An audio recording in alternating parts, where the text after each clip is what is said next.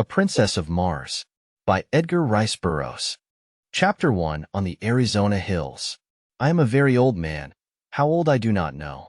Possibly I am 100, possibly more. But I cannot tell because I have never aged as other men, nor do I remember any childhood. So far as I can recollect, I have always been a man of about 30. I appear today as I did 40 years and more ago, and yet I feel that I cannot go on living forever, that someday I shall die the real death from which there is no resurrection.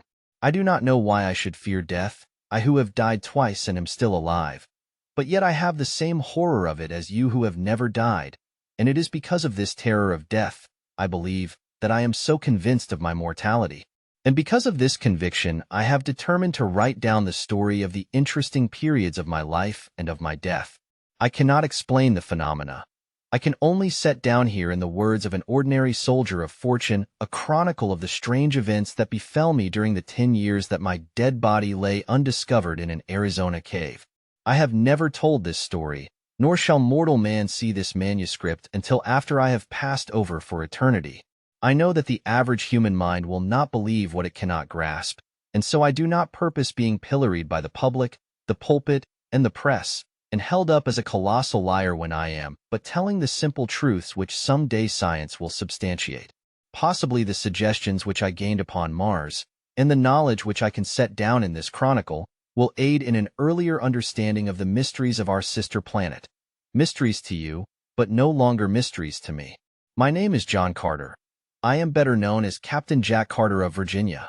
At the close of the Civil War, I found myself possessed of several $100,000, Confederate, and a captain's commission in the cavalry arm of an army which no longer existed, the servant of a state which had vanished with the hopes of the South.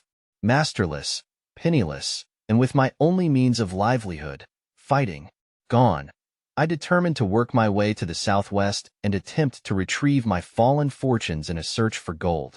I spent nearly a year prospecting in company with another Confederate officer, Captain James K. Powell of Richmond. We were extremely fortunate, for late in the winter of 1865, after many hardships and privations, we located the most remarkable gold-bearing quartz vein that our wildest dreams had ever pictured. Powell, who was a mining engineer by education, stated that we had uncovered over $1 million worth of, or in a trifle over 3 months. As our equipment was crude in the extreme, we decided that one of us must return to civilization, purchase the necessary machinery, and return with a sufficient force of men properly to work the mine. As Powell was familiar with the country, as well as with the mechanical requirements of mining, we determined that it would be best for him to make the trip. It was agreed that I was to hold down our claim against the remote possibility of its being jumped by some wandering prospector. On March 3, 1866, Powell and I packed his provisions on 2 of our burros, and bidding me goodbye, he mounted his horse and started down the mountainside toward the valley, across which led the first stage of his journey. The morning of Powell's departure was, like nearly all Arizona mornings, clear and beautiful. I could see him and his little pack animals picking their way down the mountainside toward the valley, and all during the morning I would catch occasional glimpses of them as they topped a hogback or came out upon a level plateau. My last sight of Powell was about 3 in the afternoon, as he entered the shadows of the range on the opposite side of the valley. Some half-hour later, I happened to glance casually across the valley and was much surprised to note 3 little dots in about the same place I had last seen my friend and his 2 pack animals.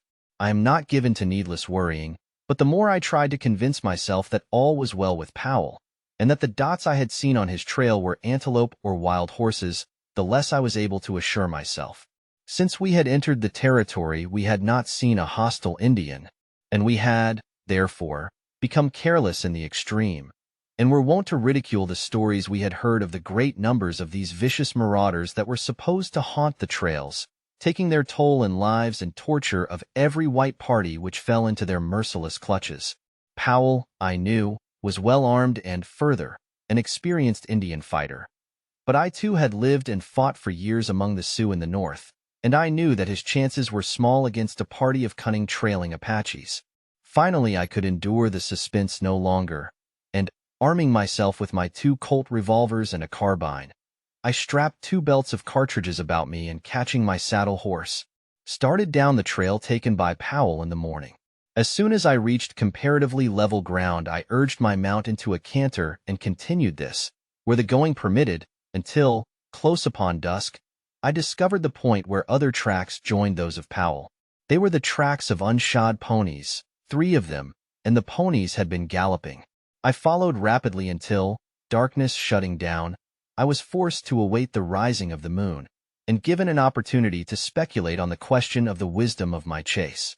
Possibly I had conjured up impossible dangers, like some nervous old housewife, and when I should catch up with Powell would get a good laugh for my pains. However, I am not prone to sensitiveness, and the following of a sense of duty, wherever it may lead, has always been a kind of fetish with me throughout my life, which may account for the honors bestowed upon me by 3 republics and the decorations and friendships of an old and powerful emperor and several lesser kings, in whose service my sword has been read many a time. About 9 o'clock the moon was sufficiently bright for me to proceed on my way, and I had no difficulty in following the trail at a fast walk, and in some places at a brisk trot until, about midnight, I reached the waterhole where Powell had expected to camp. I came upon the spot unexpectedly, finding it entirely deserted, with no signs of having been recently occupied as a camp. I was interested to note that the tracks of the pursuing horsemen, for such I was now convinced they must be, continued after Powell with only a brief stop at the hole for water, and always at the same rate of speed as his. I was positive now that the trailers were Apaches and that they wished to capture Powell alive for the fiendish pleasure of the torture, so I urged my horse onward at a most dangerous pace, hoping against hope that I would catch up with the red rascals before they attacked him. Further speculation was suddenly cut short by the faint report of 2 shots far ahead of me. I knew that Powell would need me now if ever, and I instantly urged my horse to his topmost speed up the narrow and difficult mountain trail. I had forged ahead for perhaps a mile or more without hearing further sounds, when the trail suddenly debouched onto a small, open plateau near the summit of the pass. I had passed through a narrow, overhanging gorge just before entering suddenly upon this tableland, and the sight which met my eyes filled me with consternation and dismay. The little stretch of level land was white with Indian teepees, and there were probably 1,000 red warriors clustered around some object near the center of the camp. Their attention was so wholly riveted to this point of interest that they did not notice me, and I easily could have turned back into the dark recesses of the gorge and made my escape with perfect safety. The fact, however, that this thought did not occur to me until the following day removes any possible right to a claim to heroism to which the narration of this episode might possibly otherwise entitle me.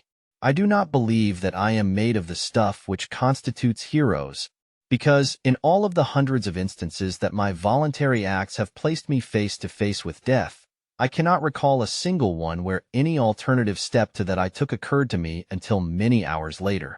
My mind is evidently so constituted that I am subconsciously forced into the path of duty without recourse to tiresome mental processes. However that may be, I have never regretted that cowardice is not optional with me. In this instance I was, of course, positive that Powell was the center of attraction, but whether I thought or acted first I do not know. But within an instant from the moment the scene broke upon my view, I had whipped out my revolvers and was charging down upon the entire army of warriors, shooting rapidly and whooping at the top of my lungs. Single-handed, I could not have pursued better tactics, for the red men, convinced by sudden surprise that not less than a regiment of regulars was upon them, turned and fled in every direction for their bows, arrows, and rifles. The view which their hurried routing disclosed filled me with apprehension and with rage. Under the clear rays of the Arizona moon lay Powell, his body fairly bristling with the hostile arrows of the braves. That he was already dead I could not but be convinced, and yet I would have saved his body from mutilation at the hands of the Apaches as quickly as I would have saved the man himself from death. Riding close to him, I reached down from the saddle, and grasping his cartridge belt drew him up across the withers of my mount. A backward glance convinced me that to return by the way I had come would be more hazardous than to continue across the plateau. So, putting spurs to my poor beast, I made a dash for the opening to the pass which I could distinguish on the far side of the tableland.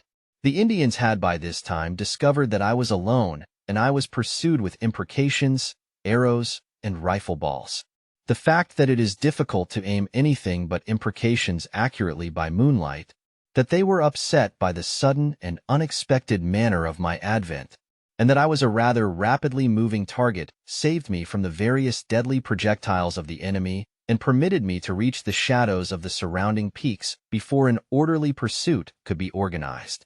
My horse was traveling practically unguided, as I knew that I had probably less knowledge of the exact location of the trail to the pass than he, and thus it happened that he entered a defile which led to the summit of the range, and not to the pass which I had hoped would carry me to the valley and to safety.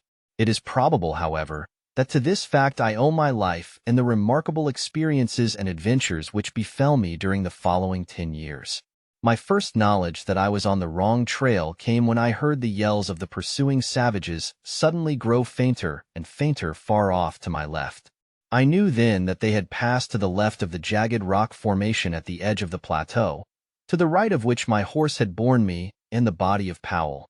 I drew rein on a little level promontory overlooking the trail below and to my left, and saw the party of pursuing savages disappearing around the point of a neighboring peak.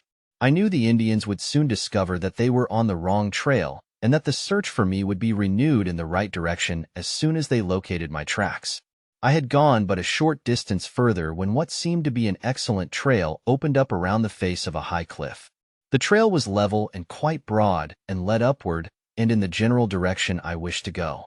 The cliff arose for several hundred feet on my right, and on my left was an equal and nearly perpendicular drop to the bottom of a rocky ravine. I had followed this trail for perhaps 100 yards when a sharp turn to the right brought me to the mouth of a large cave. The opening was about 4 feet in height and 3 to 4 feet wide, and at this opening the trail ended. It was now morning, and, with the customary lack of dawn which is a startling characteristic of Arizona, it had become daylight almost without warning. Dismounting, I laid Powell upon the ground, but the most painstaking examination failed to reveal the faintest spark of life.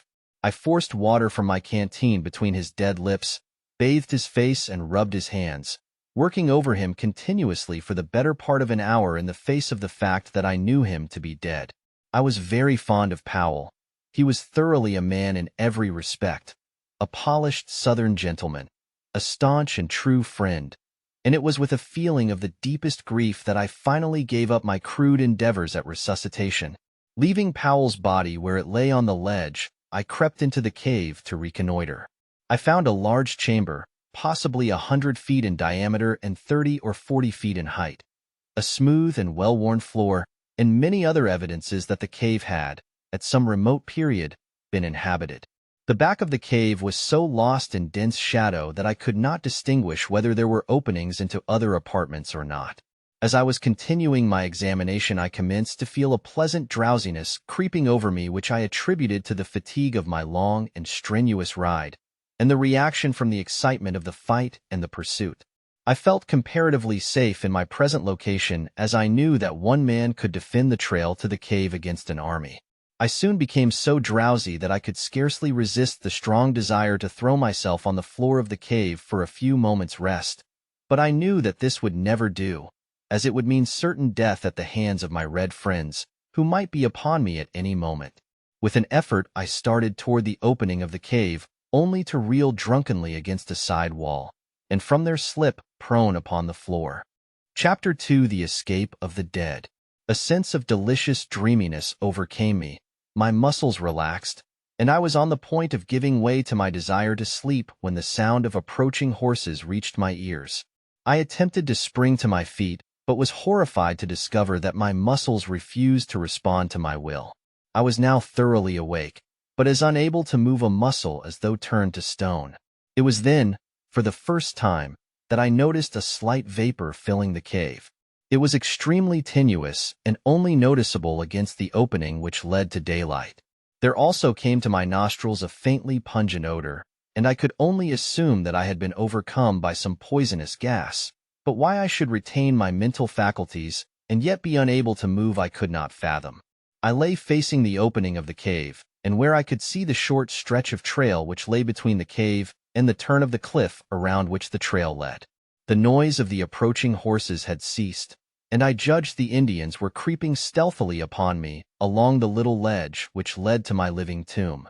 I remember that I hoped they would make short work of me, as I did not particularly relish the thought of the innumerable things they might do to me if the spirit prompted them. I had not long to wait before a stealthy sound apprised me of their nearness, and then a war-bonnet, paint-streaked face was thrust cautiously around the shoulder of the cliff, and savage eyes looked into mine. That he could see me in the dim light of the cave, I was sure, for the early morning sun was falling full upon me through the opening. The fellow, instead of approaching, merely stood and stared, his eyes bulging and his jaw dropped.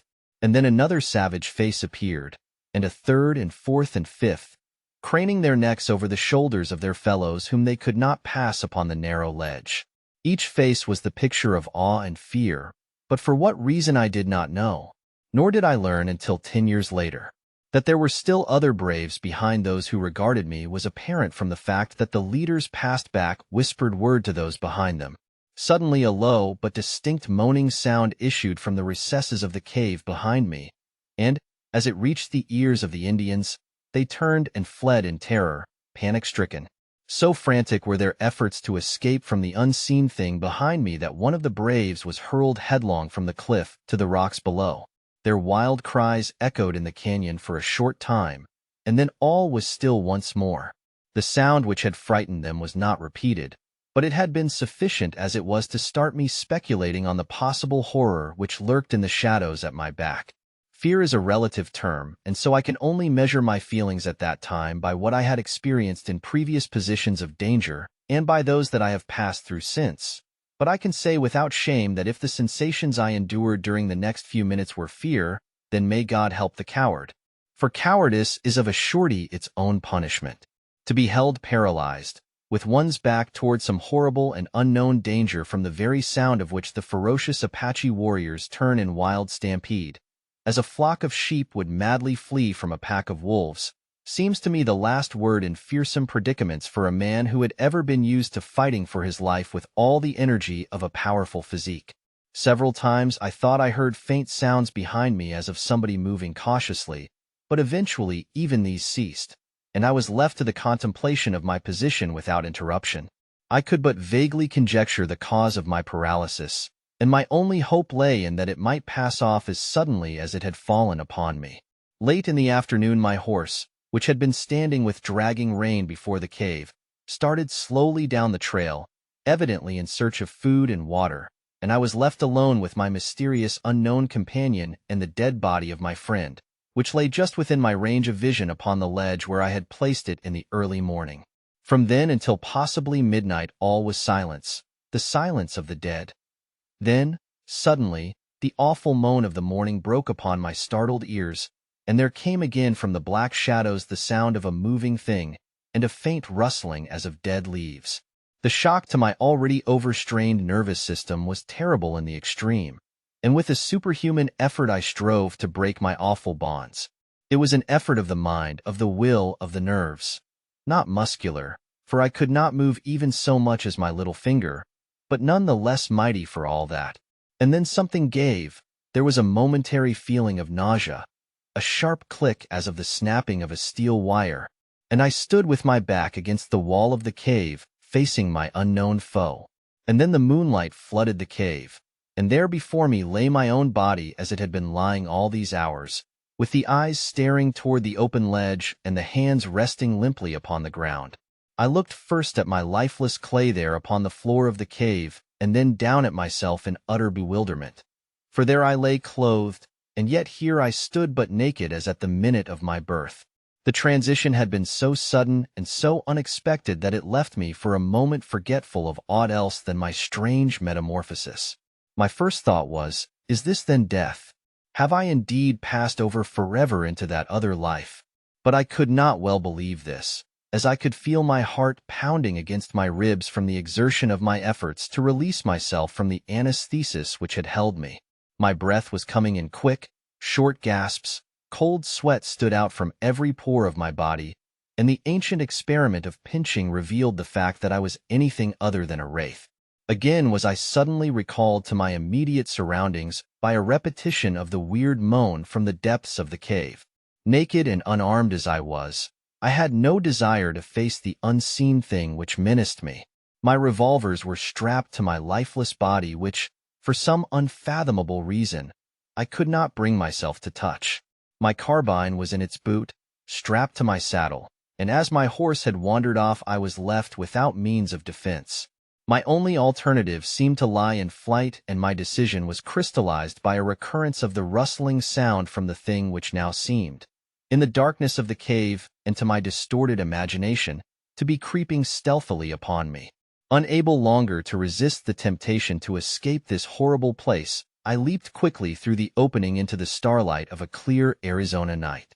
The crisp, fresh mountain air outside the cave acted as an immediate tonic, and I felt new life and new courage coursing through me. Pausing upon the brink of the ledge, I upbraided myself for what now seemed to me wholly unwarranted apprehension.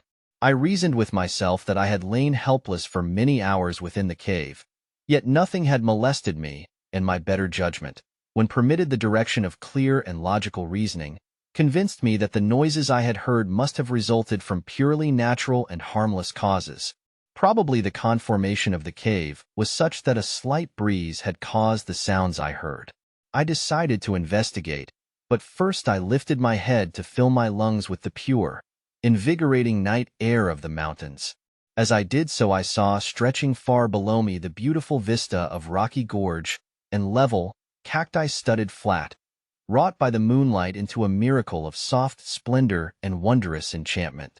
Few Western wonders are more inspiring than the beauties of an Arizona moonlit landscape.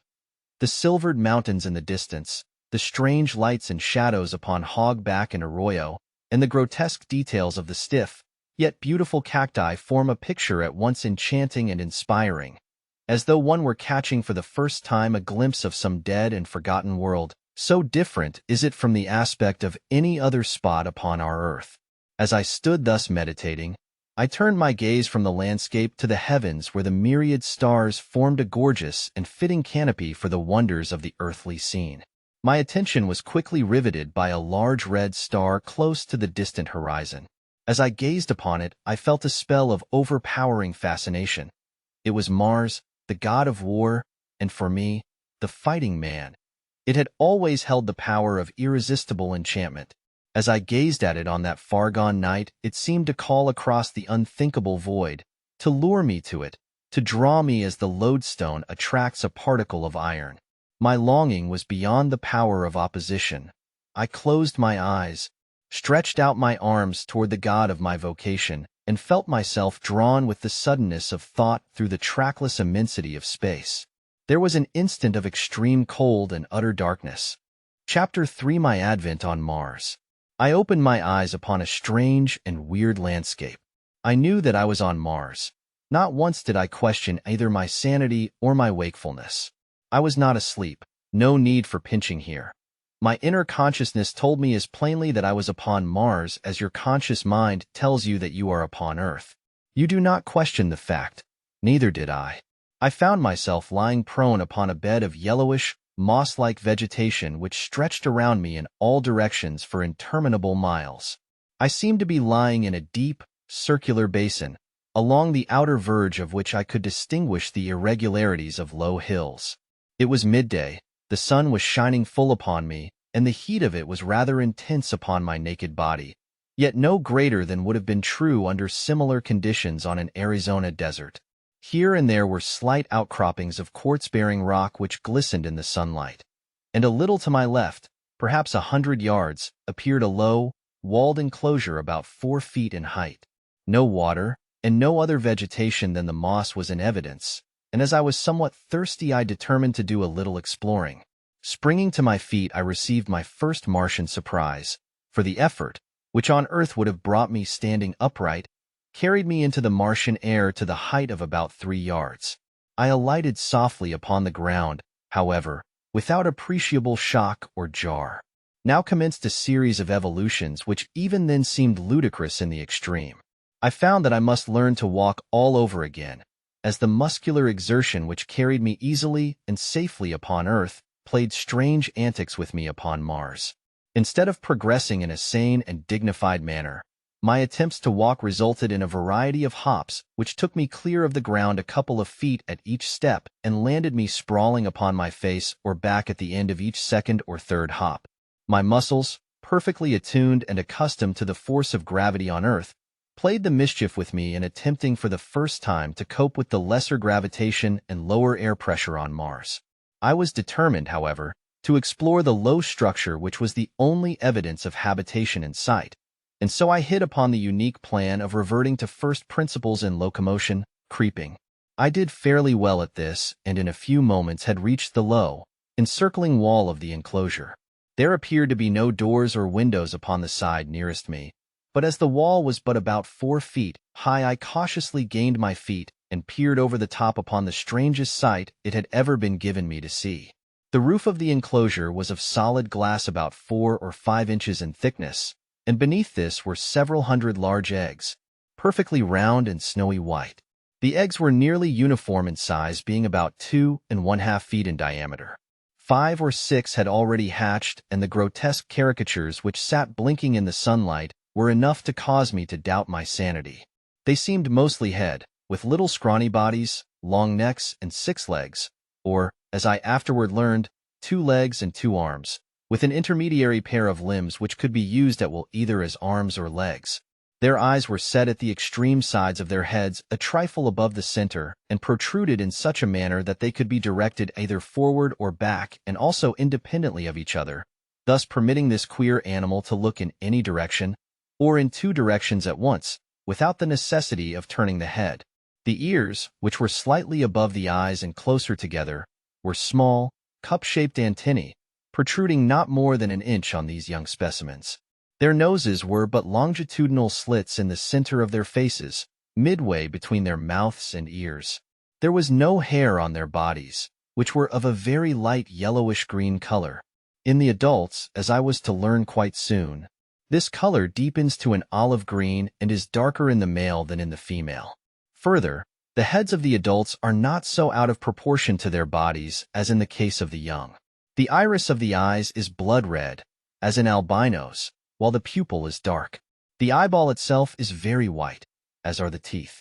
These latter add a most ferocious appearance to an otherwise fearsome and terrible countenance, as the lower tusks curve upward to sharp points which end about where the eyes of earthly human beings are located. The whiteness of the teeth is not that of ivory, but of the snowiest and most gleaming of china. Against the dark background of their olive skins, their tusks stand out in a most striking manner, making these weapons present a singularly formidable appearance. Most of these details I noted later, for I was given but little time to speculate on the wonders of my new discovery. I had seen that the eggs were in the process of hatching, and as I stood watching the hideous little monsters break from their shells, I failed to note the approach of a score of full-grown Martians from behind me, coming, as they did, over the soft and soundless moss, which covers practically the entire surface of Mars with the exception of the frozen areas at the poles and the scattered cultivated districts. They might have captured me easily, but their intentions were far more sinister. It was the rattling of the accoutrements of the foremost warrior which warned me. On such a little thing my life hung that I often marvel that I escaped so easily. Had not the rifle of the leader of the party swung from its fastenings beside his saddle in such a way as to strike against the butt of his great metal-shod spear, I should have snuffed out without ever knowing that death was near me. But the little sound caused me to turn, and there upon me, not 10 feet from my breast, was the point of that huge spear, a spear 40 feet long, tipped with gleaming metal, and held low at the side of a mounted replica of the little devils I had been watching. But how puny and harmless they now looked beside this huge and terrific incarnation of hate, of vengeance, and of death. The man himself, for such I may call him, was fully 15 feet in height and on earth would have weighed some 400 pounds. He sat his mount as we sit a horse, grasping the animal's barrel with his lower limbs, while the hands of his 2 right arms held his immense spear low at the side of his mount. His 2 left arms were outstretched laterally to help preserve his balance, the thing he rode having neither bridle or reins of any description for guidance. And his mount, how can earthly words describe it? It towered 10 feet at the shoulder, had 4 legs on either side, a broad flat tail, larger at the tip than at the root, and which it held straight out behind while running. A gaping mouth which split its head from its snout to its long, massive neck. Like its master, it was entirely devoid of hair, but was of a dark slate color and exceeding smooth and glossy. Its belly was white, and its legs shaded from the slate of its shoulders and hips to a vivid yellow at the feet. The feet themselves were heavily padded and nailless, which fact had also contributed to the noiselessness of their approach, and in common with a multiplicity of legs, is a characteristic feature of the fauna of Mars. The highest type of man and one other animal, the only mammal existing on Mars, alone have well-formed nails, and there are absolutely no hoofed animals in existence there. Behind this first charging demon trailed 19 others, similar in all respects, but, as I learned later, bearing individual characteristics peculiar to themselves, precisely as no two of us are identical although we are all cast in a similar mold. This picture, or rather materialized nightmare, which I have described at length, made but one terrible and swift impression on me as I turned to meet it. Unarmed and naked as I was, the first law of nature manifested itself in the only possible solution of my immediate problem, and that was to get out of the vicinity of the point of the charging spear. Consequently, I gave a very earthly, and at the same time superhuman leap to reach the top of the Martian incubator, for such I had determined it must be. My effort was crowned with a success which appalled me no less than it seemed to surprise the Martian warriors, for it carried me fully 30 feet into the air and landed me 100 feet from my pursuers, and on the opposite side of the enclosure. I alighted upon the soft moss easily and without mishap, and turning saw my enemies lined up along the further wall.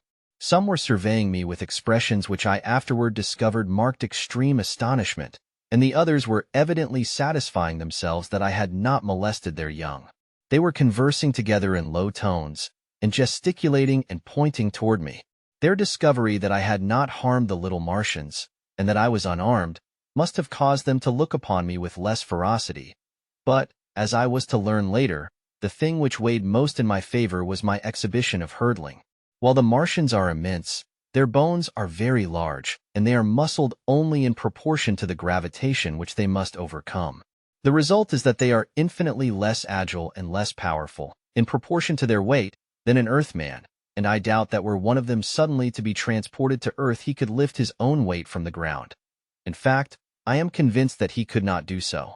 My feat then was as marvelous upon Mars as it would have been upon Earth, and from desiring to annihilate me they suddenly looked upon me as a wonderful discovery to be captured and exhibited among their fellows.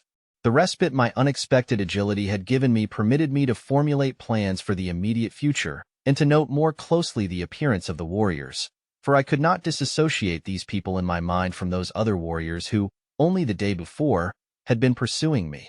I noted that each was armed with several other weapons in addition to the huge spear which I have described. The weapon which caused me to decide against an attempt at escape by flight was what was evidently a rifle of some description, and which I felt, for some reason, they were peculiarly efficient in handling. These rifles were of a white metal stocked with wood, which I learned later was a very light and intensely hard growth much prized on Mars, and entirely unknown to us denizens of Earth. The metal of the barrel is an alloy composed principally of aluminum and steel which they have learned to temper to a hardness far exceeding that of the steel with which we are familiar. The weight of these rifles is comparatively little, and with the small caliber, explosive, radium projectiles which they use, and the great length of the barrel, they are deadly in the extreme and at ranges which would be unthinkable on Earth. The theoretic effective radius of this rifle is 300 miles. But the best they can do in actual service when equipped with their wireless finders and sighters is but a trifle over 200 miles. This is quite far enough to imbue me with great respect for the Martian firearm, and some telepathic force must have warned me against an attempt to escape in broad daylight from under the muzzles of 20 of these death-dealing machines. The Martians, after conversing for a short time, turned and rode away in the direction from which they had come, leaving one of their number alone by the enclosure. When they had covered perhaps 200 yards they halted, and turning their mounts toward us sat watching the warrior by the enclosure.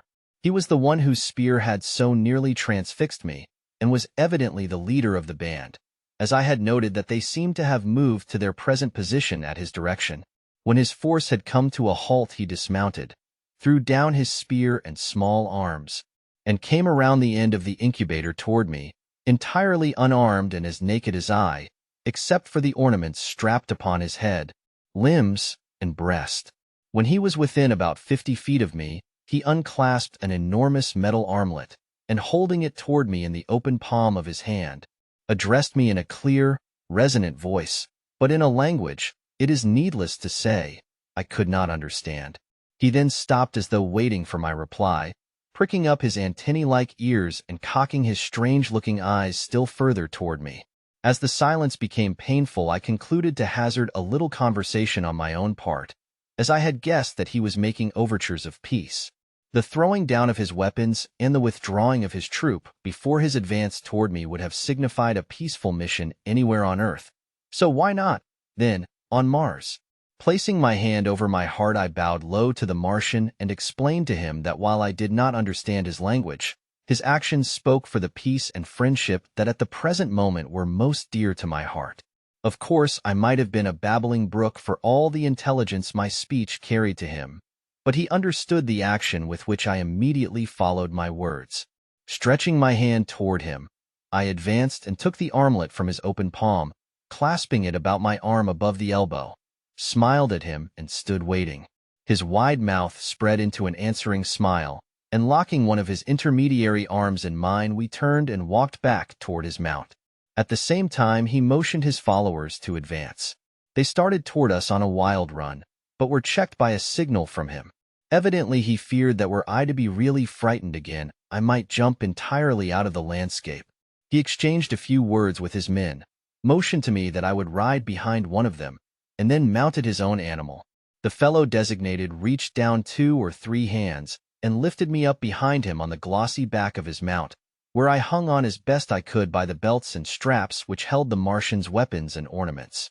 The entire cavalcade then turned and galloped away toward the range of hills in the distance. Chapter 4. A Prisoner. We had gone perhaps 10 miles when the ground began to rise very rapidly. We were, as I was later to learn, nearing the edge of one of Mars' long-dead seas, in the bottom of which my encounter with the Martians had taken place. In a short time we gained the foot of the mountains, and after traversing a narrow gorge came to an open valley, at the far extremity of which was a low tableland upon which I beheld an enormous city.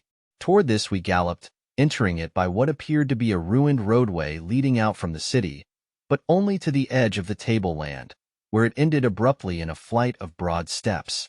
Upon closer observation, I saw as we passed them that the buildings were deserted, and while not greatly decayed, had the appearance of not having been tenanted for years, possibly for ages.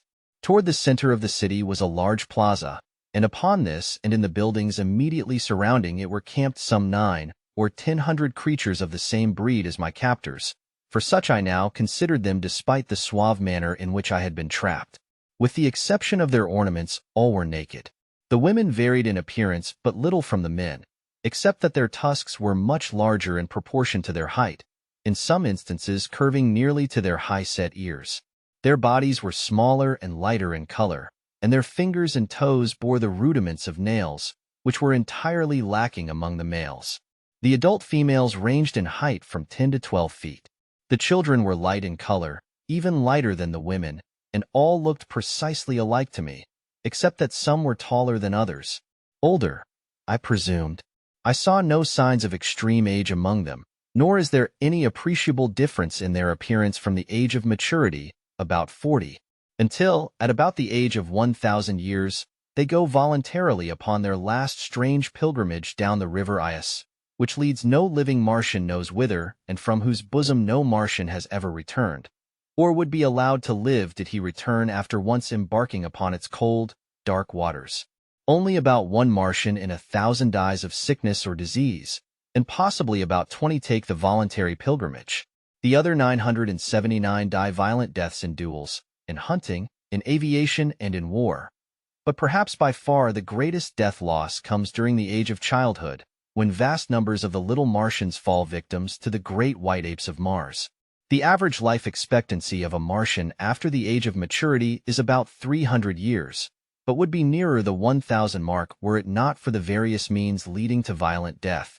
Owing to the waning resources of the planet, it evidently became necessary to counteract the increasing longevity which their remarkable skill in therapeutics and surgery produced, and so human life has come to be considered but lightly on Mars, as is evidenced by their dangerous sports and the almost continual warfare between the various communities.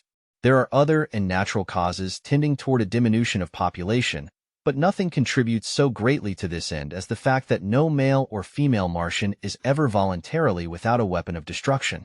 As we neared the plaza and my presence was discovered, we were immediately surrounded by hundreds of the creatures who seemed anxious to pluck me from my seat behind my guard. A word from the leader of the party stilled their clamor, and we proceeded at a trot across the plaza to the entrance of as magnificent an edifice as mortal eye has rested upon. The building was low, but covered an enormous area. It was constructed of gleaming white marble inlaid with gold and brilliant stones which sparkled and scintillated in the sunlight. The main entrance was some 100 feet in width and projected from the building proper to form a huge canopy above the entrance hall. There was no stairway, but a gentle incline to the first floor of the building opened into an enormous chamber encircled by galleries.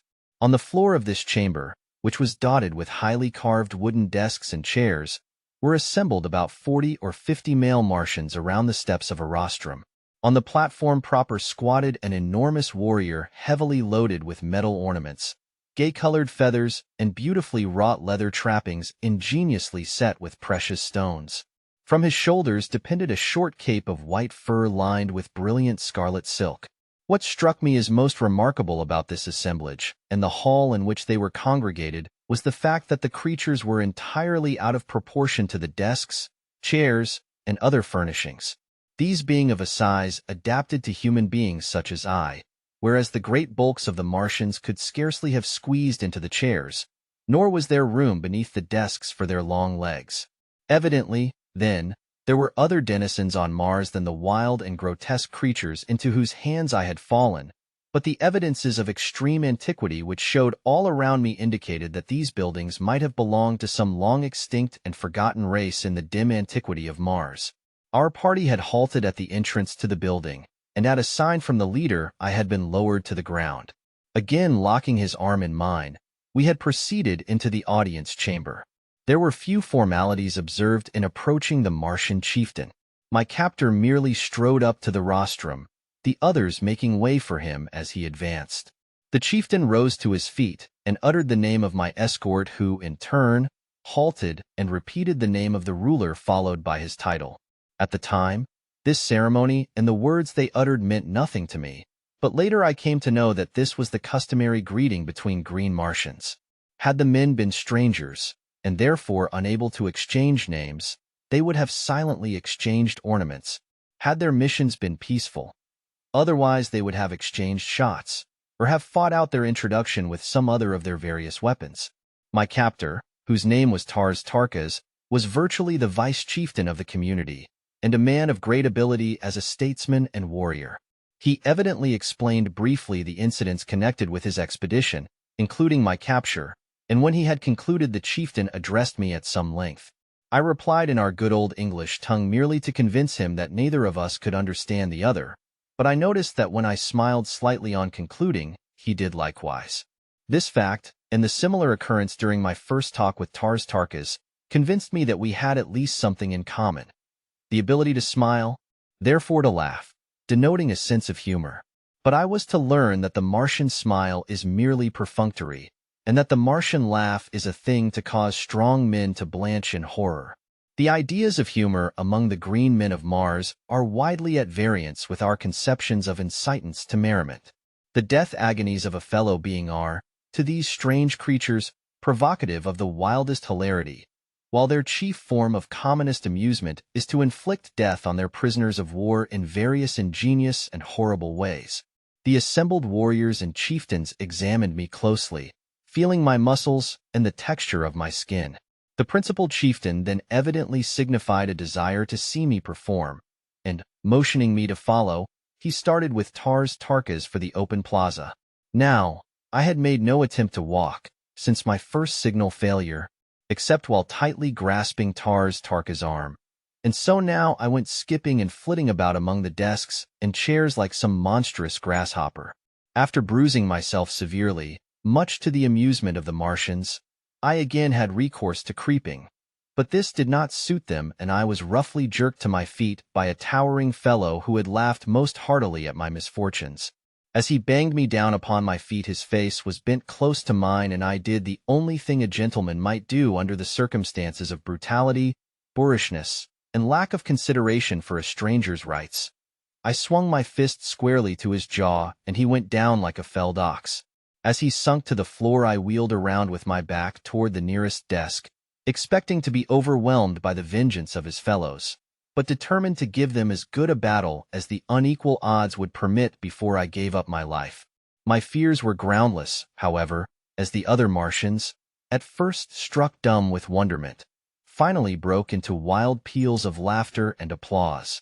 I did not recognize the applause as such, but later, when I had become acquainted with their customs, I learned that I had won what they seldom accord, a manifestation of approbation. The fellow whom I had struck lay where he had fallen, nor did any of his mates approach him. Tarkas advanced toward me, holding out one of his arms, and we thus proceeded to the plaza without further mishap. I did not, of course, know the reason for which we had come to the open, but I was not long in being enlightened. They first repeated the word sack a number of times, and then Tarkas made several jumps, repeating the same word before each leap.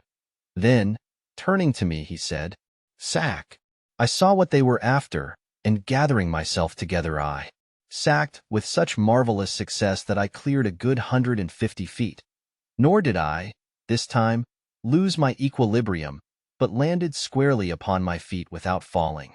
I then returned by easy jumps of 25 or 30 feet to the little group of warriors. My exhibition had been witnessed by several hundred lesser Martians, and they immediately broke into demands for a repetition, which the chieftain then ordered me to make.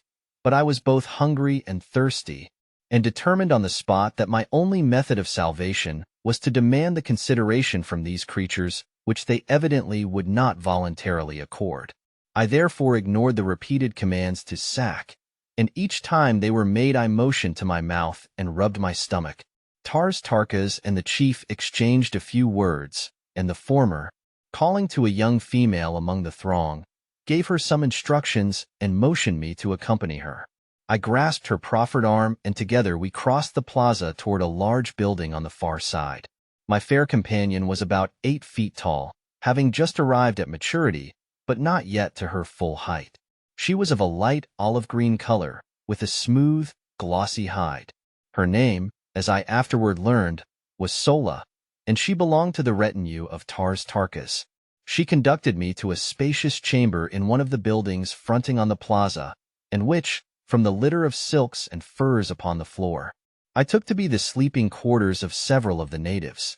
The room was well lighted by a number of large windows and was beautifully decorated with mural paintings and mosaics, but upon all there seemed to rest that indefinable touch of the finger of antiquity which convinced me that the architects and builders of these wondrous creations had nothing in common with the crude half-brutes which now occupied them. Sola motioned me to be seated upon a pile of silks near the center of the room, and turning, made a peculiar hissing sound, as though signaling to someone in an adjoining room.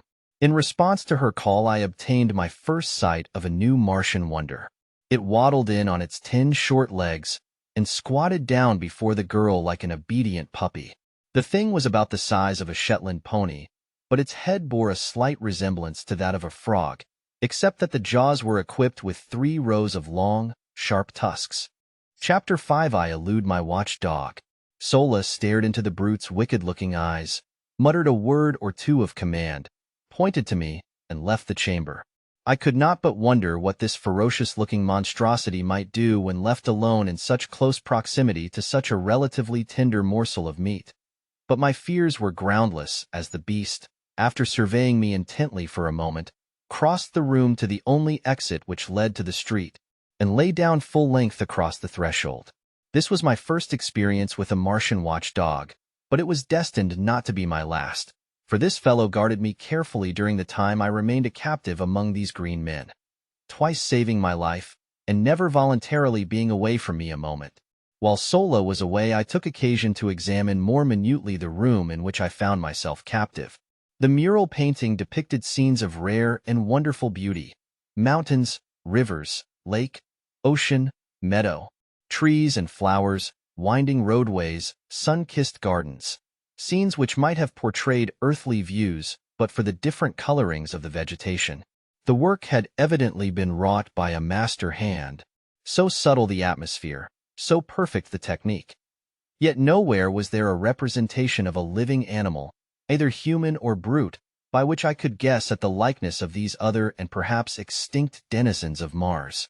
While I was allowing my fancy to run riot in wild conjecture on the possible explanation of the strange anomalies which I had so far met with on Mars, Sola returned bearing both food and drink. These she placed on the floor beside me, and seating herself a short ways off regarded me intently. The food consisted of about a pound of some solid substance of the consistency of cheese and almost tasteless, while the liquid was apparently milk from some animal. It was not unpleasant to the taste, though slightly acid, and I learned in a short time to prize it very highly. It came, as I later discovered, not from an animal, as there is only one mammal on Mars, and that one very rare indeed, but from a large plant which grows practically without water, but seems to distill its plentiful supply of milk from the products of the soil, the moisture of the air, and the rays of the sun.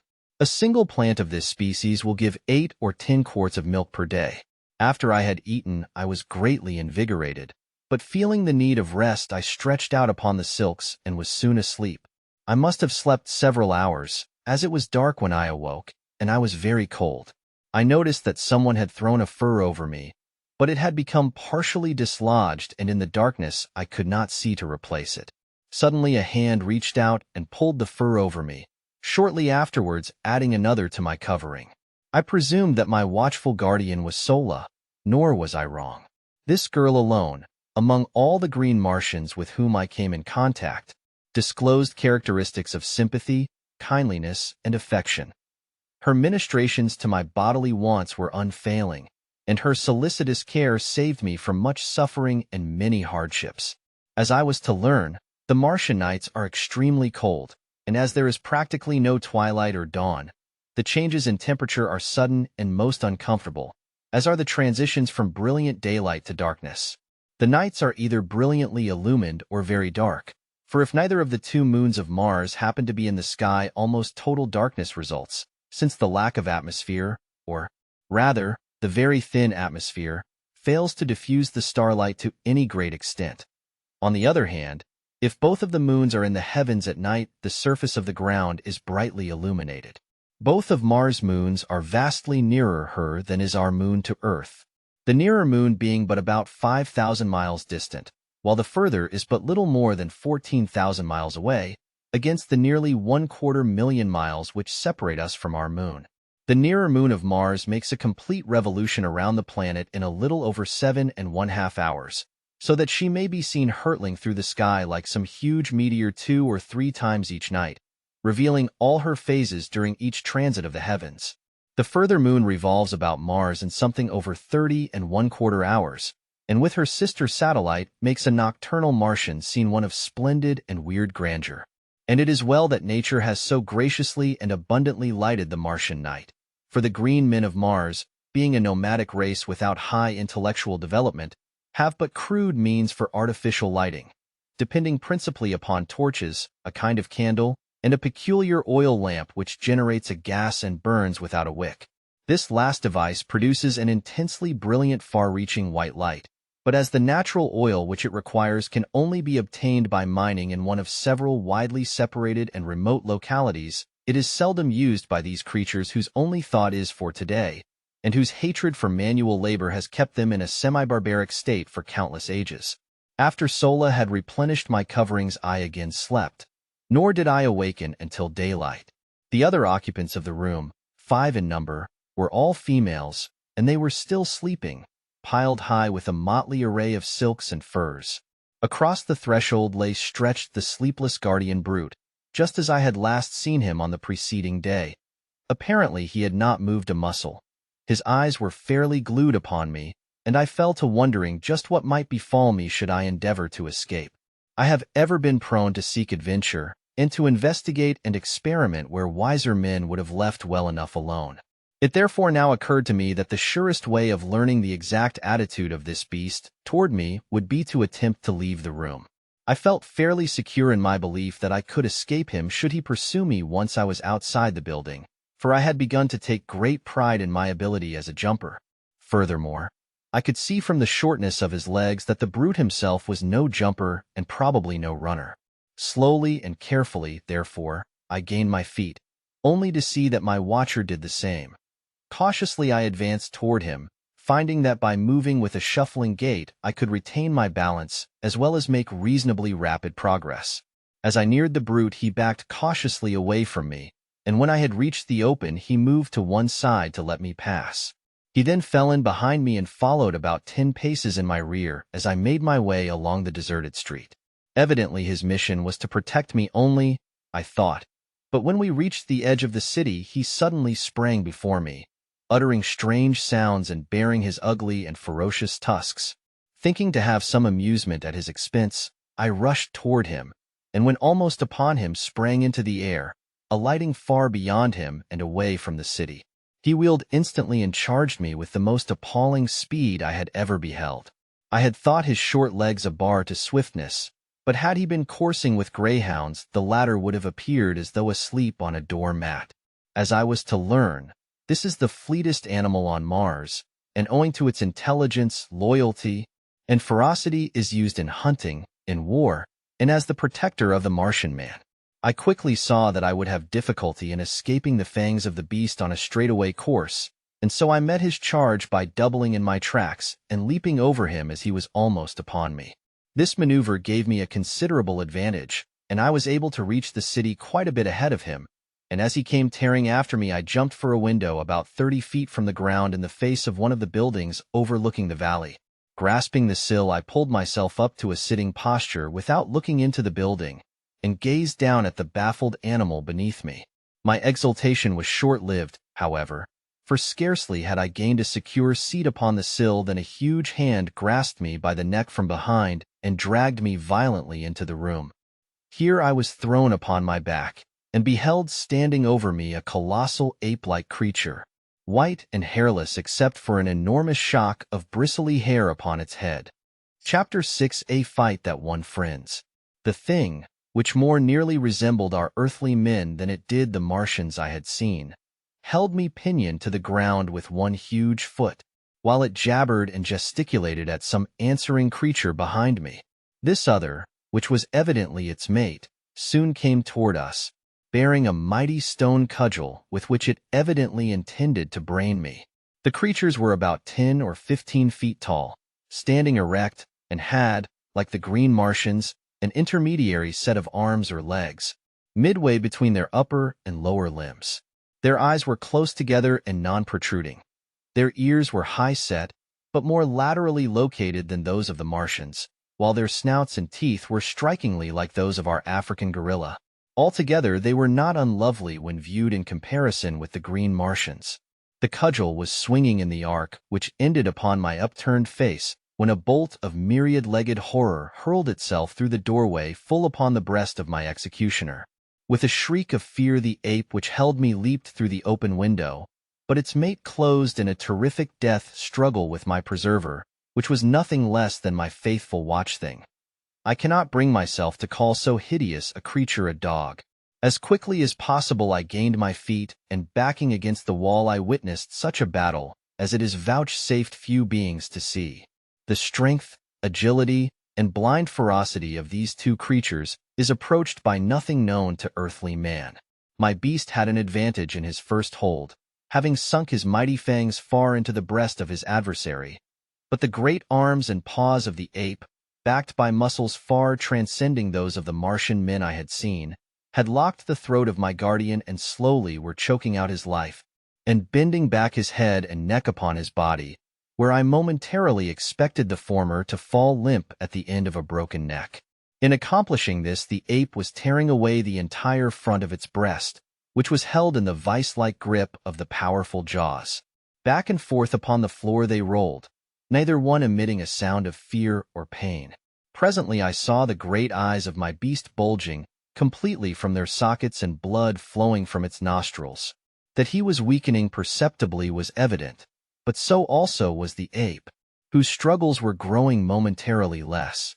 Suddenly I came to myself, and, with that strange instinct which seems ever to prompt me to my duty, I seized the cudgel, which had fallen to the floor at the commencement of the battle, and swinging it with all the power of my earthly arms, I crashed it full upon the head of the ape, crushing his skull as though it had been an eggshell. Scarcely had the blow descended when I was confronted with a new danger. The ape's mate, recovered from its first shock of terror, had returned to the scene of the encounter by way of the interior of the building.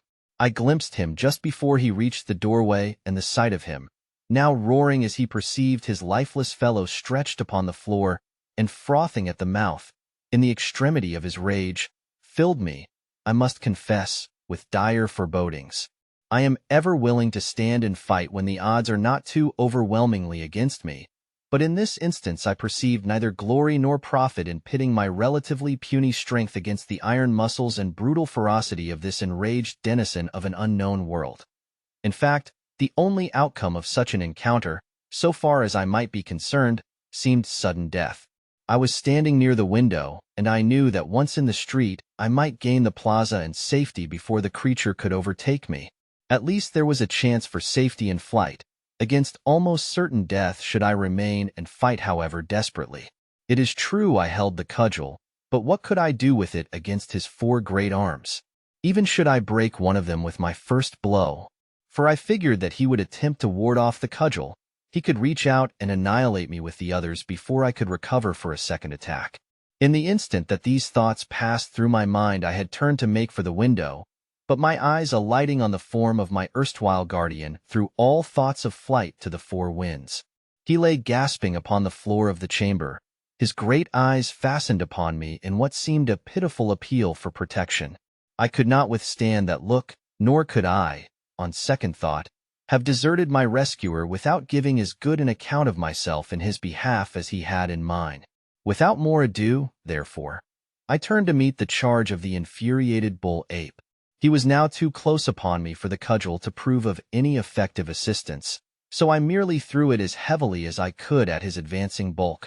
It struck him just below the knees, eliciting a howl of pain and rage, and so throwing him off his balance that he lunged full upon me with arms wide stretched to ease his fall. Again, as on the preceding day, I had recourse to earthly tactics, and swinging my right fist full upon the point of his chin I followed it with a smashing left to the pit of his stomach. The effect was marvelous, for, as I lightly sidestepped, after delivering the second blow, he reeled and fell upon the floor doubled up with pain and gasping for wind. Leaping over his prostrate body, I seized the cudgel and finished the monster before he could regain his feet. As I delivered the blow a low laugh rang out behind me, and turning, I beheld Tarkas, Sola, and 3 or 4 warriors standing in the doorway of the chamber. As my eyes met theirs I was, for the second time, the recipient of their zealously guarded applause. My absence had been noted by Sola on her awakening, and she had quickly informed Tarkas, who had set out immediately with a handful of warriors to search for me. As they had approached the limits of the city, they had witnessed the actions of the bull ape as he bolted into the building, frothing with rage. They had followed immediately behind him, thinking it barely possible that his actions might prove a clue to my whereabouts, and had witnessed my short but decisive battle with him. This encounter, together with my set-to with the Martian warrior on the previous day and my feats of jumping, placed me upon a high pinnacle in their regard. Evidently devoid of all the finer sentiments of friendship, love, or affection, these people fairly worship physical prowess and bravery, and nothing is too good for the object of their adoration as long as he maintains his position by repeated examples of his skill, strength, and courage. Sola, who had accompanied the searching party of her own volition, was the only one of the Martians whose face had not been twisted in laughter as I battled for my life. She, on the contrary, was sober with apparent solicitude and, as soon as I had finished the monster, rushed to me and carefully examined my body for possible wounds or injuries. Satisfying herself that I had come off unscathed, she smiled quietly, and, taking my hand, started toward the door of the chamber. Tarkas and the other warriors had entered and were standing over the now rapidly reviving brute which had saved my life, and whose life I, in turn, had rescued. They seemed to be deep in argument, and finally one of them addressed me, but remembering my ignorance of his language turned back to Tarkas, who, with a word and gesture, gave some command to the fellow and turned to follow us from the room. There seemed something menacing in their attitude toward my beast, and I hesitated to leave until I had learned the outcome. It was well I did so, for the warrior drew an evil-looking pistol from its holster and was on the point of putting an end to the creature when I sprang forward and struck up his arm. The bullet striking the wooden casing of the window exploded, blowing a hole completely through the wood and masonry. I then knelt down beside the fearsome-looking thing, and raising it to its feet motioned for it to follow me. The looks of surprise which my actions elicited from the Martians were ludicrous. They could not understand, except in a feeble and childish way, such attributes as gratitude and compassion. The warrior whose gun I had struck up looked inquiringly at Tarkas, but the latter signed that I be left to my own devices, and so we returned to the plaza with my great beast following close at heel, and Sola grasping me tightly by the arm.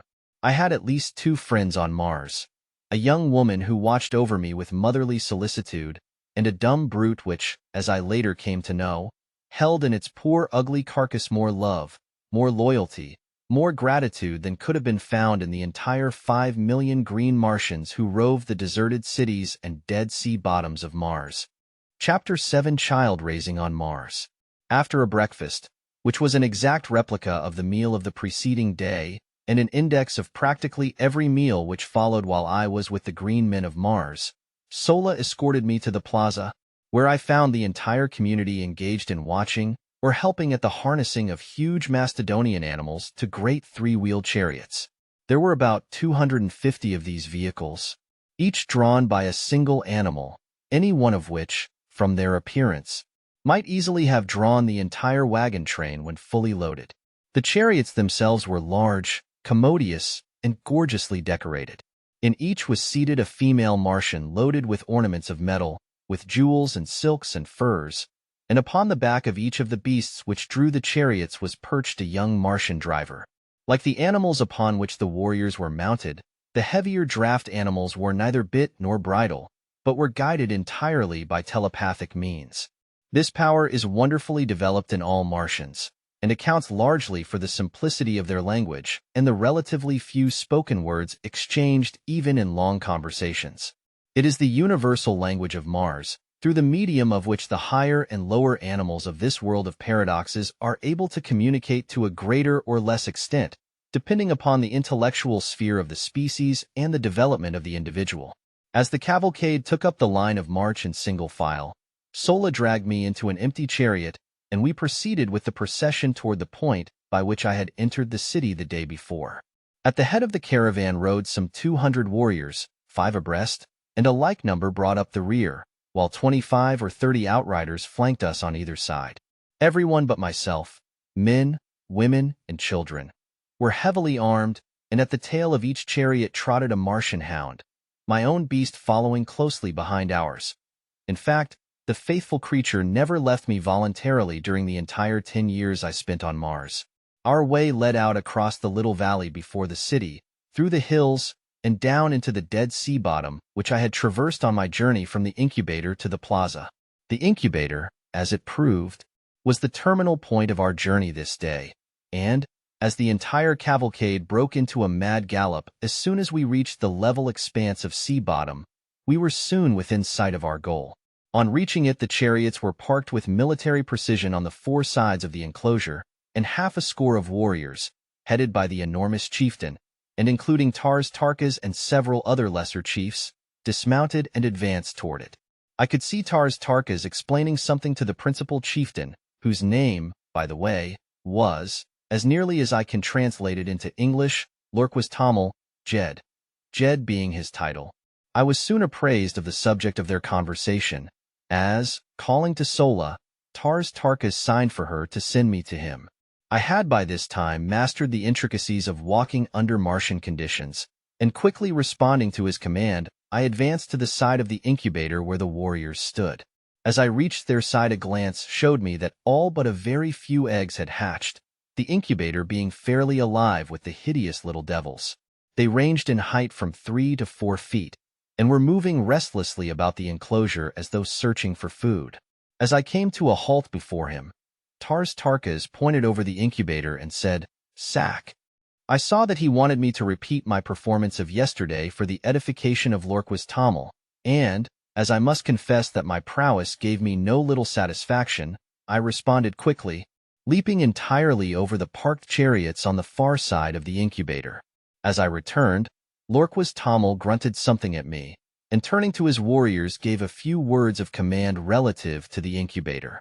They paid no further attention to me, and I was thus permitted to remain close and watch their operations, which consisted in breaking an opening in the wall of the incubator large enough to permit of the exit of the young Martians.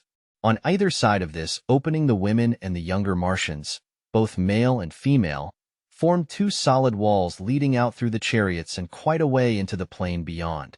Between these walls the little Martians scampered, wild as deer, being permitted to run the full length of the aisle, where they were captured one at a time by the women and older children, the last in the line capturing the first little one to reach the end of the gauntlet, her opposite in the line capturing the second, and so on until all the little fellows had left the enclosure and been appropriated by some youth or female. As the women caught the young, they fell out of line and returned to their respective chariots, while those who fell into the hands of the young men were later turned over to some of the women. I saw that the ceremony, if it could be dignified by such a name, was over, and seeking out Sola, I found her in our chariot with a hideous little creature held tightly in her arms. The work of rearing young, green Martians consists solely in teaching them to talk, and to use the weapons of warfare with which they are loaded down from the very first year of their lives. Coming from eggs in which they have lain for 5 years, the period of incubation, they step forth into the world perfectly developed except in size. Entirely unknown to their mothers, who, in turn, would have difficulty in pointing out the fathers with any degree of accuracy, they are the common children of the community, and their education devolves upon the females who chance to capture them as they leave the incubator. Their foster mothers may not even have had an egg in the incubator, as was the case with Sola, who had not commenced to lay, until less than a year before she became the mother of another woman's offspring. But this counts for little among the green Martians, as parental and filial love is as unknown to them as it is common among us. I believe this horrible system, which has been carried on for ages, is the direct cause of the loss of all the finer feelings and higher humanitarian instincts among these poor creatures. From birth they know no father or mother love. They know not the meaning of the word home. They are taught that they are only suffered to live until they can demonstrate by their physique and ferocity that they are fit to live. Should they prove deformed or defective in any way, they are promptly shot. Nor do they see a tear shed for a single one of the many cruel hardships they pass through from earliest infancy. I do not mean that the adult Martians are unnecessarily or intentionally cruel to the young, but theirs is a hard and pitiless struggle for existence upon a dying planet, the natural resources of which have dwindled to a point where the support of each additional life means an added tax upon the community into which it is thrown. By careful selection, they rear only the hardiest specimens of each species, and with almost supernatural foresight, they regulate the birth rate to merely offset the loss by death. Each adult Martian female brings forth about 13 eggs each year, and those which meet the size, weight, and specific gravity tests are hidden in the recesses of some subterranean vault where the temperature is too low for incubation. Every year these eggs are carefully examined by a council of 20 chieftains, and all but about 100 of the most perfect are destroyed out of each yearly supply. At the end of 5 years, about 500 almost perfect eggs have been chosen from the thousands brought forth. These are then placed in the almost airtight incubators to be hatched by the sun's rays after a period of another 5 years. The hatching which we had witnessed today was a fairly representative event of its kind, all but about 1% of the eggs hatching in 2 days. If the remaining eggs ever hatched, we knew nothing of the fate of the little Martians. They were not wanted, as their offspring might inherit and transmit the tendency to prolonged incubation, and thus upset the system which has maintained for ages, and which permits the adult Martians to figure the proper time for return to the incubators, almost to an hour. The incubators are built in remote fastnesses, where there is little or no likelihood of their being discovered by other tribes. The result of such a catastrophe would mean no children in the community for another 5 years. I was later to witness the results of the discovery of an alien incubator.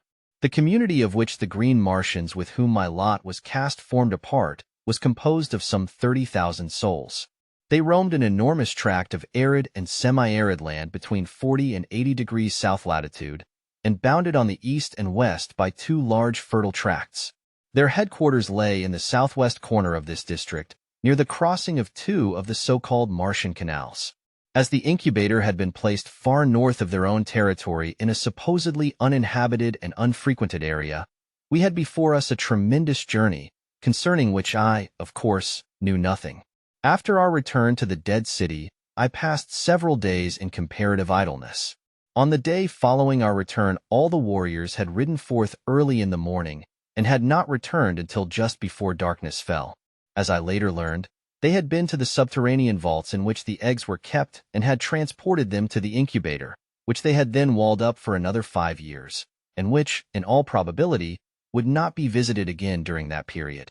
The vaults which hid the eggs until they were ready for the incubator were located many miles south of the incubator, and would be visited yearly by the Council of 20 Chieftains. Why they did not arrange to build their vaults and incubators nearer home has always been a mystery to me, and, like many other Martian mysteries, unsolved and unsolvable by earthly reasoning and customs.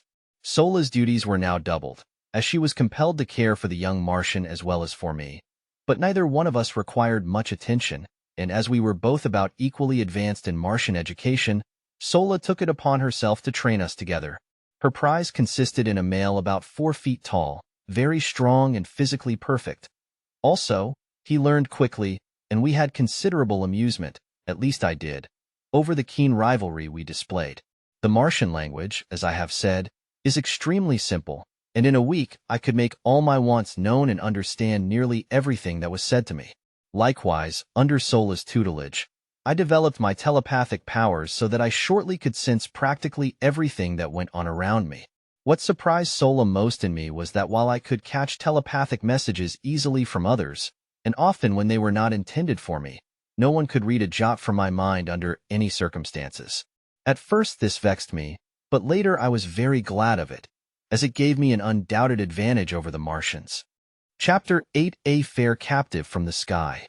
The 3rd day after the incubator ceremony, we set forth toward home. But scarcely had the head of the procession debouched into the open ground before the city then orders were given for an immediate and hasty return. As though trained for years in this particular evolution, the green Martians melted like mist into the spacious doorways of the nearby buildings, until, in less than 3 minutes, the entire cavalcade of chariots, mastodons, and mounted warriors was nowhere to be seen.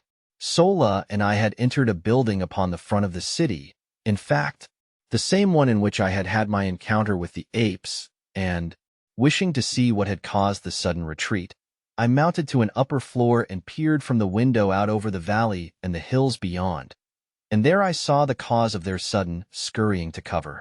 A huge craft, long, low, and gray-painted, swung slowly over the crest of the nearest hill.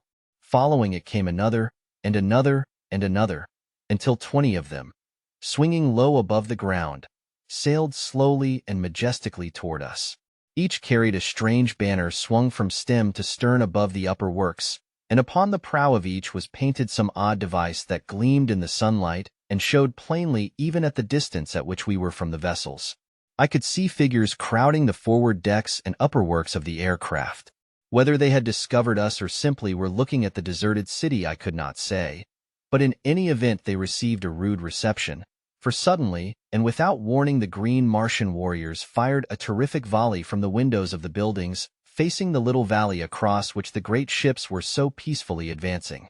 Instantly the scene changed as by magic.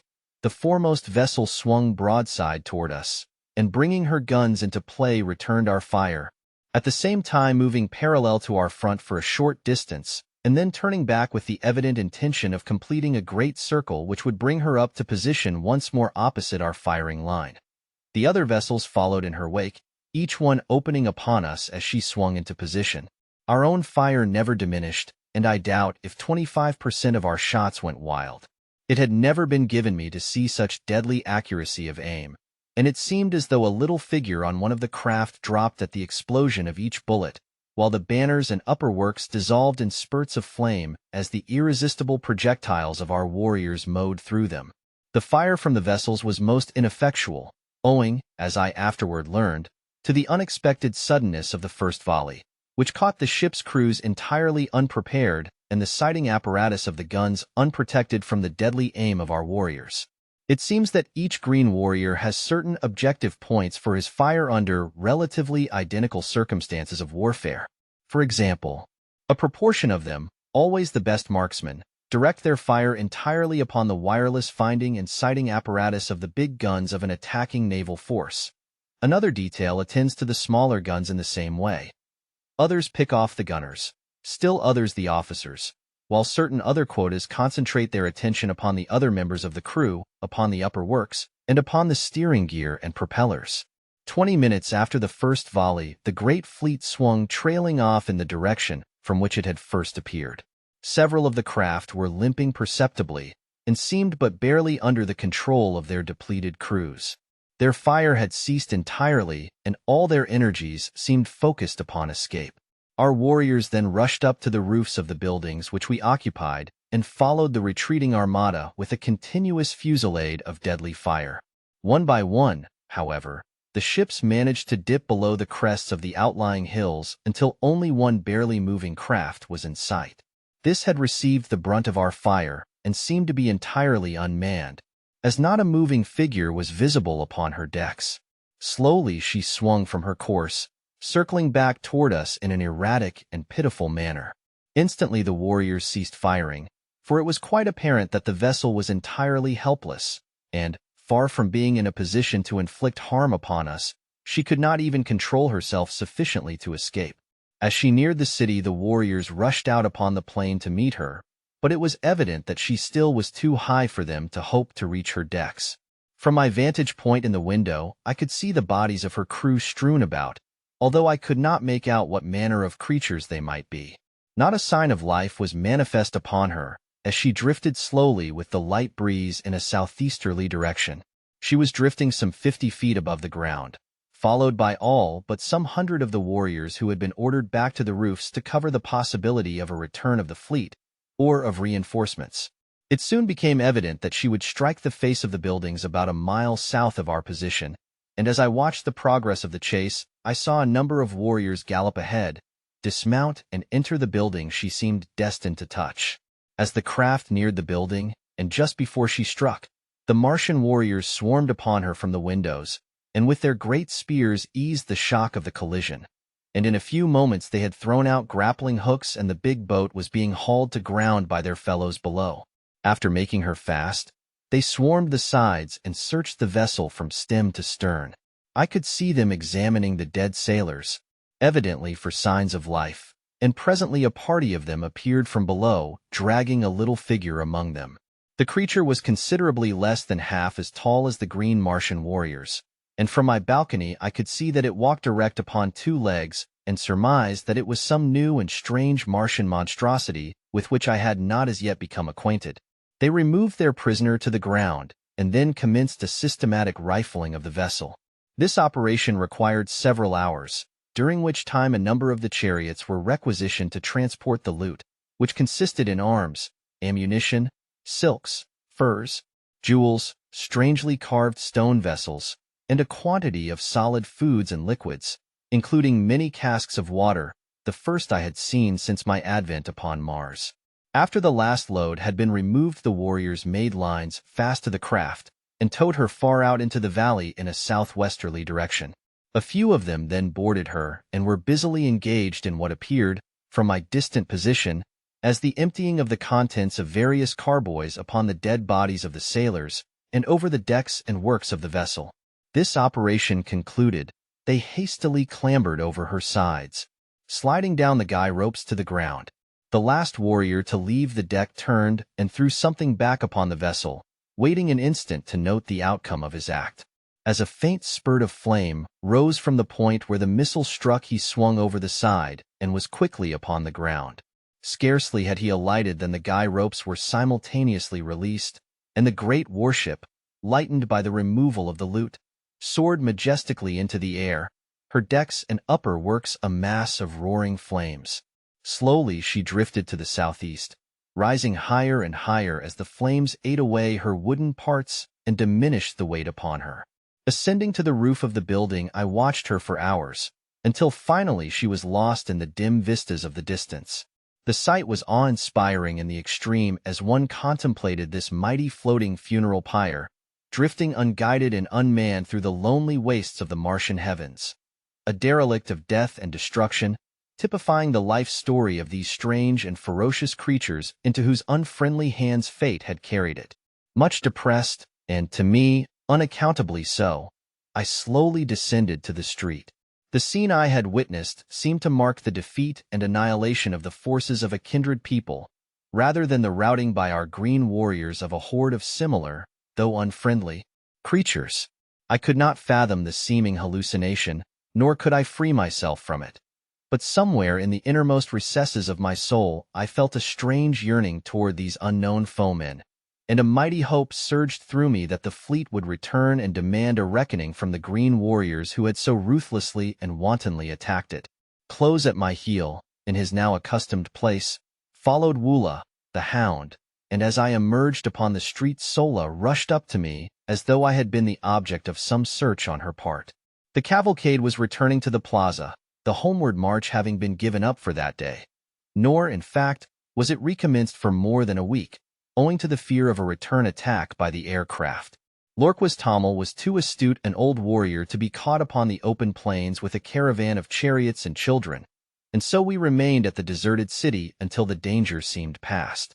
As Sola and I entered the plaza, a sight met my eyes which filled my whole being with a great surge of mingled hope, fear, exultation, and depression, and yet most dominant was a subtle sense of relief and happiness.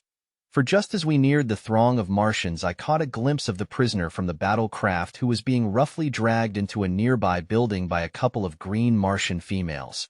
And the sight which met my eyes was that of a slender, girlish figure, similar in every detail to the earthly women of my past life. She did not see me at first, but just as she was disappearing through the portal of the building, which was to be her prison, she turned, and her eyes met mine. Her face was oval and beautiful in the extreme. Her every feature was finely chiseled and exquisite, her eyes large and lustrous and her head surmounted by a mass of coal-black, waving hair, caught loosely into a strange yet becoming coiffure. Her skin was of a light reddish copper color, against which the crimson glow of her cheeks and the ruby of her beautifully molded lips shone with a strangely enhancing effect. She was as destitute of clothes as the green Martians who accompanied her. Indeed, save for her highly wrought ornaments, she was entirely naked, nor could any apparel have enhanced the beauty of her perfect and symmetrical figure. As her gaze rested on me, her eyes opened wide in astonishment, and she made a little sign with her free hand. A sign which I did not, of course, understand. Just a moment we gazed upon each other, and then the look of hope and renewed courage which had glorified her face as she discovered me faded into one of utter dejection, mingled with loathing and contempt. I realized I had not answered her signal, and ignorant as I was of Martian customs, I intuitively felt that she had made an appeal for succor and protection which my unfortunate ignorance had prevented me from answering. And then she was dragged out of my sight into the depths of the deserted edifice. Chapter 9. I Learned the Language.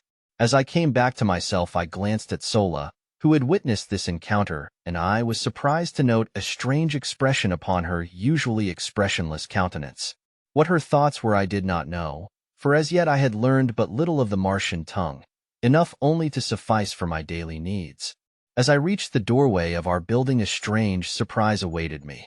A warrior approached bearing the arms, ornaments, and full accoutrements of his kind. These he presented to me with a few unintelligible words, and a bearing at once respectful and menacing. Later, Sola, with the aid of several of the other women, remodeled the trappings to fit my lesser proportions, and after they completed the work I went about garbed in all the panoply of war.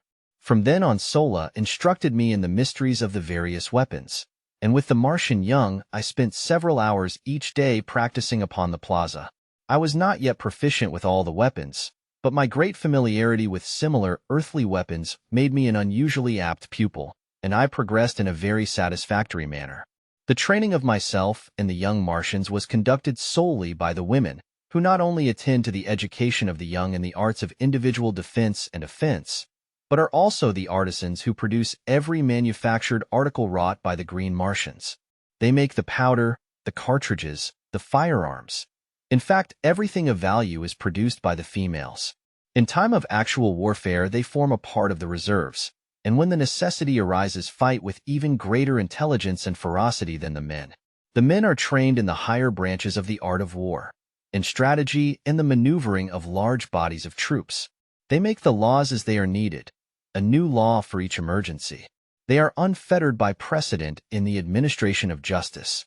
Customs have been handed down by ages of repetition, but the punishment for ignoring a custom is a matter for individual treatment by a jury of the culprit's peers, and I may say that justice seldom misses fire, but seems rather to rule in inverse ratio to the ascendancy of law. In one respect at least, the Martians are a happy people. They have no lawyers. I did not see the prisoner again for several days subsequent to our first encounter, and then only to catch a fleeting glimpse of her as she was being conducted to the great audience chamber where I had had my first meeting with Lorquas Tamil. I could not but note the unnecessary harshness and brutality with which her guards treated her, so different from the almost maternal kindliness which Sola manifested toward me, and the respectful attitude of the few green Martians who took the trouble to notice me at all. I had observed on the 2 occasions when I had seen her that the prisoner exchanged words with her guards, and this convinced me that they spoke, or at least could make themselves understood by a common language. With this added incentive, I nearly drove Sola distracted by my importunities to hasten on my education, and within a few more days, I had mastered the Martian tongue sufficiently well to enable me to carry on a passable conversation and to fully understand practically all that I heard. At this time, our sleeping quarters were occupied by 3 or 4 females and a couple of the recently hatched young, besides Sola and her youthful ward, myself, and Woola the hound.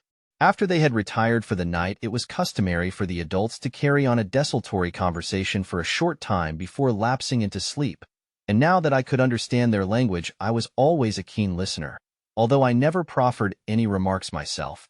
On the night following the prisoner's visit to the audience chamber, the conversation finally fell upon this subject, and I was all ears on the instant. I had feared to question Sola relative to the beautiful captive, as I could not but recall the strange expression I had noted upon her face after my first encounter with the prisoner. That it denoted jealousy I could not say, and yet, judging all things by mundane standards as I still did, I felt it safer to affect indifference in the matter until I learned more surely Sola's attitude toward the object of my solicitude. Sarkoja, one of the older women who shared our domicile, had been present at the audience as one of the captive's guards, and it was toward her the question turned. "When," asked one of the women, "will we enjoy the death throes of the Red One? Or does Lorquas Tamil, Jed, intend holding her for ransom? They have decided to carry her with us back to Thark and exhibit her last agonies at the great games before Talhages," replied Sarkoja. "What will be the manner of her going out?" inquired Sola. "She is very small and very beautiful. I had hoped that they would hold her for ransom." Sarkoja and the other women grunted angrily at this evidence of weakness on the part of Sola. "It is sad, Sola, that you were not born 1,000,000 years ago," snapped Sarkoja, "when all the hollows of the land were filled with water, and the peoples were as soft as the stuff they sailed upon. In our day, we have progressed to a point where such sentiments mark weakness and atavism. It will not be well for you to permit Tarkas to learn that you hold such degenerate sentiments, as I doubt that he would care to entrust such as you with the grave responsibilities of maternity." "I see nothing wrong with my expression of interest in this red woman," retorted Sola. "She has never harmed us, nor would she should we have fallen into her hands. It is only the men of her kind who war upon us, and I have ever thought that their attitude toward us is but the reflection of ours toward them. They live at peace with all their fellows, except when duty calls upon them to make war, while we are at peace with none, forever warring among our own kind as well as upon the red men, and even in our own communities the individuals fight amongst themselves. Oh, it is one continual, awful period of bloodshed from the time we break the shell until we gladly embrace the bosom of the river of mystery, the dark and ancient ice which carries us to an unknown, but at least no more frightful and terrible existence. Fortunate indeed is he who meets his end in an early death. Say what you please to Tarkas, he can mete out no worse fate to me than a continuation of the horrible existence we are forced to lead in this life. This wild outbreak on the part of Sola so greatly surprised and shocked the other women, that, after a few words of general reprimand, they all lapsed into silence and were soon asleep. One thing the episode had accomplished was to assure me of Sola's friendliness toward the poor girl, and also to convince me that I had been extremely fortunate in falling into her hands rather than those of some of the other females. I knew that she was fond of me, and now that I had discovered that she hated cruelty and barbarity, I was confident that I could depend upon her to aid me and the girl captive to escape, provided of course that such a thing was within the range of possibilities. I did not even know that there were any better conditions to escape to, but I was more than willing to take my chances among people fashioned after my own mold, rather than to remain longer among the hideous and bloodthirsty green men of Mars.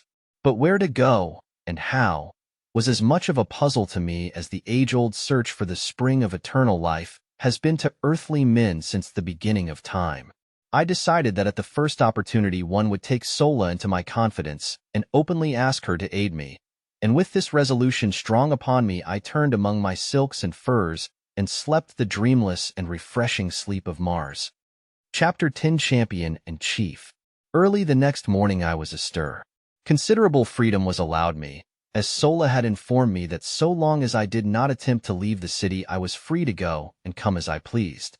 She had warned me, however, against venturing forth unarmed, as this city, like all other deserted metropolises of an ancient Martian civilization, was peopled by the great white apes of my second day's adventure.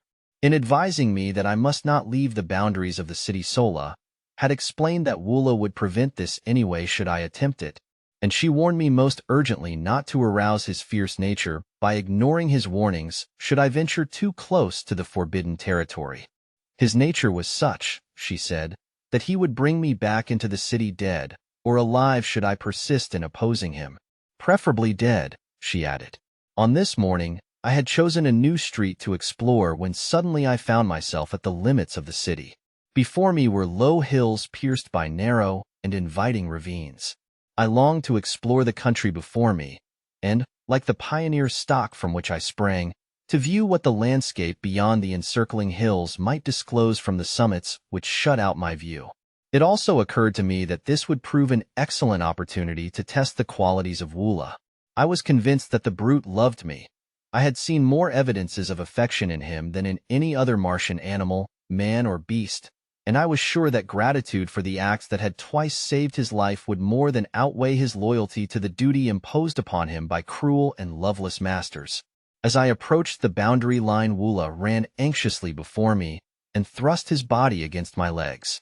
His expression was pleading rather than ferocious, nor did he bare his great tusks or utter his fearful guttural warnings. Denied the friendship and companionship of my kind, I had developed considerable affection for Woola and Sola, for the normal earthly man must have some outlet for his natural affections, and so I decided upon an appeal to a like instinct in this great brute, sure that I would not be disappointed. I had never petted nor fondled him, but now I sat upon the ground and putting my arms around his heavy neck, I stroked and coaxed him, talking in my newly acquired Martian tongue as I would have to my hound at home, as I would have talked to any other friend among the lower animals. His response to my manifestation of affection was remarkable to a degree. He stretched his great mouth to its full width, baring the entire expanse of his upper rows of tusks and wrinkling his snout until his great eyes were almost hidden by the folds of flesh. If you have ever seen a collie smile, you may have some idea of Woola's facial distortion. He threw himself upon his back and fairly wallowed at my feet, jumped up and sprang upon me, rolling me upon the ground by his great weight, then wriggling and squirming around me like a playful puppy, presenting its back for the petting it craves. I could not resist the ludicrousness of the spectacle, and holding my sides I rocked back and forth in the first laughter which had passed my lips in many days. The first, in fact, since the morning Powell had left camp when his horse, long and used, had precipitately and unexpectedly bucked him off headforemost into a pot of frijoles. My laughter frightened Woola. His antics ceased and he crawled pitifully toward me, poking his ugly head far into my lap. And then I remembered what laughter signified on Mars: torture, suffering, death. Quieting myself, I rubbed the poor old fellow's head and back, talked to him for a few minutes, and then in an authoritative tone commanded him to follow me, and arising started for the hills. There was no further question of authority between us. Woola was my devoted slave from that moment hence, and I his only and undisputed master.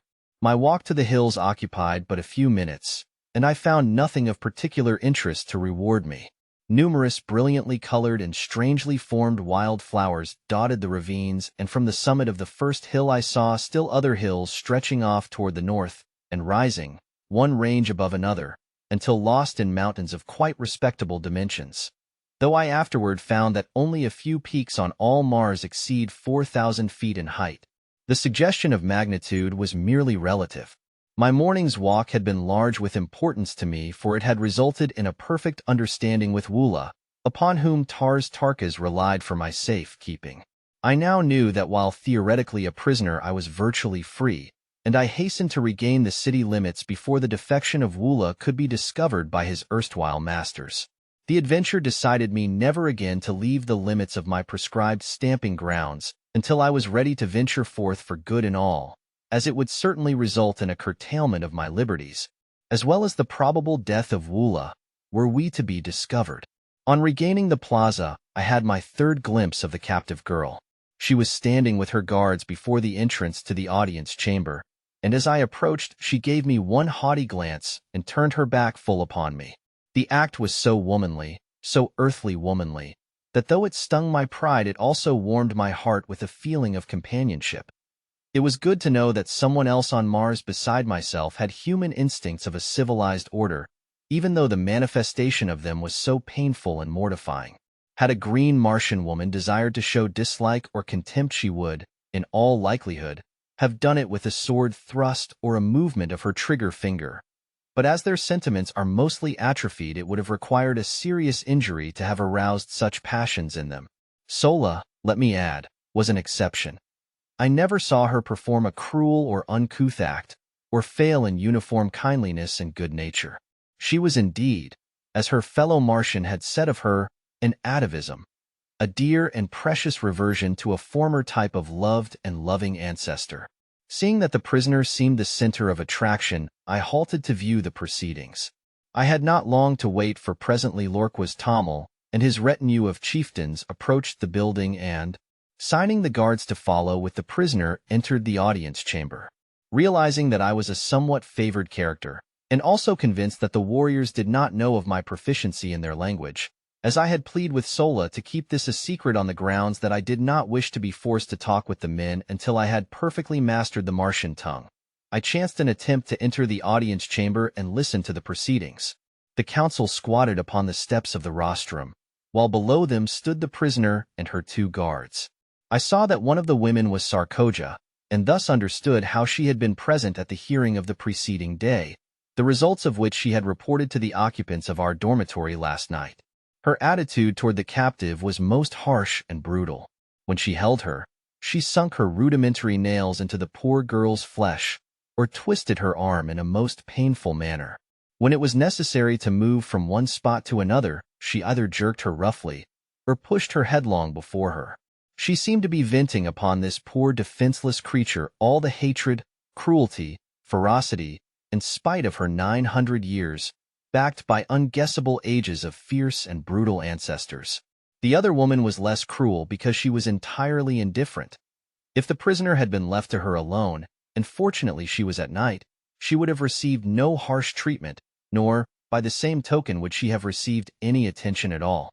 As Lorquas Tommel raised his eyes to address the prisoner, they fell on me, and he turned to Tarkas with a word and gesture of impatience. Tarkas made some reply which I could not catch, but which caused Lorquas Tommel to smile. after which they paid no further attention to me. "What is your name?" asked Lorquas Tommel, addressing the prisoner. "Dejah Thoris, daughter of Mors Kajak of Helium." "In the nature of your expedition," he continued. "It was a purely scientific research party sent out by my father's father, the Jedak of Helium, to recount the air currents and to take atmospheric density tests," replied the fair prisoner in a low, well-modulated voice. "We were unprepared for battle," she continued, "as we were on a peaceful mission, as our banners and the colors of our craft denoted. The work we were doing was as much in your interests as in ours, for you know full well that were it not for our labors and the fruits of our scientific operations, there would not be enough air or water on Mars to support a single human life. For ages we have maintained the air and water supply at practically the same point without an appreciable loss, and we have done this in the face of the brutal and ignorant interference of you green men. Why, oh, why will you not learn to live in amity with your fellows? Must you ever go on down the ages to your final extinction, but little above the plane of the dumb brutes that serve you? A people without written language, without art, without homes, without love, the victims of eons of the horrible community idea, owning everything in common, even to your women and children, has resulted in your owning nothing in common. You hate each other as you hate all else except yourselves. Come back to the ways of our common ancestors. Come back to the light of kindliness and fellowship. The way is open to you. You will find the hands of the red men stretched out to aid you. Together we may do still more to regenerate our dying planet. The granddaughter of the greatest and mightiest of the Red Jedaks has asked you, will you come?" Lorquas Tommel and the warriors sat looking silently and intently at the young woman for several moments after she had ceased speaking. What was passing in their minds no man may know, but that they were moved I truly believe, and if one man high among them had been strong enough to rise above custom, that moment would have marked a new and mighty era for Mars. I saw Tarkas rise to speak, and on his face was such an expression as I had never seen upon the countenance of a green Martian warrior.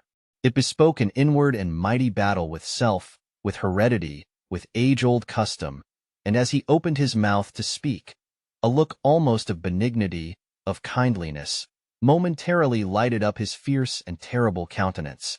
What words of moment were to have fallen from his lips were never spoken, as just then a young warrior, evidently sensing the trend of thought among the older men, leaped down from the steps of the rostrum, and striking the frail captive a powerful blow across the face, which felled her to the floor, placed his foot upon her prostrate form and turning toward the assembled council broke into peals of horrid, mirthless laughter.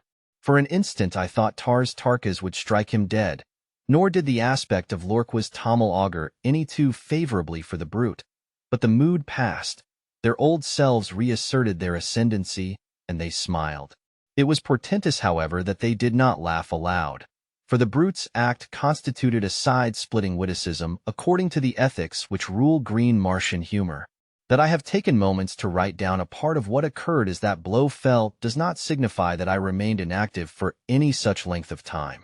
I think I must have sensed something of what was coming, for I realized now that I was crouched as for a spring as I saw the blow aimed at her beautiful, upturned, pleading face, and ere the hand descended I was halfway across the hall. Scarcely had his hideous laugh rang out but once, when I was upon him. The brute was 12 feet in height and armed to the teeth, but I believe that I could have accounted for the whole roomful in the terrific intensity of my rage. Springing upward, I struck him full in the face as he turned at my warning cry, and then as he drew his short sword I drew mine and sprang up again upon his breast, hooking one leg over the butt of his pistol and grasping one of his huge tusks with my left hand, while I delivered blow after blow upon his enormous chest. He could not use his short sword to advantage because I was too close to him, nor could he draw his pistol, which he attempted to do in direct opposition to Martian custom, which says that you may not fight a fellow warrior in private combat with any other than the weapon with which you are attacked. In fact, he could do nothing but make a wild and futile attempt to dislodge me. With all his immense bulk, he was little if any stronger than I, and it was but the matter of a moment or two before he sank, bleeding and lifeless, to the floor. Dejah Thoris had raised herself upon one elbow and was watching the battle with wide, staring eyes. When I had regained my feet, I raised her in my arms and bore her to one of the benches at the side of the room. Again, no Martian interfered with me, and tearing a piece of silk from my cape, I endeavored to staunch the flow of blood from her nostrils. I was soon successful, as her injuries amounted to little more than an ordinary nosebleed. And when she could speak, she placed her hand upon my arm and, looking up into my eyes, said, "Why did you do it? You who refused me even friendly recognition in the first hour of my peril. And now you risk your life and kill one of your companions for my sake. I cannot understand. What strange manner of man are you, that you consort with the green men, though your form is that of my race, while your color is little darker than that of the white ape? Tell me, are you human, or are you more than human?" "It is a strange tale," I replied, "too long to attempt to tell you now, and one which I so much doubt the credibility of myself that I fear to hope that others will believe it. Suffice it, for the present, that I am your friend, and, so far as our captors will permit, your protector and your servant." "Then you too are a prisoner? But why, then, those arms and the regalia of a Tharkian chieftain? What is your name? Where your country?" "Yes, Dejah Thoris, I too am a prisoner. My name is John Carter, and I claim Virginia, one of the United States of America, Earth, as my home. But why I am permitted to wear arms I do not know, nor was I aware that my regalia was that of a chieftain." We were interrupted at this juncture by the approach of one of the warriors, bearing arms, accoutrements, and ornaments, and in a flash one of her questions was answered, and a puzzle cleared up for me. I saw that the body of my dead antagonist had been stripped, and I read in the menacing yet respectful attitude of the warrior who had brought me these trophies of the kill the same demeanor as that evinced by the other who had brought me my original equipment, and now for the first time I realized that my blow, on the occasion of my first battle in the audience chamber, had resulted in the death of my adversary. The reason for the whole attitude displayed toward me was now apparent. I had won my spurs, so to speak, and in the crude justice, which always marks Martian dealings, and which, among other things, has caused me to call her the planet of paradoxes, I was accorded the honors due a conqueror, the trappings and the position of the man I killed. In truth, I was a Martian chieftain, and this I learned later was the cause of my great freedom and my toleration in the audience chamber. As I had turned to receive the dead warrior's chattels, I had noticed that Tarkas and several others had pushed forward toward us, and the eyes of the former rested upon me in a most quizzical manner. Finally he addressed me. "You speak the tongue of Barsoom quite readily for one who was deaf and dumb to us a few short days ago. Where did you learn it, John Carter?" "You, yourself, are responsible, Tarkas," I replied, "in that you furnished me with an instructress of remarkable ability. I have to thank Sola for my learning." "She has done well," he answered, "but your education in other respects needs considerable polish. Do you know what your unprecedented temerity would have cost you had you failed to kill either of the two chieftains whose medal you now wear?" "I presume that that one whom I had failed to kill would have killed me," I answered, smiling. "No, you are wrong. Only in the last extremity of self-defense would a Martian warrior kill a prisoner.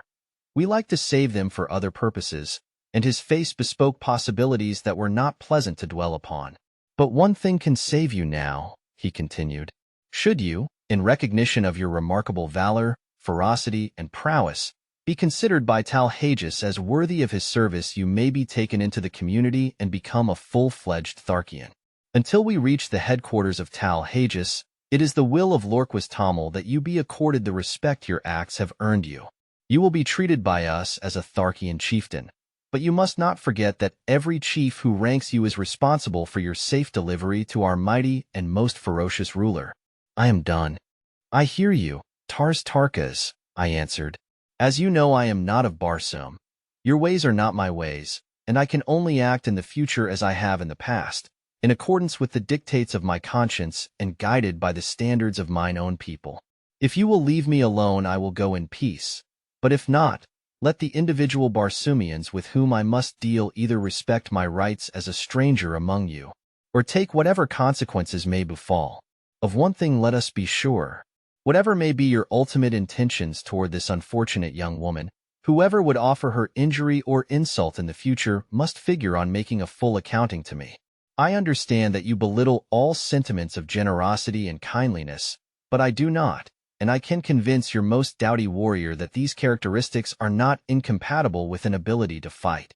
Ordinarily, I am not given to long speeches, nor ever before had I descended to bombast, but I had guessed at the keynote which would strike an answering chord in the breasts of the green Martians, nor was I wrong, for my harangue evidently deeply impressed them, and their attitude toward me thereafter was still further respectful. Tarkas himself seemed pleased with my reply, but his only comment was more or less enigmatical. And I think I know Dejah, Jeddak of Thark. I now turned my attention to Dejah Thoris, and assisting her to her feet, I turned with her toward the exit, ignoring her hovering guardian harpies as well as the inquiring glances of the chieftains. Was I not now a chieftain also? Well, then, I would assume the responsibilities of one. They did not molest us, and so Dejah Thoris, Princess of Helium, and John Carter, Gentleman of Virginia, followed by the faithful Woola, passed through utter silence from the audience chamber of Lorquist Tamil, jet among the Tharks of Barsoom. Chapter 11 with Dejah Thoris. As we reached the open, the two female guards who had been detailed to watch over Dejah Thoris hurried up and made as though to assume custody of her once more. The poor child shrank against me, and I felt her two little hands fold tightly over my arm. Waving the women away, I informed them that Sola would attend the captive hereafter, and I further warned Sarkoja that any more of her cruel attentions bestowed upon Dejah Thoris would result in Sarkoja's sudden and painful demise. My threat was unfortunate and resulted in more harm than good to Dejah Thoris, for, as I learned later, men do not kill women upon Mars, nor women men. So Sarkoja merely gave us an ugly look and departed to hatch up deviltries against us. I soon found Sola and explained to her that I wished her to guard Dejah Thoris as she had guarded me, that I wished her to find other quarters where they would not be molested by Sarkoja, and I finally informed her that I myself would take up my quarters among the men. Sola glanced at the accoutrements which were carried in my hand and slung across my shoulder. "You are a great chieftain now, John Carter," she said, "and I must do your bidding, though indeed I am glad to do it under any circumstances. The man whose medal you carry was young, but he was a great warrior, and had by his promotions and kills won his way close to the rank of Tarkas, who, as you know, is second to Lorquist Tamil only. You are 11th. There are but 10 chieftains in this community who rank you in prowess. And if I should kill Lorquist Tamil?" I asked. "You would be first, John Carter, but you may only win that honor by the will of the entire council that Lorquist Tamil meet you in combat. Or should he attack you, you may kill him in self-defense, and thus win first place."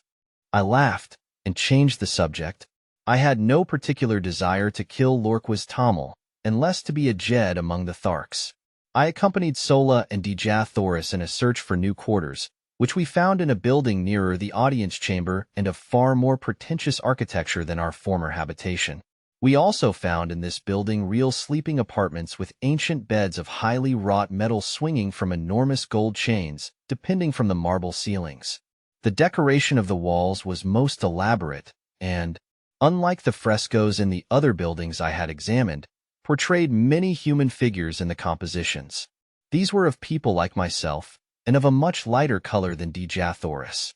They were clad in graceful, flowing robes, highly ornamented with metal and jewels, and their luxuriant hair was of a beautiful golden and reddish bronze. The men were beardless and only a few wore arms. The scenes depicted for the most part a fair-skinned, fair-haired people at play. Dejah Thoris clasped her hands with an exclamation of rapture as she gazed upon these magnificent works of art, wrought by a people long extinct, while Sola, on the other hand, apparently did not see them. We decided to use this room, on the second floor and overlooking the plaza, for Dejah Thoris and Sola, and another room adjoining and in the rear for the cooking and supplies. I then dispatched Sola to bring the bedding and such food and utensils as she might need, telling her that I would guard Dejah Thoris until her return. As Sola departed, Dejah Thoris turned to me with a faint smile. "And where to, then, would your prisoner escape should you leave her, unless it was to follow you and crave your protection, and ask your pardon for the cruel thoughts she has harbored against you these past few days?" "You are right," I answered. "There is no escape for either of us unless we go together. I heard your challenge to the creature you call Tarkas, and I think I understand your position among these people, but what I cannot fathom is your statement that you are not of Barsoom. In the name of my first ancestor, then, she continued, where may you be from? You are like unto my people, and yet so unlike. You speak my language, and yet I heard you tell Tarkas that you had but learned it recently. All Barsoomians speak the same tongue from the ice-clad south to the ice-clad north, though their written languages differ. Only in the Valley Door, where the river Isis empties into the lost sea of Chorus, is there supposed to be a different language spoken, and, except in the legends of our ancestors, there is no record of a Barsoomian returning up the river Iss from the shores of Chorus in the Valley of Dor. Do not tell me that you have thus returned. They would kill you horribly anywhere upon the surface of Barsoom if that were true. Tell me it is not. Her eyes were filled with a strange, weird light. Her voice was pleading, and her little hands, reached up upon my breast, were pressed against me as though to wring a denial from my very heart. I do not know your customs, Dejah Thoris, but in my own Virginia a gentleman does not lie to save himself. I am not of Dor. I have never seen the mysterious Iss. The lost sea of Chorus is still lost, so far as I am concerned. Do you believe me? And then it struck me suddenly that I was very anxious that she should believe me. It was not that I feared the results which would follow a general belief that I had returned from the Barsoomian heaven or hell, or whatever it was. Why was it then? Why should I care what she thought? I looked down at her, her beautiful face upturned, and her wonderful eyes opening up the very depth of her soul. And as my eyes met hers I knew why, and I shuddered. A similar wave of feeling seemed to stir her. She drew away from me with a sigh, and with her earnest, beautiful face turned up to mine, she whispered, I believe you, John Carter. I do not know what it, gentleman is, nor have I ever heard before of Virginia, but on Barsoom no man lies. If he does not wish to speak the truth, he is silent. Where is this Virginia, your country, John Carter?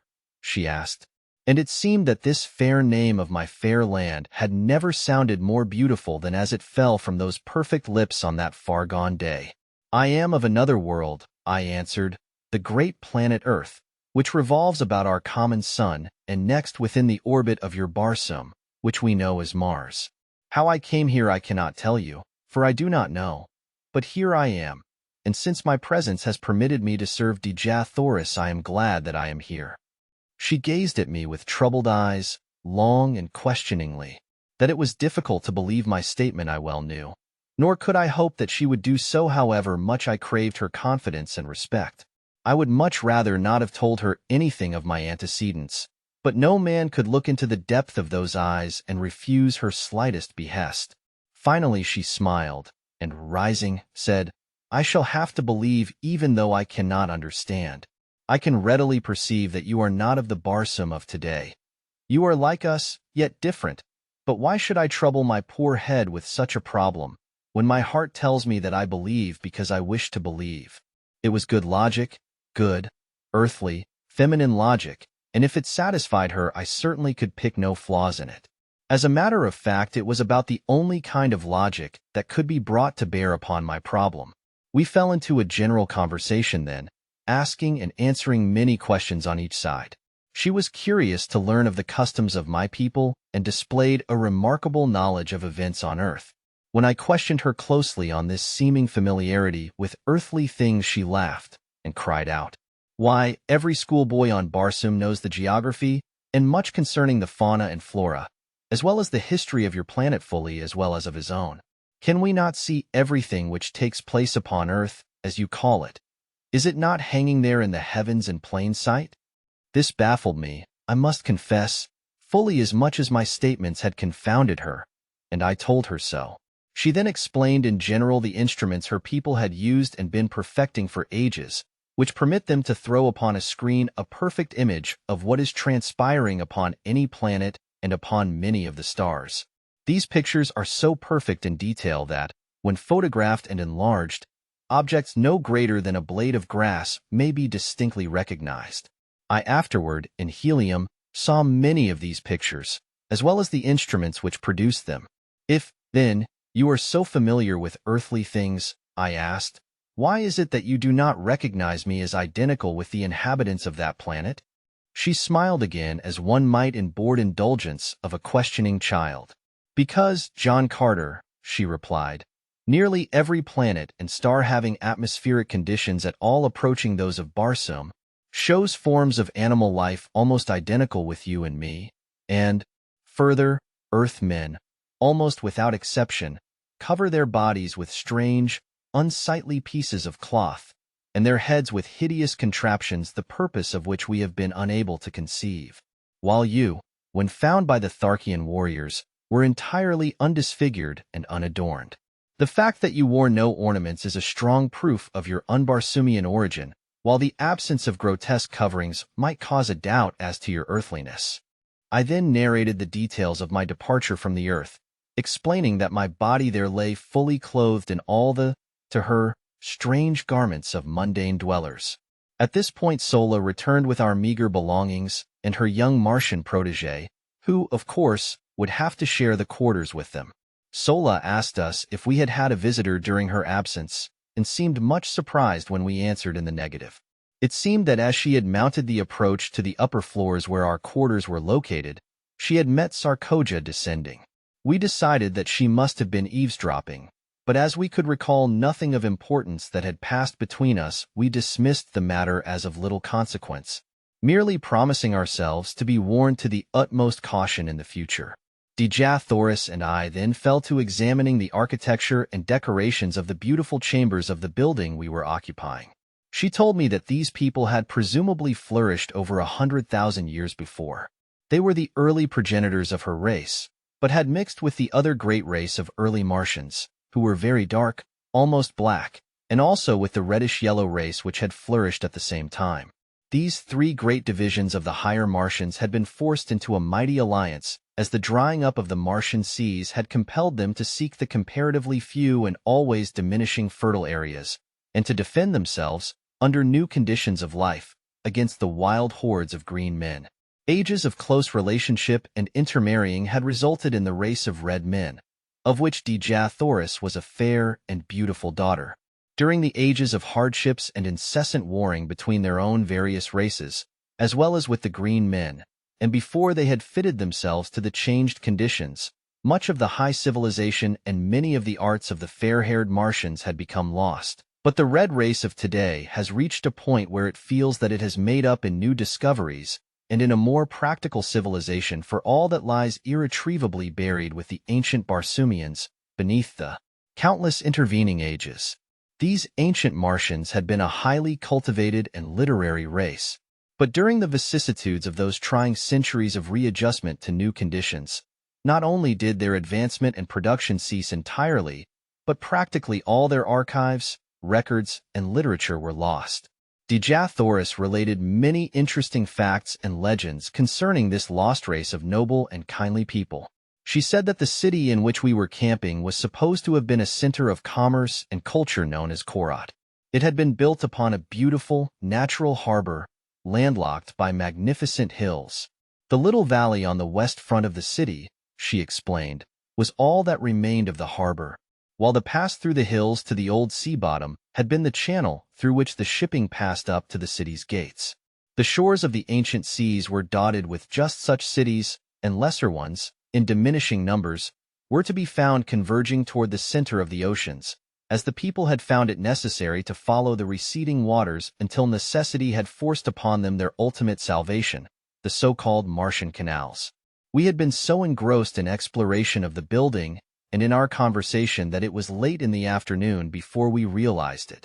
We were brought back to a realization of our present conditions by a messenger bearing a summons from Lorquas Tamil, directing me to appear before him forthwith. Bidding Dejah Thoris and Sola farewell, and commanding Woola to remain on guard, I hastened to the audience chamber, where I found Lorquas Tamil and Tarkas seated upon the rostrum. Chapter 12: A Prisoner with Power. As I entered and saluted, Lorquas Tamil signaled me to advance and, fixing his great, hideous eyes upon me, addressed me thus: "You have been with us a few days, yet during that time you have by your prowess won a high position among us. Be that as it may, you are not one of us. You owe us no allegiance. Your position is a peculiar one, he continued. You are a prisoner, and yet you give commands which must be obeyed. You are an alien, and yet you are a Tharkian chieftain. You are a midget, and yet you can kill a mighty warrior with one blow of your fist. And now you are reported to have been plotting to escape with another prisoner of another race. A prisoner who, from her own admission, half believes you are returned from the Valley of Dor. Either one of these accusations, if proved, would be sufficient grounds for your execution, but we are a just people, and you shall have a trial on our return to Thark, if Tal-Hages so commands. But, he continued in his fierce guttural tones, if you run off with the red girl, it is I who shall have to account to Tal-Hages.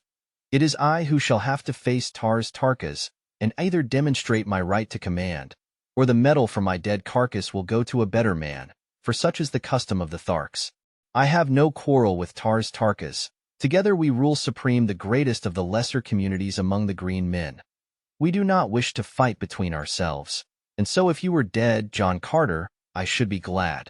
Under two conditions only, however, may you be killed by us without orders from Tal-Hages. In personal combat and self-defense, should you attack one of us, or were you apprehended in an attempt to escape? As a matter of justice, I must warn you that we only await one of these two excuses for ridding ourselves of so great a responsibility. The safe delivery of the Red Girl to Tal-Hages is of the greatest importance. Not in 1,000 years have the Tharks made such a capture. She is the granddaughter of the greatest of the Red Jedaks, who is also our bitterest enemy. I have spoken. The Red Girl told us that we were without the softer sentiments of humanity, but we are a just and truthful race. You may go. Turning, I left the audience chamber. So this was the beginning of Sarkoja's persecution. I knew that none other could be responsible for this report, which had reached the ears of Lorquas Tamil so quickly, and now I recalled those portions of our conversation which had touched upon escape and upon my origin.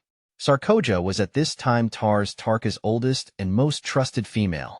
As such, she was a mighty power behind the throne, for no warrior had the confidence of Lorquas Tamil to such an extent as did his ablest lieutenant, Tarkas.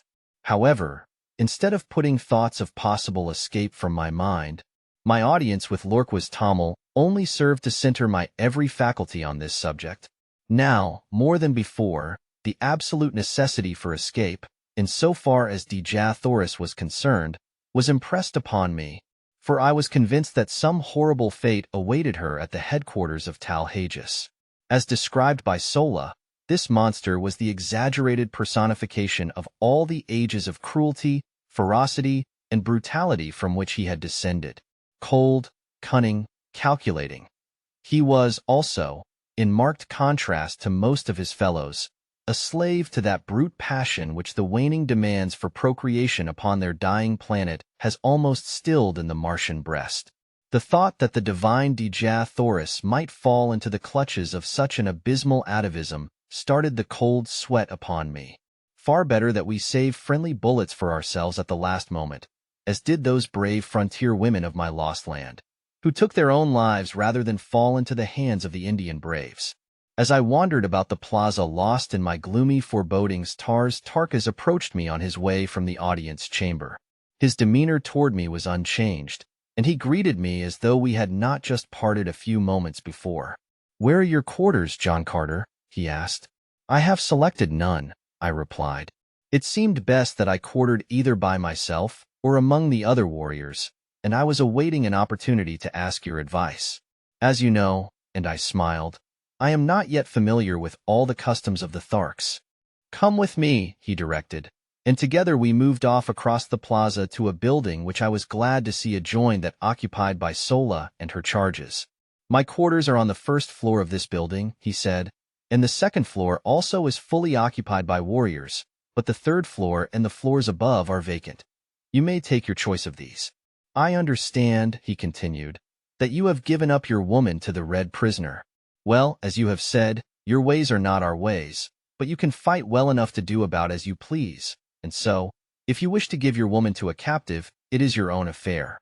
But as a chieftain you should have those to serve you, and in accordance with our customs you may select any or all the females from the retinues of the chieftains whose metal you now wear." I thanked him, but assured him that I could get along very nicely without assistance except in the matter of preparing food. And so he promised to send women to me for this purpose, and also for the care of my arms and the manufacture of my ammunition, which he said would be necessary. I suggested that they might also bring some of the sleeping silks and furs which belonged to me as spoils of combat, for the nights were cold and I had none of my own. He promised to do so, and departed. Left alone, I ascended the winding corridor to the upper floors in search of suitable quarters. The beauties of the other buildings were repeated in this, and, as usual, I was soon lost in a tour of investigation and discovery. I finally chose a front room on the 3rd floor, because this brought me nearer to Dejah Thoris, whose apartment was on the 2nd floor of the adjoining building, and it flashed upon me that I could rig up some means of communication whereby she might signal me in case she needed either my services or my protection.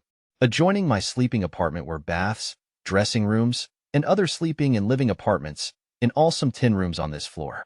The windows of the back rooms overlooked an enormous court, which formed the center of the square made by the buildings which faced the 4 contiguous streets, and which was now given over to the quartering of the various animals belonging to the warriors occupying the adjoining buildings. While the court was entirely overgrown with the yellow, moss-like vegetation which blankets practically the entire surface of Mars, yet numerous fountains, statuary, benches, and pergola-like contraptions bore witness to the beauty which the court must have presented in bygone times, when graced by the fair-haired, laughing people whom stern and unalterable cosmic laws had driven not only from their homes, but from all except the vague legends of their descendants.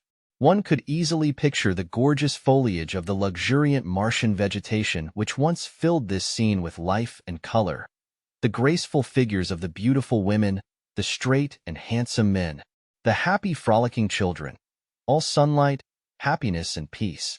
It was difficult to realize that they had gone down through ages of darkness, cruelty, and ignorance, until their hereditary instincts of culture and humanitarianism had risen ascendant once more in the final composite race which now is dominant upon Mars. My thoughts were cut short by the advent of several young females bearing loads of weapons, silks, furs, jewels, cooking utensils, and casks of food and drink, including considerable loot from the aircraft. All this, it seemed, had been the property of the 2 chieftains I had slain, and now, by the customs of the Tarkas, it had become mine. At my direction they placed the stuff in one of the back rooms, and then departed, only to return with a second load, which they advised me constituted the balance of my goods. On the second trip they were accompanied by 10 or 15 other women and youths, who, it seemed, formed the retinues of the 2 chieftains. They were not their families, nor their wives, nor their servants. The relationship was peculiar, and so unlike anything known to us that it is most difficult to describe. All property among the Green Martians is owned in common by the community, except the personal weapons, ornaments, and sleeping silks and furs of the individuals. These alone can one claim undisputed right to, nor may he accumulate more of these than are required for his actual needs. The surplus he holds merely as custodian, and it is passed on to the younger members of the community as necessity demands. The women and children of a man's retinue may be likened to a military unit for which he is responsible in various ways, as in matters of instruction, discipline, sustenance, and the exigencies of their continual roamings and their unending strife with other communities and with the Red Martians. His women are in no sense wives. The Green Martians use no word corresponding in meaning with this earthly word. Their mating is a matter of community interest solely, and is directed without reference to natural selection. The council of chieftains of each community control the matter as surely as the owner of a Kentucky racing stud directs the scientific breeding of his stock for the improvement of the whole. In theory, it may sound well, as is often the case with theories, but the results of ages of this unnatural practice, coupled with the community interest in the offspring being held paramount to that of the mother, is shown in the cold, cruel creatures and their gloomy, loveless, mirthless existence. It is true that the Green Martians are absolutely virtuous, both men and women, with the exception of such degenerates as Talhages, but better far a finer balance of human characteristics even at the expense of a slight and occasional loss of chastity.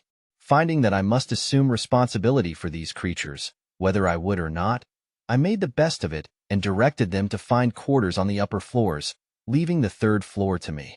One of the girls I charged with the duties of my simple cuisine, and directed the others to take up the various activities which had formerly constituted their vocations. Thereafter I saw little of them, nor did I care to. Chapter 13: Lovemaking on Mars. Following the battle with the airships, the community remained within the city for several days, abandoning the homeward march until they could feel reasonably assured that the ships would not return.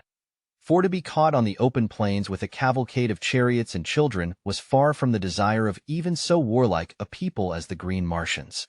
During our period of inactivity, Tarkas had instructed me in many of the customs and arts of war familiar to the Tharks, including lessons in riding and guiding the great beasts which bore the warriors. These creatures, which are known as Thoats, are as dangerous and vicious as their masters, but when once subdued are sufficiently tractable for the purposes of the Green Martians. 2 of these animals had fallen to me from the warriors whose metal I wore, and in a short time I could handle them quite as well as the native warriors. The method was not at all complicated.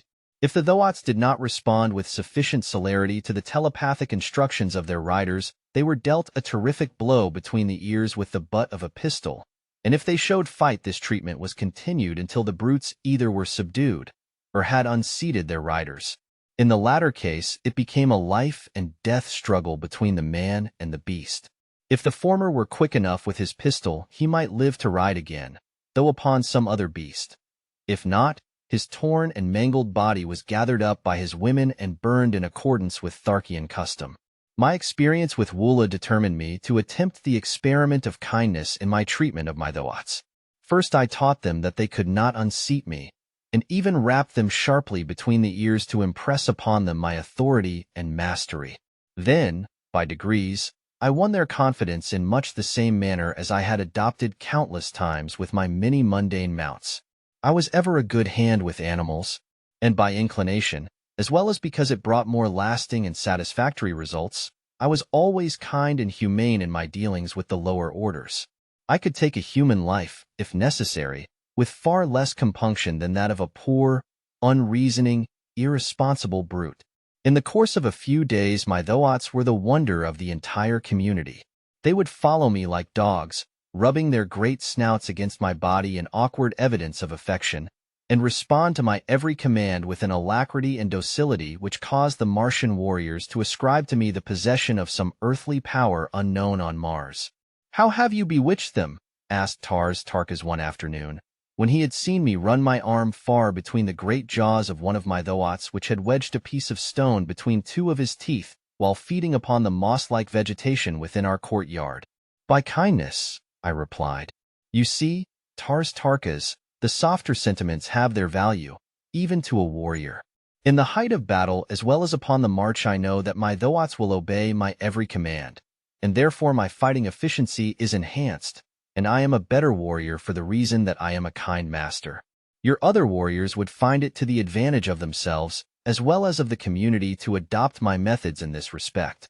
Only a few days since you, yourself, told me that these great brutes, by the uncertainty of their tempers, often were the means of turning victory into defeat, since, at a crucial moment, they might elect to unseat and rend their riders.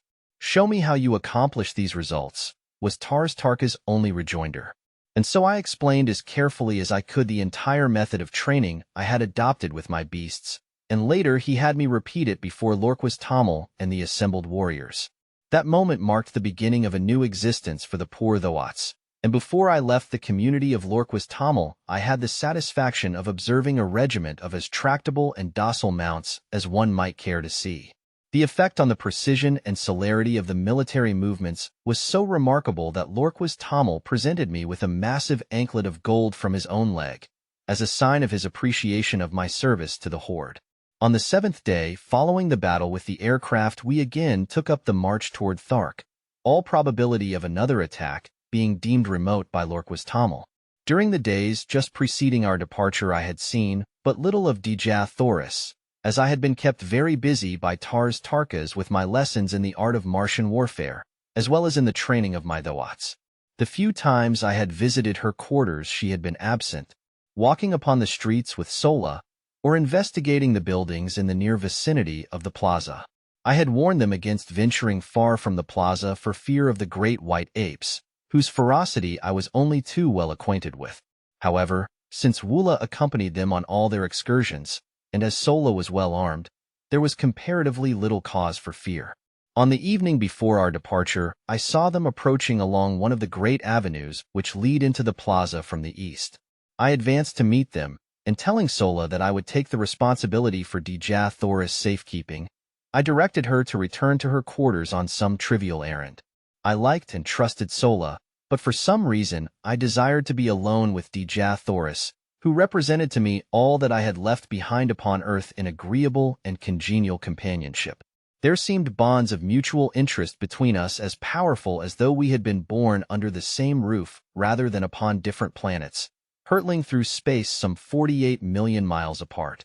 That she shared my sentiments in this respect I was positive, for on my approach the look of pitiful hopelessness left her sweet countenance to be replaced by a smile of joyful welcome, as she placed her little right hand upon my left shoulder in true red Martian salute. Sarkoja told Sola that you had become a true Thark, she said, and that I would now see no more of you than of any of the other warriors. Sarkoja is a liar of the first magnitude, I replied, notwithstanding the proud claim of the Tharks to absolute verity. Dejah Thoris laughed. I knew that even though you became a member of the community, you would not cease to be my friend. A warrior may change his metal, but not his heart, as the saying is upon Barsoom. I think they have been trying to keep us apart, she continued, for whenever you have been off duty, one of the older women of Tarkas' retinue has always arranged to trump up some excuse to get Sola and me out of sight. They have had me down in the pits below the buildings helping them mix their awful radium powder and make their terrible projectiles. You know that these have to be manufactured by artificial light, as exposure to sunlight always results in an explosion. You have noticed that their bullets explode when they strike an object? Well, the opaque, outer coating is broken by the impact, exposing a glass cylinder, almost solid, in the forward end of which is a minute particle of radium powder. The moment the sunlight, even though diffused, strikes this powder, it explodes with a violence which nothing can withstand. If you ever witness a night battle, you will note the absence of these explosions, while the morning following the battle will be filled at sunrise with the sharp detonations of exploding missiles fired the preceding night. As a rule, however, non-exploding projectiles are used at night. 1. I have used the word radium in describing this powder because in the light of recent discoveries on Earth I believe it to be a mixture, of which radium is the base. In Captain Carter's manuscript it is mentioned always by the name used in the written language of helium, and is spelled in hieroglyphics which it would be difficult and useless to reproduce.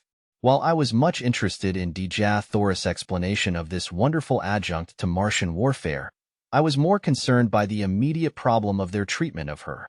That they were keeping her away from me was not a matter for surprise, but that they should subject her to dangerous and arduous labor filled me with rage. Have they ever subjected you to cruelty and ignominy, Dejah Thoris? I asked, feeling the hot blood of my fighting ancestors leap in my veins as I awaited her reply. Only in little ways, John Carter, she answered. Nothing that can harm me outside my pride. They know that I am the daughter of 10,000 Jedaks, that I trace my ancestry straight back without a break to the builder of the first great waterway, and they, who do not even know their own mothers, are jealous of me. At heart they hate their horrid fates, and so wreak their poor spite on me who stand for everything they have not, and for all they most crave and never can attain. Let us pity them, my chieftain, for even though we die at their hands we can afford them pity, since we are greater than they and they know it. Had I known the significance of those words, my chieftain, as applied by a red Martian woman to a man, I should have had the surprise of my life, but I did not know at that time, nor for many months thereafter. Yes, I still had much to learn upon Barsoom. I presume it is the better part of wisdom that we bow to our fate with as good grace as possible, Dejah Thoris. But I hope, nevertheless, that I may be present the next time that any Martian, green, red, pink, or violet, has the temerity to even so much as frown on you, my princess. Dejah Thoris caught her breath at my last words, and gazed upon me with dilated eyes and quickening breath, and then, with an odd little laugh, which brought roguish dimples to the corners of her mouth, she shook her head and cried, "What a child! A great warrior, and yet a stumbling little child. What have I done now?" I asked, in sore perplexity. "Some day you shall know, John Carter, if we live, but I may not tell you. And I, the daughter of Moors Kajak, son of Tardos Moors, have listened without anger," she soliloquized in conclusion.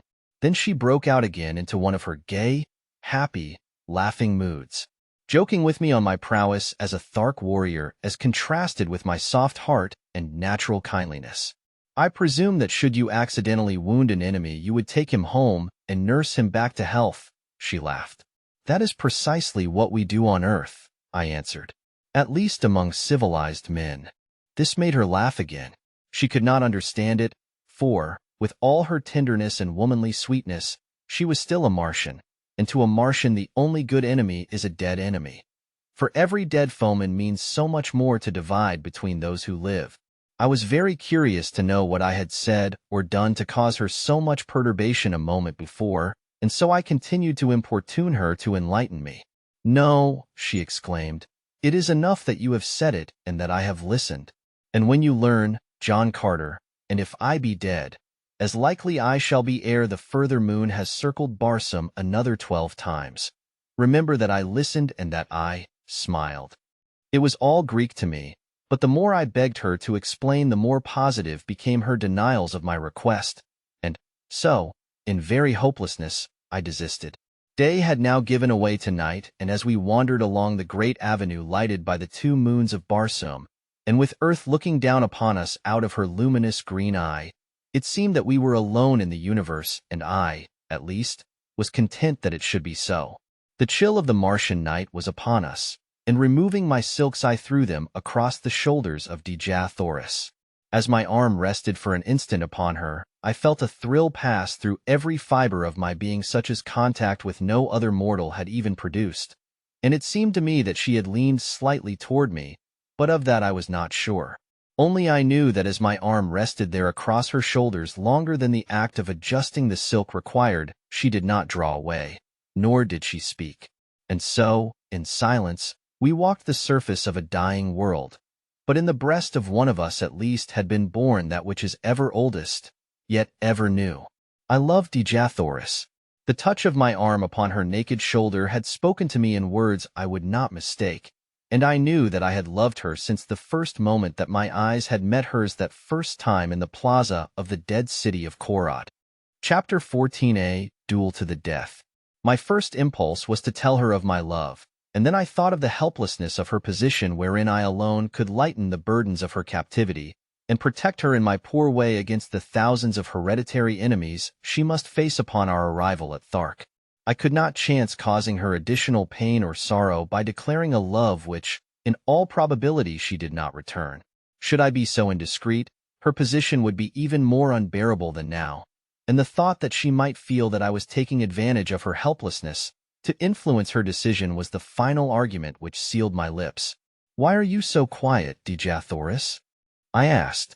"Possibly you would rather return to Sola and your quarters." "No," she murmured. "I am happy here. I do not know why it is that I should always be happy and contented when you, John Carter, a stranger, are with me. Yet at such times it seems that I am safe and that, with you, I shall soon return to my father's court and feel his strong arms about me and my mother's tears and kisses on my cheek." "Do people kiss, then, upon Barsoom?" I asked, when she had explained the word she used, in answer to my inquiry as to its meaning. "Parents, brothers, and sisters, yes, and," she added in a low, thoughtful tone, "lovers." "And you, Dejah Thoris, have parents and brothers and sisters?" "Yes." "And a lover?" She was silent, nor could I venture to repeat the question. "The man of Barsoom," she finally ventured, "does not ask personal questions of women, except his mother, and the woman he has fought for and won." "But I have fought," I started, and then I wished my tongue had been cut from my mouth, for she turned even as I caught myself and ceased, and drawing my silks from her shoulder, she held them out to me, and without a word, and with head held high, she moved with the carriage of the queen. She was toward the plaza and the doorway of her quarters. I did not attempt to follow her, other than to see that she reached the building in safety, but, directing Woola to accompany her, I turned disconsolately and entered my own house. I sat for hours cross-legged and cross-tempered, upon my silks, meditating upon the queer freaks chance plays upon us poor devils of mortals. So this was love. I had escaped it for all the years I had roamed the 5 continents and their encircling seas. In spite of beautiful women and urging opportunity, in spite of a half-desire for love and a constant search for my ideal, it had remained for me to fall furiously and hopelessly in love with a creature from another world, of a species similar possibly, yet not identical with mine. A woman who was hatched from an egg, and whose span of life might cover 1,000 years. Whose people had strange customs and ideas. A woman whose hopes, whose pleasures, whose standards of virtue and of right and wrong might vary as greatly from mine as did those of the green Martians. Yes, I was a fool, but I was in love, and though I was suffering the greatest misery I had ever known, I would not have had it otherwise for all the riches of Barsoom. Such is love, and such are lovers wherever love is known. To me, Dejah Thoris was all that was perfect, all that was virtuous and beautiful and noble and good. I believed that from the bottom of my heart, from the depth of my soul, on that night in Korod, as I sat cross-legged upon my silks, while the nearer moon of Barsoom raced through the western sky toward the horizon, and lighted up the gold and marble and jeweled mosaics of my world-old chamber, and I believe it today as I sit at my desk in the little study overlooking the Hudson. 20 years have intervened. For 10 of them I lived and fought for Dejah Thoris and her people, and for 10 I have lived upon her memory. The morning of our departure for Thark dawned clear and hot, as do all Martian mornings except for the 6 weeks when the snow melts at the poles. I sought out Dejah Thoris in the throng of departing chariots, but she turned her shoulder to me, and I could see the red blood mount to her cheek. With the foolish inconsistency of love, I held my peace when I might have pled ignorance of the nature of my offense, or at least the gravity of it, and so have effected, at worst, a half-conciliation. My duty dictated that I must see that she was comfortable, and so I glanced into her chariot and rearranged her silks and furs. In doing so, I noted with horror that she was heavily chained by one ankle to the side of the vehicle. What does this mean? I cried, turning to Sola. Sarkoja thought it best, she answered, her face betokening her disapproval of the procedure. Examining the manacles, I saw that they fastened with a massive spring lock. Where is the key, Sola? Let me have it. Sarkoja wears it, John Carter, she answered. I turned without further word and sought out Tarkas, to whom I vehemently objected to the unnecessary humiliations and cruelties, as they seemed to my lover's eyes, that were being heaped upon Dejah Thoris. John Carter, he answered, if ever you and Dejah Thoris escape the Tharks, it will be upon this journey. We know that you will not go without her. You have shown yourself a mighty fighter, and we do not wish to manacle you. So we hold you both in the easiest way that will yet ensure security. I have spoken. I saw the strength of his reasoning at a flash, and knew that it was futile to appeal from his decision, but I asked that the key be taken from Sarkoja, and that she be directed to leave the prisoner alone in future. This much, Tarkas, you may do for me in return for the friendship that, I must confess, I feel for you. Friendship? He replied. There is no such thing, John Carter. But have your will. I shall direct that Sarkoja cease to annoy the girl, and I myself will take the custody of the key. Unless you wish me to assume the responsibility, I said, smiling. He looked at me long and earnestly before he spoke. Were you to give me your word that neither you nor Dejah Thoris would attempt to escape until after we have safely reached the court of Tal Hages, you might have the key and throw the chains into the river ISS. It were better that you held the key, Tarkas, I replied.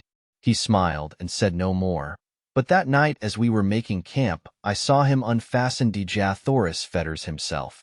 With all his cruel ferocity and coldness, there was an undercurrent of something in Tarkas which he seemed ever battling to subdue. Could it be a vestige of some human instinct come back from an ancient forebear to haunt him with the horror of his people's ways? As I was approaching Dejah Thoris' chariot, I passed Sarkoja, and the black, venomous look she accorded me was the sweetest balm I had felt for many hours. Lord, how she hated me! It bristled from her so palpably that one might almost have cut it with a sword.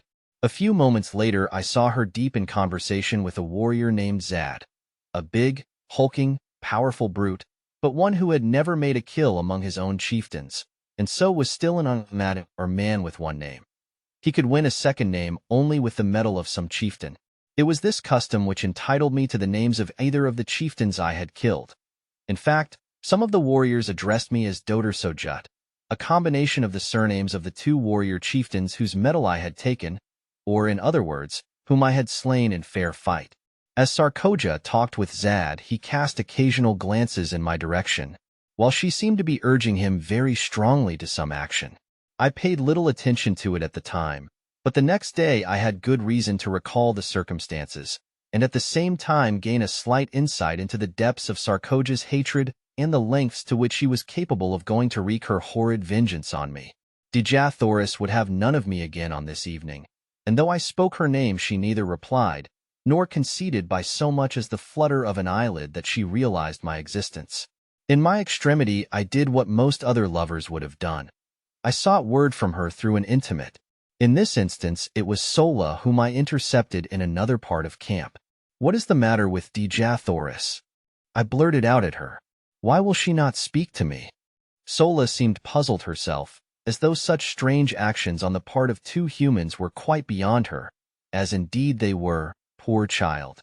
"She says you have angered her, and that is all she will say, except that she is the daughter of a Jed and the granddaughter of a Jedak, and she has been humiliated by a creature who could not polish the teeth of her grandmother's Sorak." I pondered over this report for some time, finally asking, "What might a Sorak be, Sola?" "A little animal about as big as my hand, which the red Martian women keep to play with," explained Sola.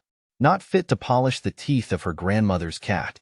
I must rank pretty low in the consideration of Dejah Thoris, I thought, but I could not help laughing at the strange figure of speech, so homely and in this respect so earthly.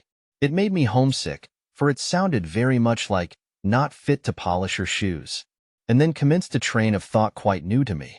I began to wonder what my people at home were doing. I had not seen them for years. There was a family of Carters in Virginia who claimed close relationship with me. I was supposed to be a great uncle, or something of the kind equally foolish. I could pass anywhere for 25 to 30 years of age, and to be a great uncle always seemed the height of incongruity, for my thoughts and feelings were those of a boy. There were two little kiddies in the Carter family whom I had loved, and who had thought there was no one on earth like Uncle Jack. I could see them just as plainly, as I stood there under the moonlit skies of Barsoom, and I longed for them as I had never longed for any mortals before. By nature a wanderer, I had never known the true meaning of the word home, but the great hall of the Carters had always stood for all that the word did mean to me, and now my heart turned toward it from the cold and unfriendly peoples I had been thrown amongst. For did not even Dejah Thoris despise me? I was a low creature, so low in fact that I was not even fit to polish the teeth of her grandmother's cat. And then my saving sense of humor came to my rescue, and laughing I turned into my silks and furs and slept upon the moon-haunted ground the sleep of a tired and healthy fighting man. We broke camp the next day at an early hour and marched with only a single halt until just before dark. Two incidents broke the tediousness of the march. About noon we espied far to our right what was evidently an incubator, and Lorquas Tommel directed Tarkas to investigate it. The latter took a dozen warriors, including myself, and we raced across the velvety carpeting of moss to the little enclosure.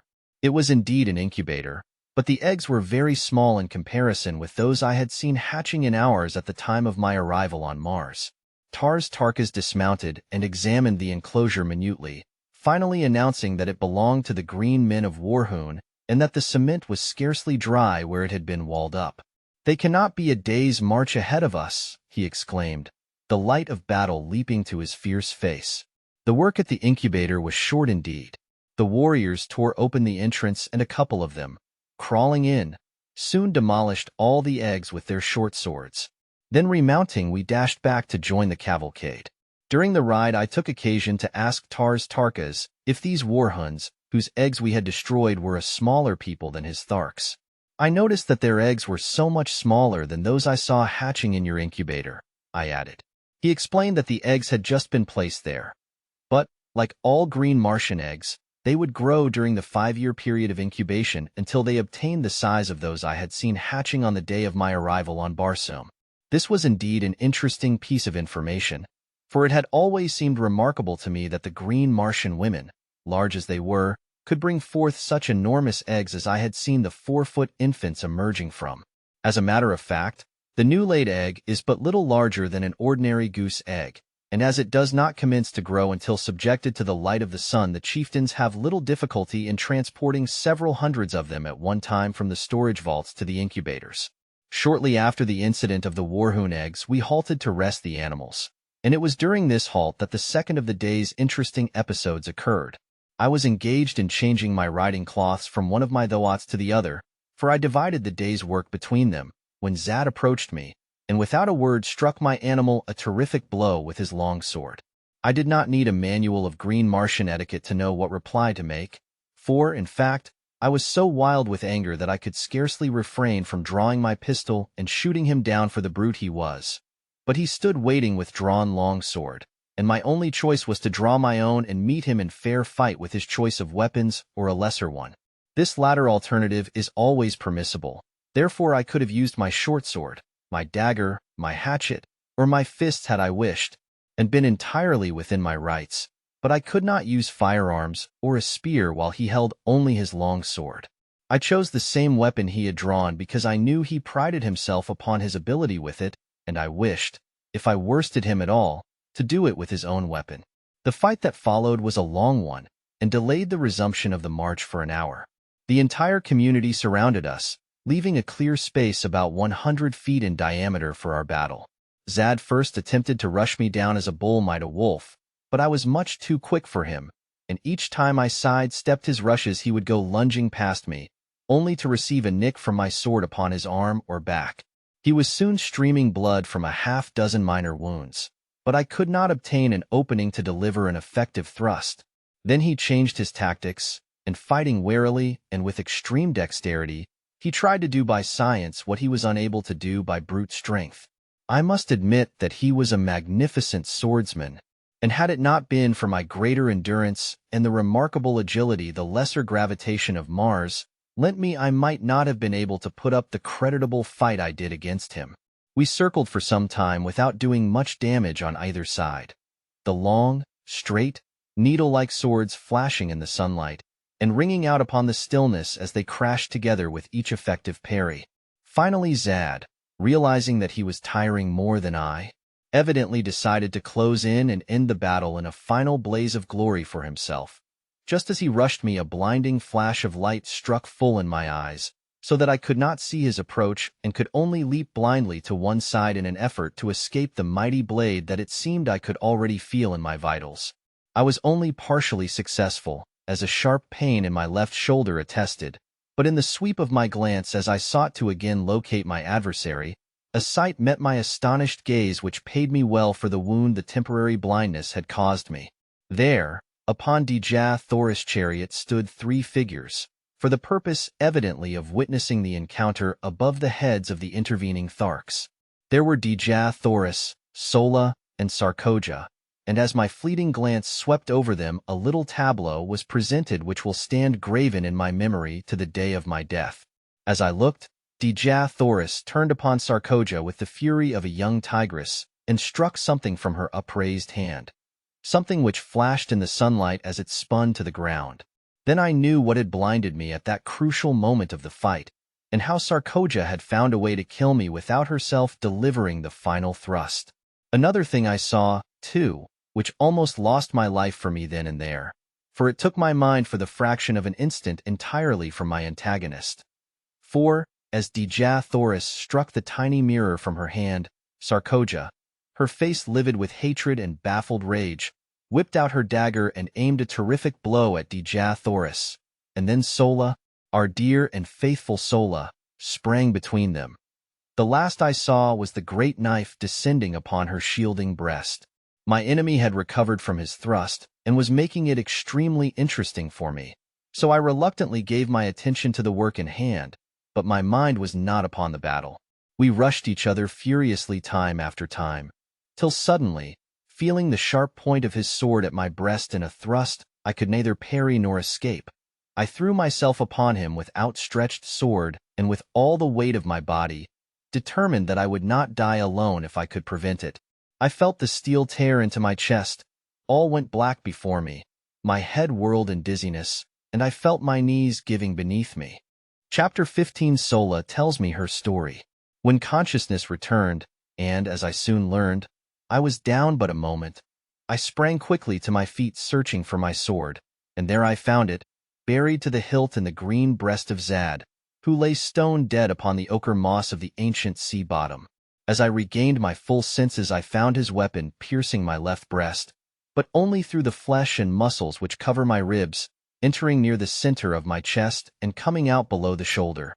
As I had lunged, I had turned, so that his sword merely passed beneath the muscles, inflicting a painful but not dangerous wound.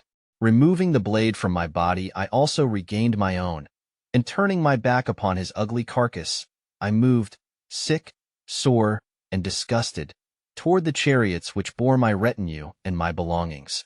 A murmur of Martian applause greeted me, but I cared not for it.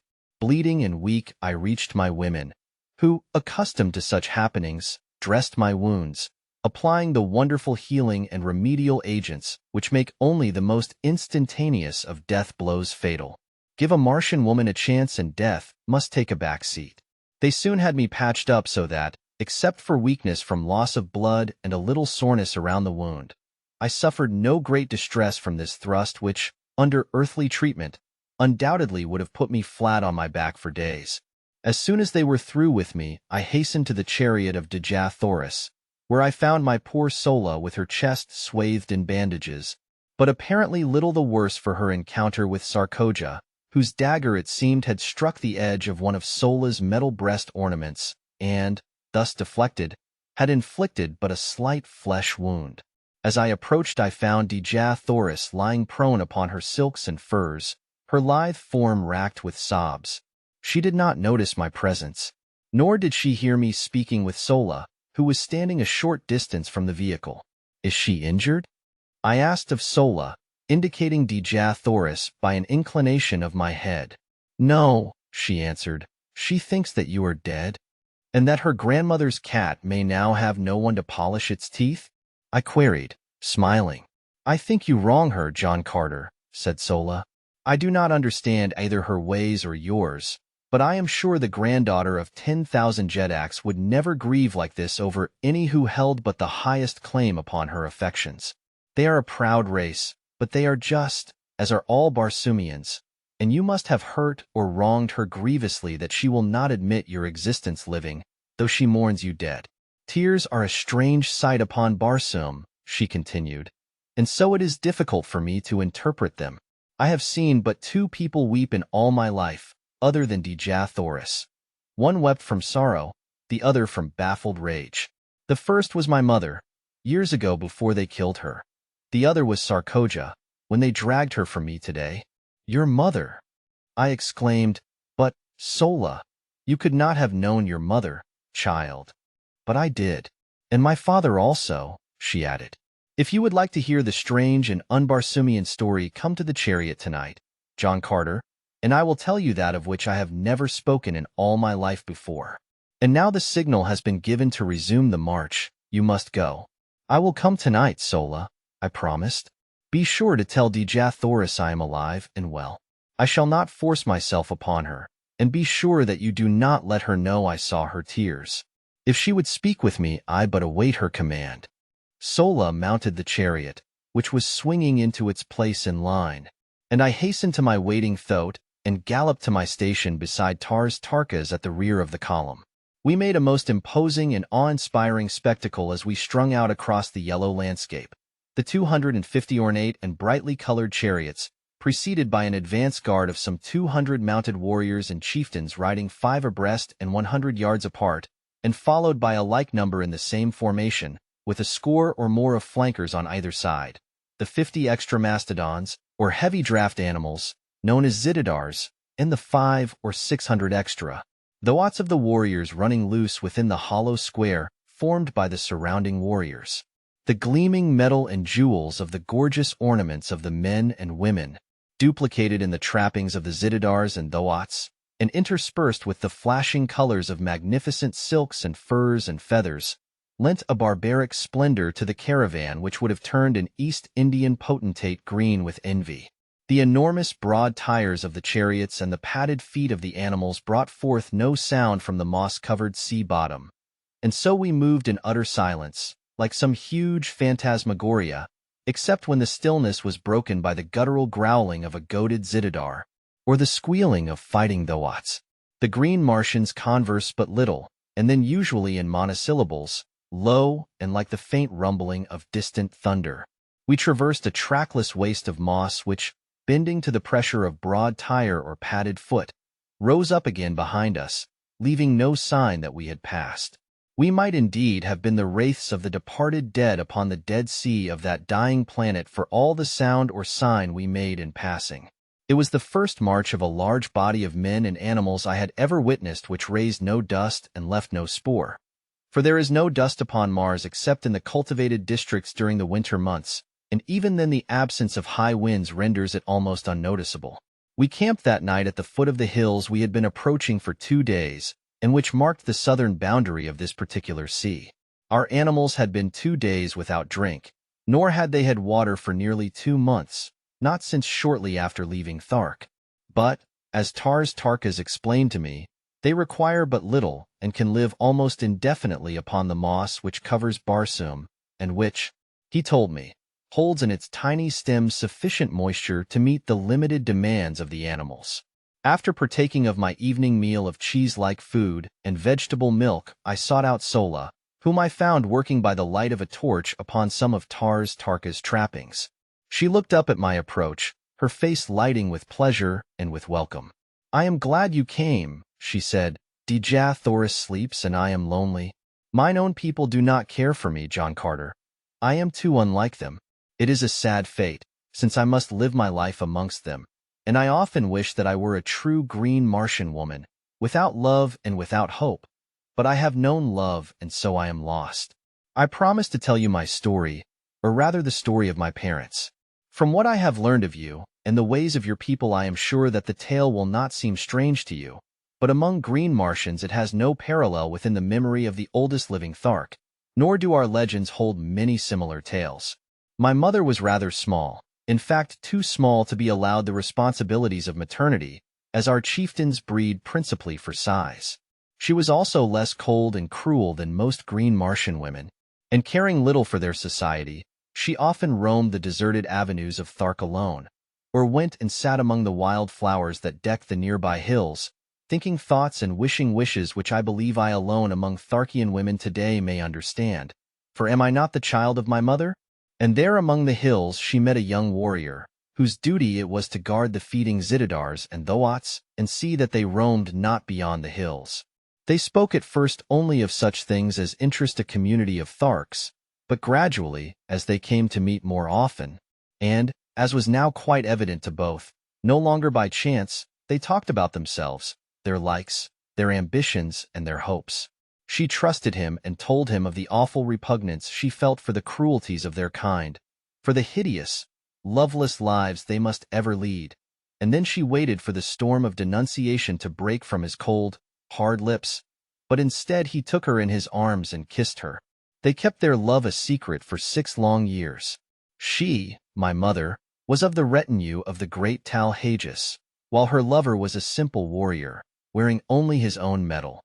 Had their defection from the traditions of the Tharks been discovered, both would have paid the penalty in the great arena before Talhages and the assembled hordes. The egg from which I came was hidden beneath a great glass vessel upon the highest and most inaccessible of the partially ruined towers of ancient Thark. Once each year my mother visited it for the 5 long years it lay there in the process of incubation. She dared not come oftener, for in the mighty guilt of her conscience she feared that her every move was watched. During this period my father gained great distinction as a warrior, and had taken the medal from several chieftains. His love for my mother had never diminished, and his own ambition in life was to reach a point where he might wrest the medal from Dejah himself, and thus, as ruler of the Tharks, be free to claim her as his own, as well as, by the might of his power, protect the child which otherwise would be quickly dispatched should the truth become known. It was a wild dream, that of wresting the medal from Dejah in 5 short years, but his advance was rapid, and he soon stood high in the councils of Thark. But one day the chance was lost forever, in so far as it could come in time to save his loved ones, for he was ordered away upon a long expedition to the ice-clad south, to make war upon the natives there and despoil them of their furs, for such is the manner of the green Barsoomian. He does not labor for what he can wrest in battle from others. He was gone for 4 years, and when he returned all had been over for 3. For about a year after his departure, and shortly before the time for the return of an expedition which had gone forth to fetch the fruits of a community incubator, the egg had hatched.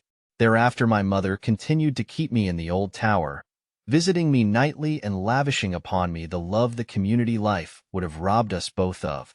She hoped, upon the return of the expedition from the incubator, to mix me with the other young assigned to the quarters of Dejah, and thus escape the fate which would surely follow discovery of her sin against the ancient traditions of the green men.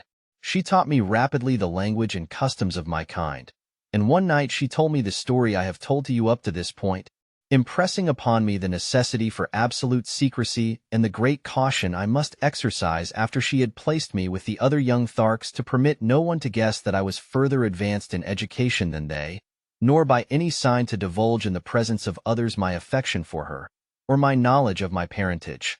And then drawing me close to her she whispered in my ear the name of my father. And then a light flashed out upon the darkness of the tower chamber, and there stood Sarkoja, her gleaming, baleful eyes fixed in a frenzy of loathing and contempt upon my mother. The torrent of hatred and abuse she poured out upon her turned my young heart cold in terror. That she had heard the entire story was apparent, and that she had suspected something wrong from my mother's long nightly absences from her quarters accounted for her presence there on that fateful night.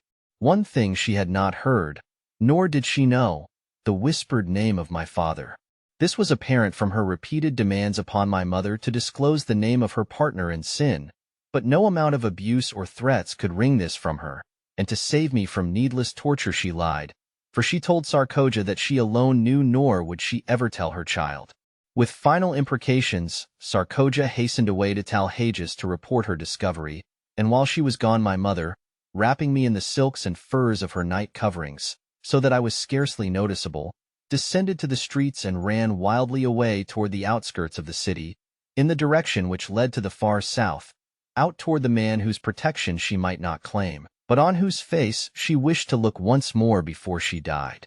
As we neared the city's southern extremity a sound came to us from across the mossy flat, from the direction of the only pass through the hills which led to the gates, the pass by which caravans from either north or south or east or west would enter the city.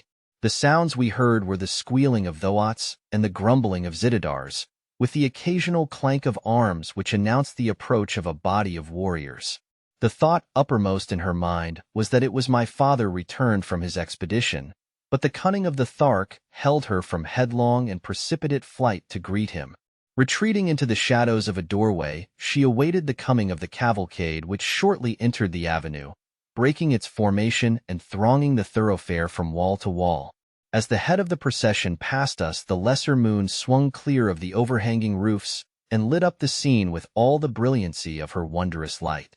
My mother shrank further back into the friendly shadows, and from her hiding place saw that the expedition was not that of my father, but the returning caravan bearing the young Tharks.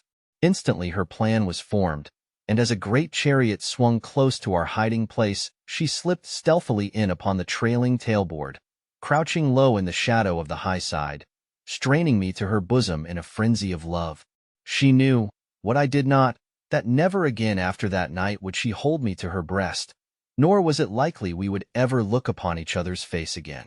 In the confusion of the plaza, she mixed me with the other children, whose guardians during the journey were now free to relinquish their responsibility. We were herded together into a great room, fed by women who had not accompanied the expedition, and the next day we were parceled out among the retinues of the chieftains. I never saw my mother after that night. She was imprisoned by Talhages, and every effort, including the most horrible and shameful torture, was brought to bear upon her to wring from her lips the name of my father. But she remained steadfast and loyal, dying at last amidst the laughter of Talhages and his chieftains during some awful torture she was undergoing. I learned afterwards that she told them that she had killed me to save me from a like fate at their hands, and that she had thrown my body to the white apes. Sarkoja alone disbelieved her, and I feel to this day that she suspects my true origin, but does not dare expose me, at the present, at all events, because she also guesses, I am sure, the identity of my father. When he returned from his expedition and learned the story of my mother's fate, I was present as Talhages told him, but never by the quiver of a muscle did he betray the slightest emotion. Only he did not laugh as Talhages gleefully described her death struggles.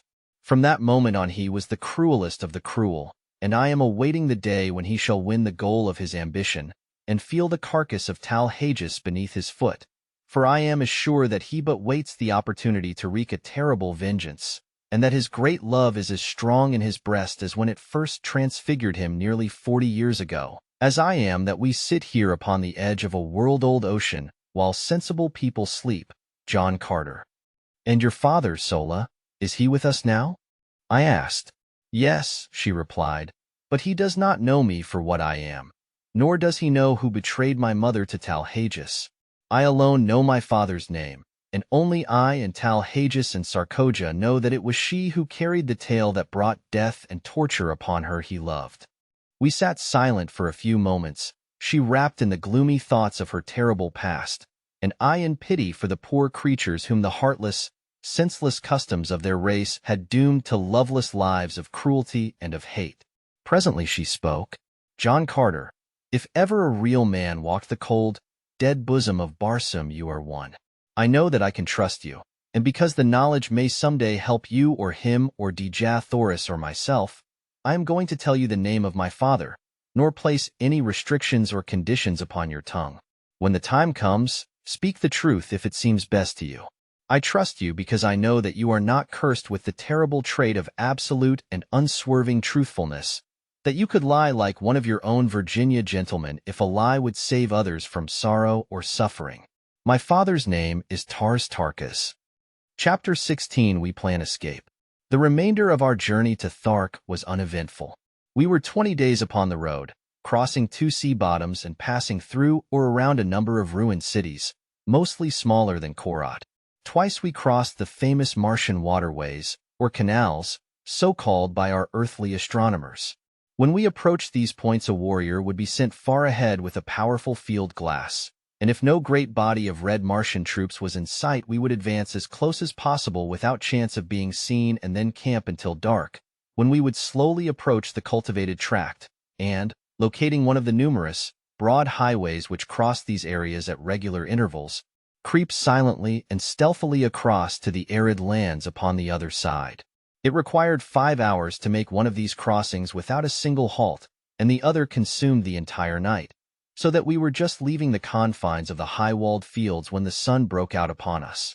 Crossing in the darkness as we did, I was unable to see but little, except as the nearer moon, in her wild and ceaseless hurtling through the Barsoomian heavens, lit up little patches of the landscape from time to time, disclosing walled fields and low, rambling buildings, presenting much the appearance of earthly farms.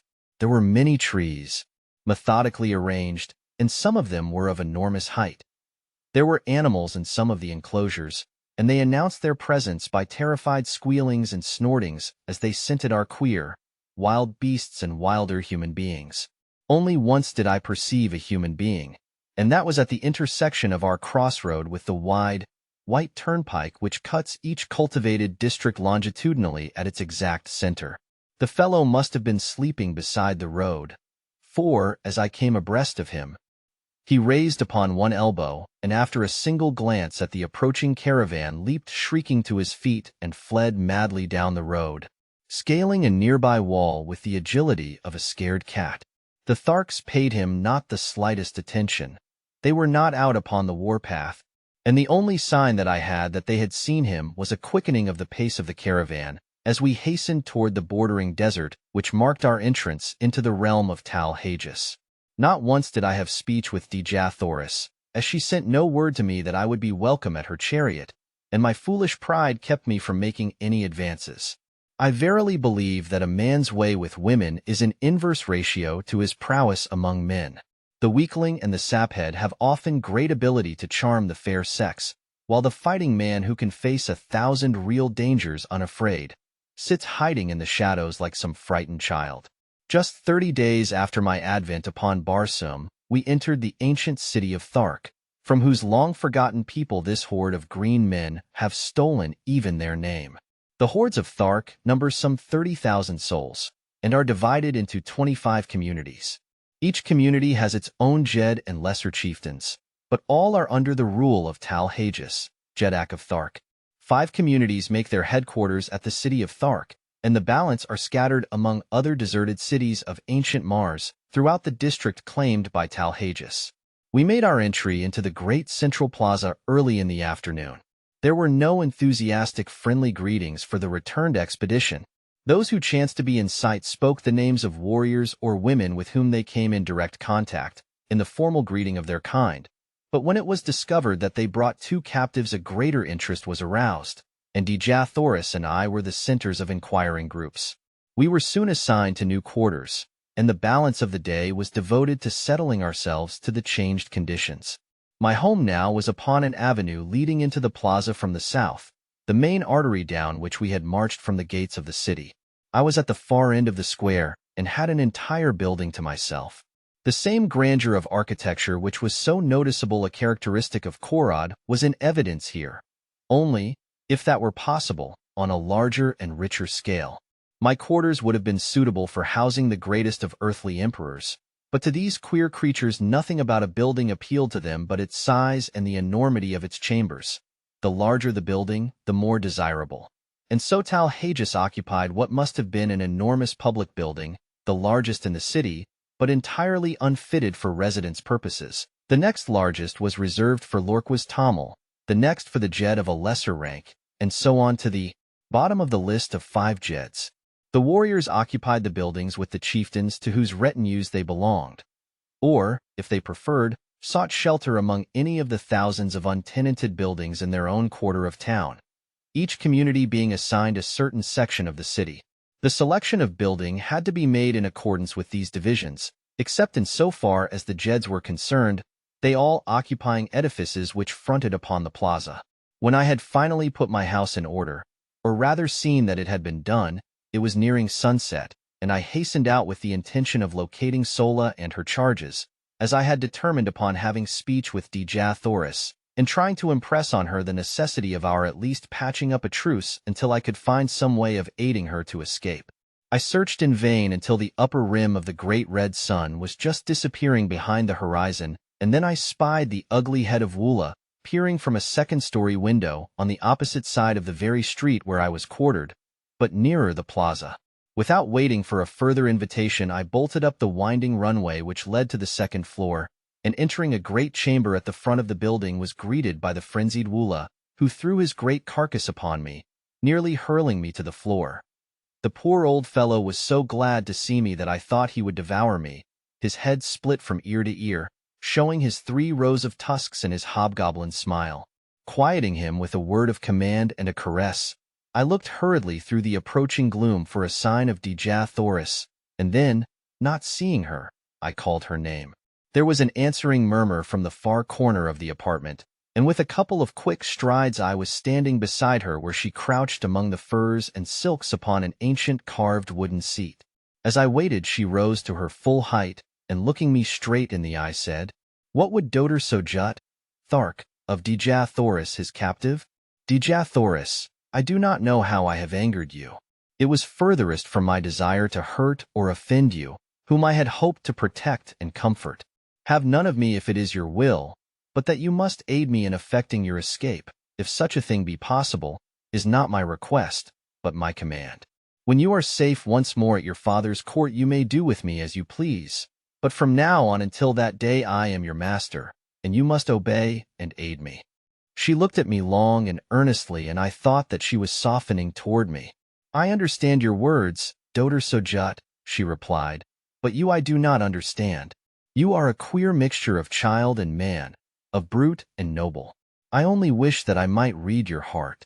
Look down at your feet, Dejah Thoris. It lies there now where it has lain since that other night at Korod, and where it will ever lie beating alone for you until death stills it forever. She took a little step toward me, her beautiful hands outstretched in a strange, groping gesture. What do you mean, John Carter? She whispered. What are you saying to me? I am saying what I had promised myself that I would not say to you, at least until you were no longer a captive among the green men. What from your attitude toward me for the past 20 days I had thought never to say to you. I am saying, Dejah Thoris, that I am yours, body and soul, to serve you, to fight for you, and to die for you. Only one thing I ask of you in return, and that is that you make no sign, either of condemnation or of approbation of my words until you are safe among your own people, and that whatever sentiments you harbor toward me they be not influenced or colored by gratitude. Whatever I may do to serve you will be prompted solely from selfish motives, since it gives me more pleasure to serve you than not. I will respect your wishes, John Carter, because I understand the motives which prompt them, and I accept your service no more willingly than I bow to your authority. Your word shall be my law. I have twice wronged you in my thoughts, and again I ask your forgiveness. Further conversation of a personal nature was prevented by the entrance of Sola, who was much agitated and wholly unlike her usual calm and possessed self. That horrible Sarkoja has been before Talhages, she cried, and from what I heard upon the plaza there is little hope for either of you. What do they say? Inquired Dejah Thoris. That you will be thrown to the wild Kelos dogs, in the great arena, as soon as the hordes have assembled for the yearly games. Sola, I said, you are a Thark, but you hate and loathe the customs of your people as much as we do. Will you not accompany us in one supreme effort to escape? I am sure that Dejah Thoris can offer you a home and protection among her people, and your fate can be no worse among them than it must ever be here. Yes, cried Dejah Thoris, come with us, Sola. You will be better off among the red men of Helium than you are here, and I can promise you not only a home with us, but the love and affection your nature craves, and which must always be denied you by the customs of your own race. Come with us, Sola. We might go without you, but your fate would be terrible if they thought you had connived to aid us. I know that even that fear would not tempt you to interfere in our escape, but we want you with us. We want you to come to a land of sunshine and happiness, amongst a people who know the meaning of love, of sympathy, and of gratitude. Say that you will, Sola. Tell me that you will. The great waterway which leads to Helium is but 50 miles to the south, murmured Sola, half to herself. A swift thoat might make it in 3 hours, and then to Helium it is 500 miles, most of the way through thinly settled districts. They would know, and they would follow us. We might hide among the great trees for a time, but the chances are small indeed for escape. They would follow us to the very gates of Helium, and they would take toll of life at every step. You do not know them. Is there no other way we might reach Helium? I asked. Can you not draw me a rough map of the country we must traverse, Dejah Thoris? Yes, she replied, and taking a great diamond from her hair, she drew upon the marble floor the first map of Barsoomian territory I had ever seen. It was crisscrossed in every direction with long straight lines, sometimes running parallel and sometimes converging toward some great circle. The lines, she said, were waterways, the circles, cities, and one far to the northwest of us she pointed out as Helium. There were other cities closer, but she said she feared to enter many of them, as they were not all friendly toward Helium. Finally, after studying the map carefully in the moonlight which now flooded the room, I pointed out a waterway far to the north of us which also seemed to lead to Helium. Does not this pierce your grandfather's territory? I asked. Yes, she answered, but it is 200 miles north of us. It is one of the waterways we crossed on the trip to Thark. They would never suspect that we would try for that distant waterway. I answered, and that is why I think that it is the best route for our escape. Sola agreed with me, and it was decided that we should leave Thark this same night, just as quickly, in fact, as I could find and saddle my thoughts. Sola was to ride one and Dejah Thoris and I the other, each of us carrying sufficient food and drink to last us for 2 days, since the animals could not be urged too rapidly for so long a distance.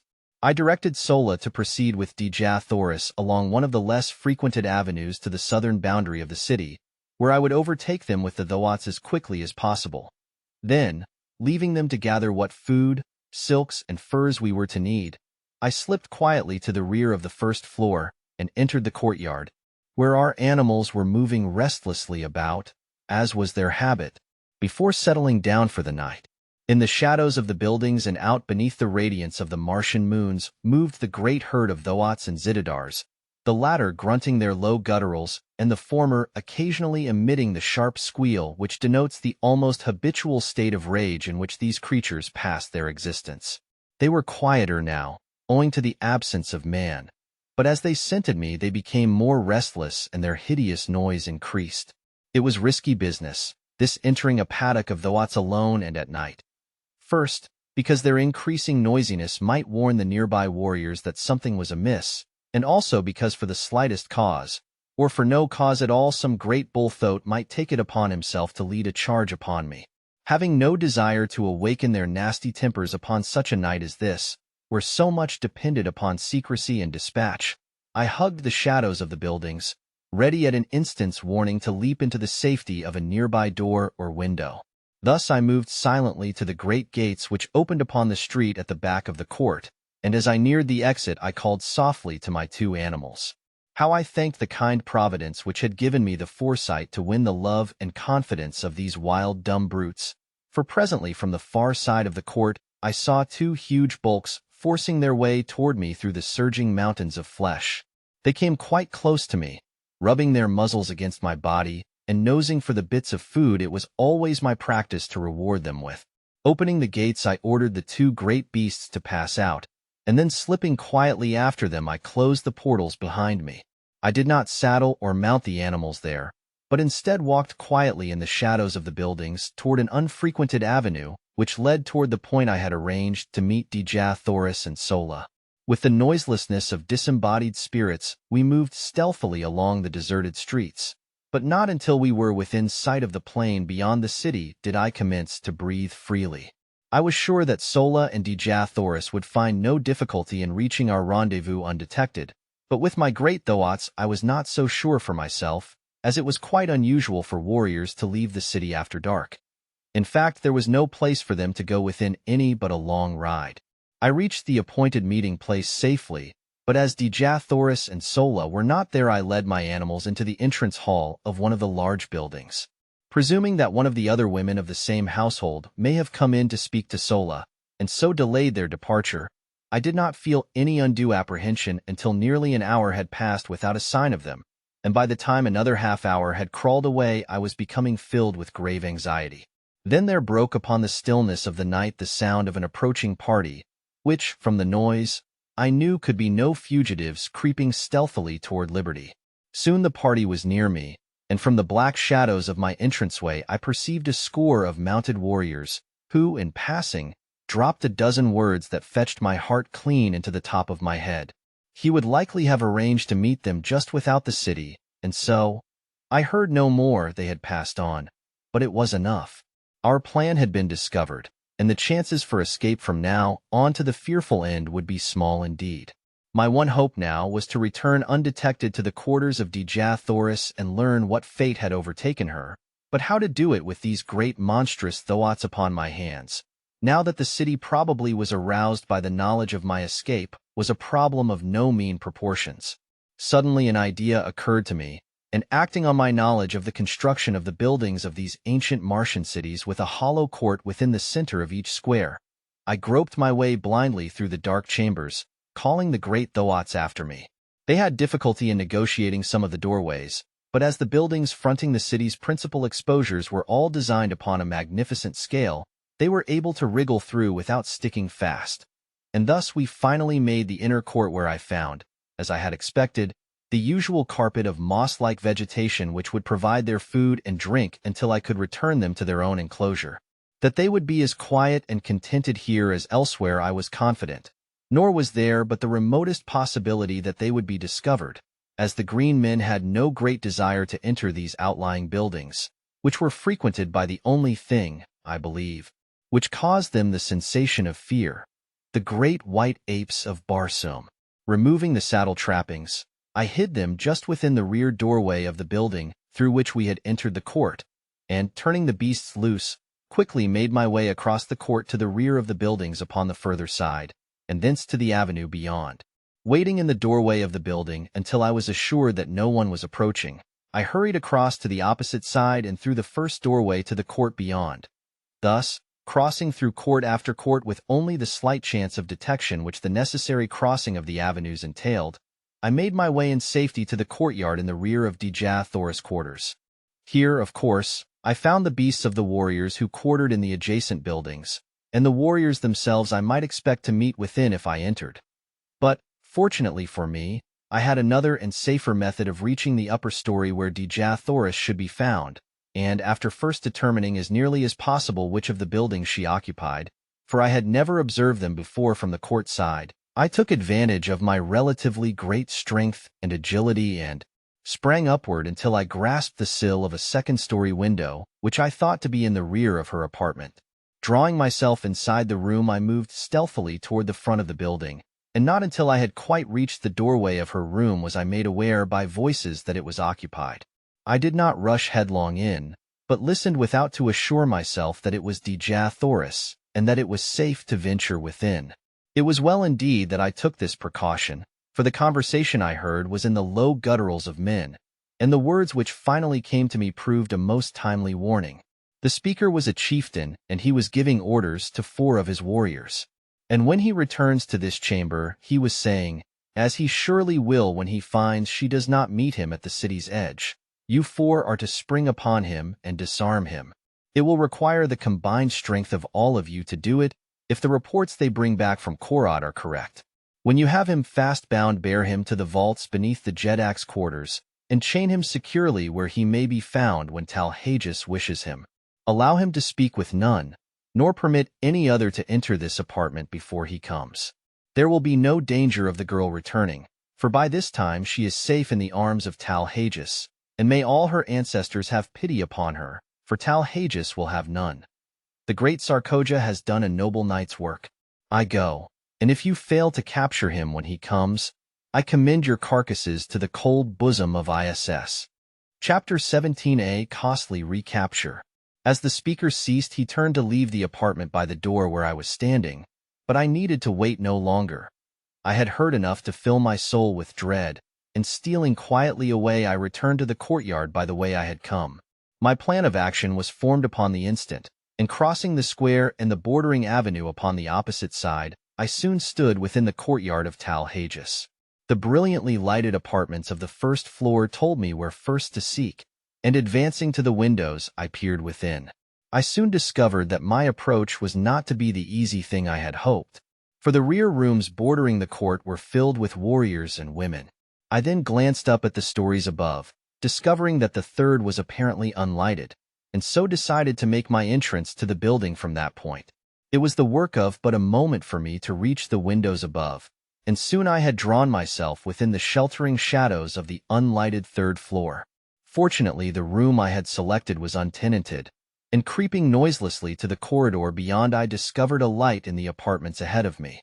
Reaching what appeared to be a doorway, I discovered that it was but an opening upon an immense inner chamber which towered from the first floor, 2 stories below me, to the dome-like roof of the building, high above my head.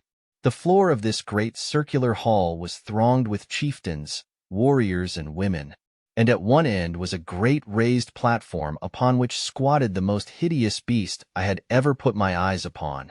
He had all the cold, hard, cruel, terrible features of the green warriors, but accentuated and debased by the animal passions to which he had given himself over for many years.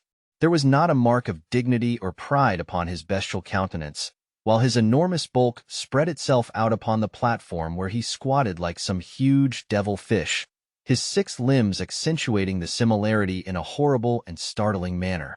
But the sight that froze me with apprehension was that of Dejah Thoris and Sola standing there before him, and the fiendish leer of him as he let his great protruding eyes gloat upon the lines of her beautiful figure. She was speaking, but I could not hear what she said, nor could I make out the low grumbling of his reply. She stood there erect before him, her head high held, and even at the distance I was from them I could read the scorn and disgust upon her face as she let her haughty glance rest without sign of fear upon him. She was indeed the proud daughter of 1,000 Jedaks, every inch of her dear, precious little body. So small, so frail beside the towering warriors around her, but in her majesty dwarfing them into insignificance. She was the mightiest figure among them, and I verily believe that they felt it. Presently Talhages made a sign that the chamber be cleared, and that the prisoners be left alone before him. Slowly the chieftains, the warriors, and the women melted away into the shadows of the surrounding chambers, and Dejah Thoris and Sola stood alone before the Jedak of the Tharks. One chieftain alone had hesitated before departing. I saw him standing in the shadows of a mighty column, his fingers nervously toying with the hilt of his greatsword, and his cruel eyes bent in implacable hatred upon Talhages. It was Tarkas, and I could read his thoughts as they were an open book for the undisguised loathing upon his face. He was thinking of that other woman who, 40 years ago, had stood before this beast, and could I have spoken a word into his ear at that moment, the reign of Talhages would have been over. But finally he also strode from the room, not knowing that he left his own daughter at the mercy of the creature he most loathed. Talhages arose, and I, half fearing, half anticipating his intentions, hurried to the winding runway which led to the floors below. No one was near to intercept me, and I reached the main floor of the chamber unobserved, taking my station in the shadow of the same column that Tarkas had but just deserted. As I reached the floor Talhages was speaking. "Princess of Helium, I might wring a mighty ransom from your people would I but return you to them unharmed. But 1,000 times rather would I watch that beautiful face writhe in the agony of torture. It shall be long drawn out, that I promise you. 10 days of pleasure were all too short to show the love I harbor for your race. The terrors of your death shall haunt the slumbers of the red men through all the ages to come. They will shudder in the shadows of the night as their fathers tell them of the awful vengeance of the green men, of the power and might and hate and cruelty of Talhages.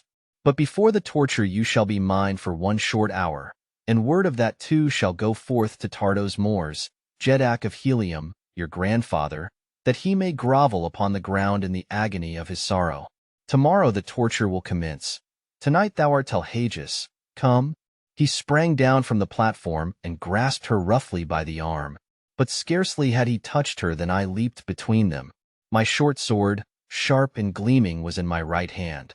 I could have plunged it into his putrid heart before he realized that I was upon him, but as I raised my arm to strike I thought of Tarkas, and, with all my rage, with all my hatred, I could not rob him of that sweet moment for which he had lived and hoped all these long, weary years.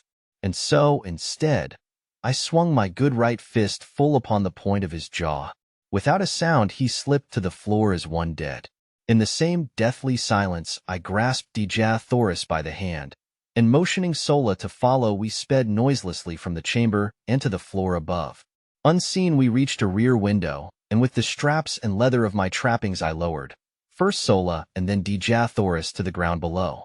Dropping lightly after them I drew them rapidly around the court in the shadows of the buildings, and thus we returned over the same course I had so recently followed from the distant boundary of the city. We finally came upon my thoughts in the courtyard where I had left them, and placing the trappings upon them, we hastened through the building to the avenue beyond. Mounting, Sola upon one beast, and Dejah Thoris behind me upon the other, we rode from the city of Thark through the hills to the south. Instead of circling back around the city to the northwest and toward the nearest waterway which lay so short a distance from us, we turned to the northeast and struck out upon the mossy waste across which, for 200 dangerous and weary miles, lay another main artery leading to Helium.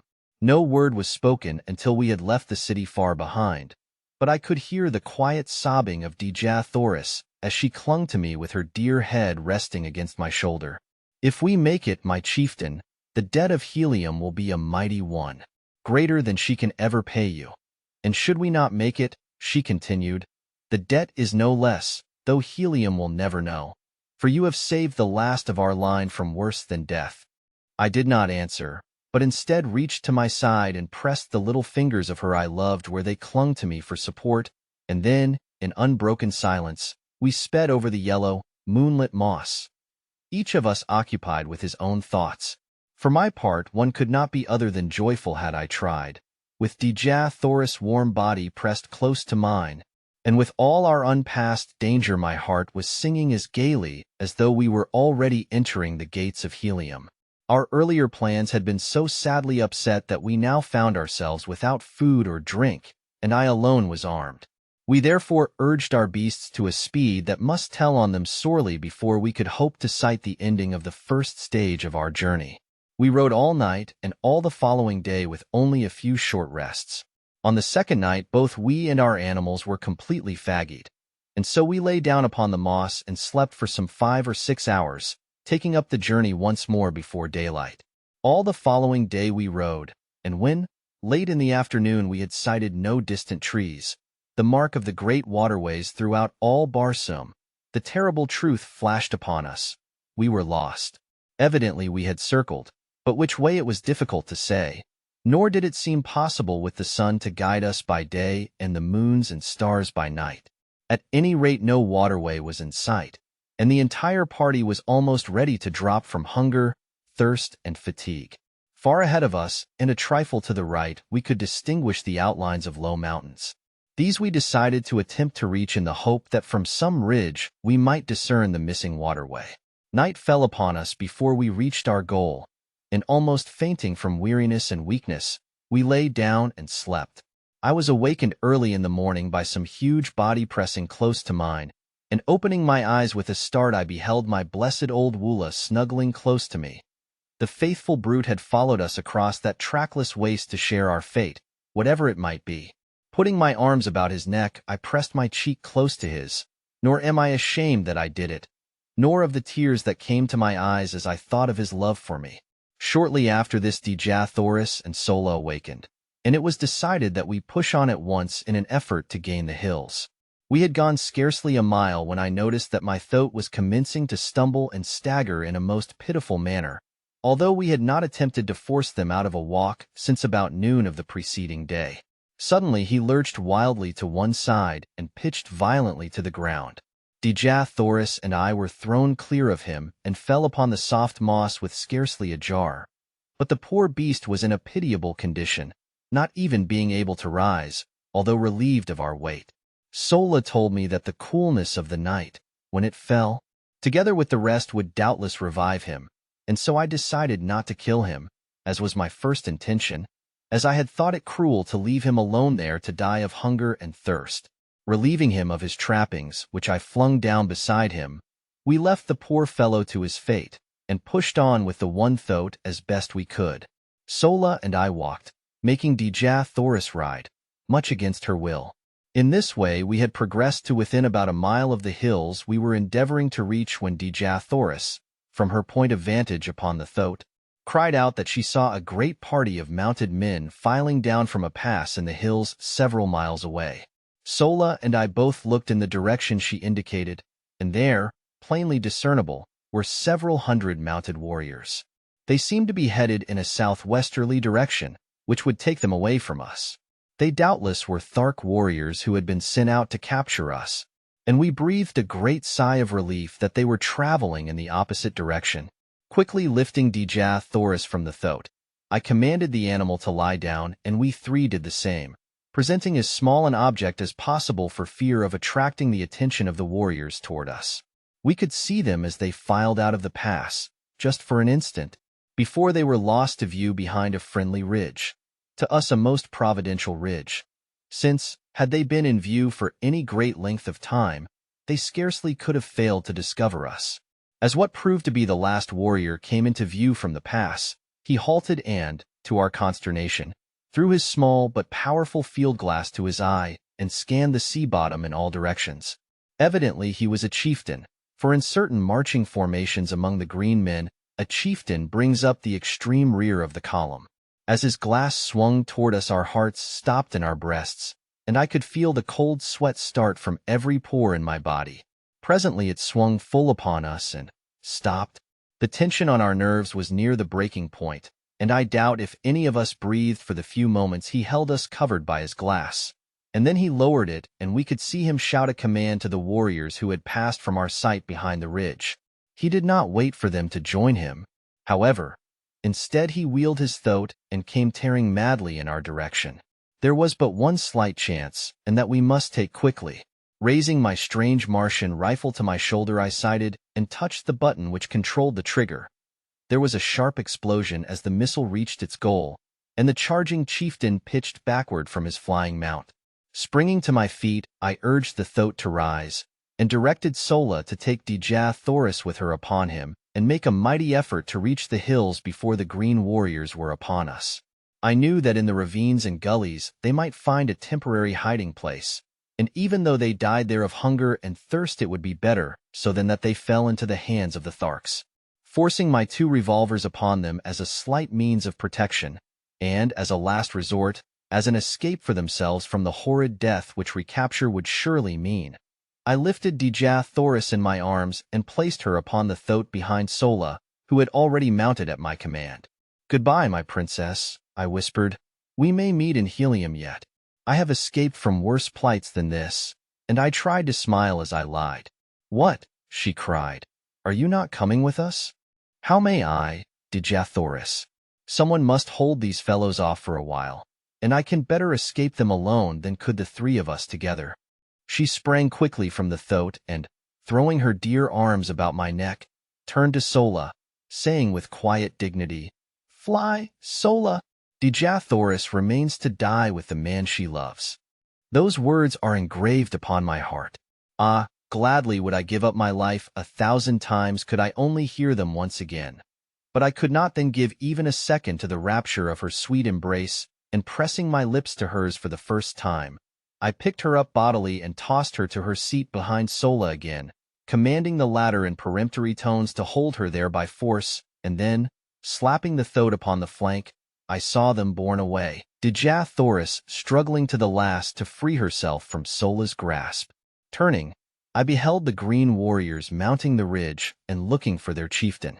In a moment they saw him, and then me, but scarcely had they discovered me than I commenced firing, lying flat upon my belly in the moss.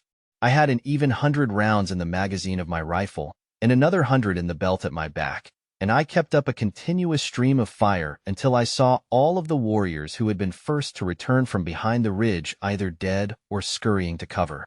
My respite was short-lived, however, for soon the entire party, numbering some 1,000 men, came charging into view, racing madly toward me.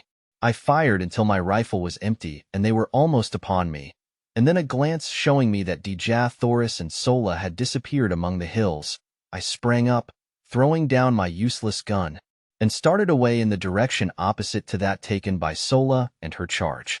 If ever Martians had an exhibition of jumping, it was granted those astonished warriors on that day long years ago.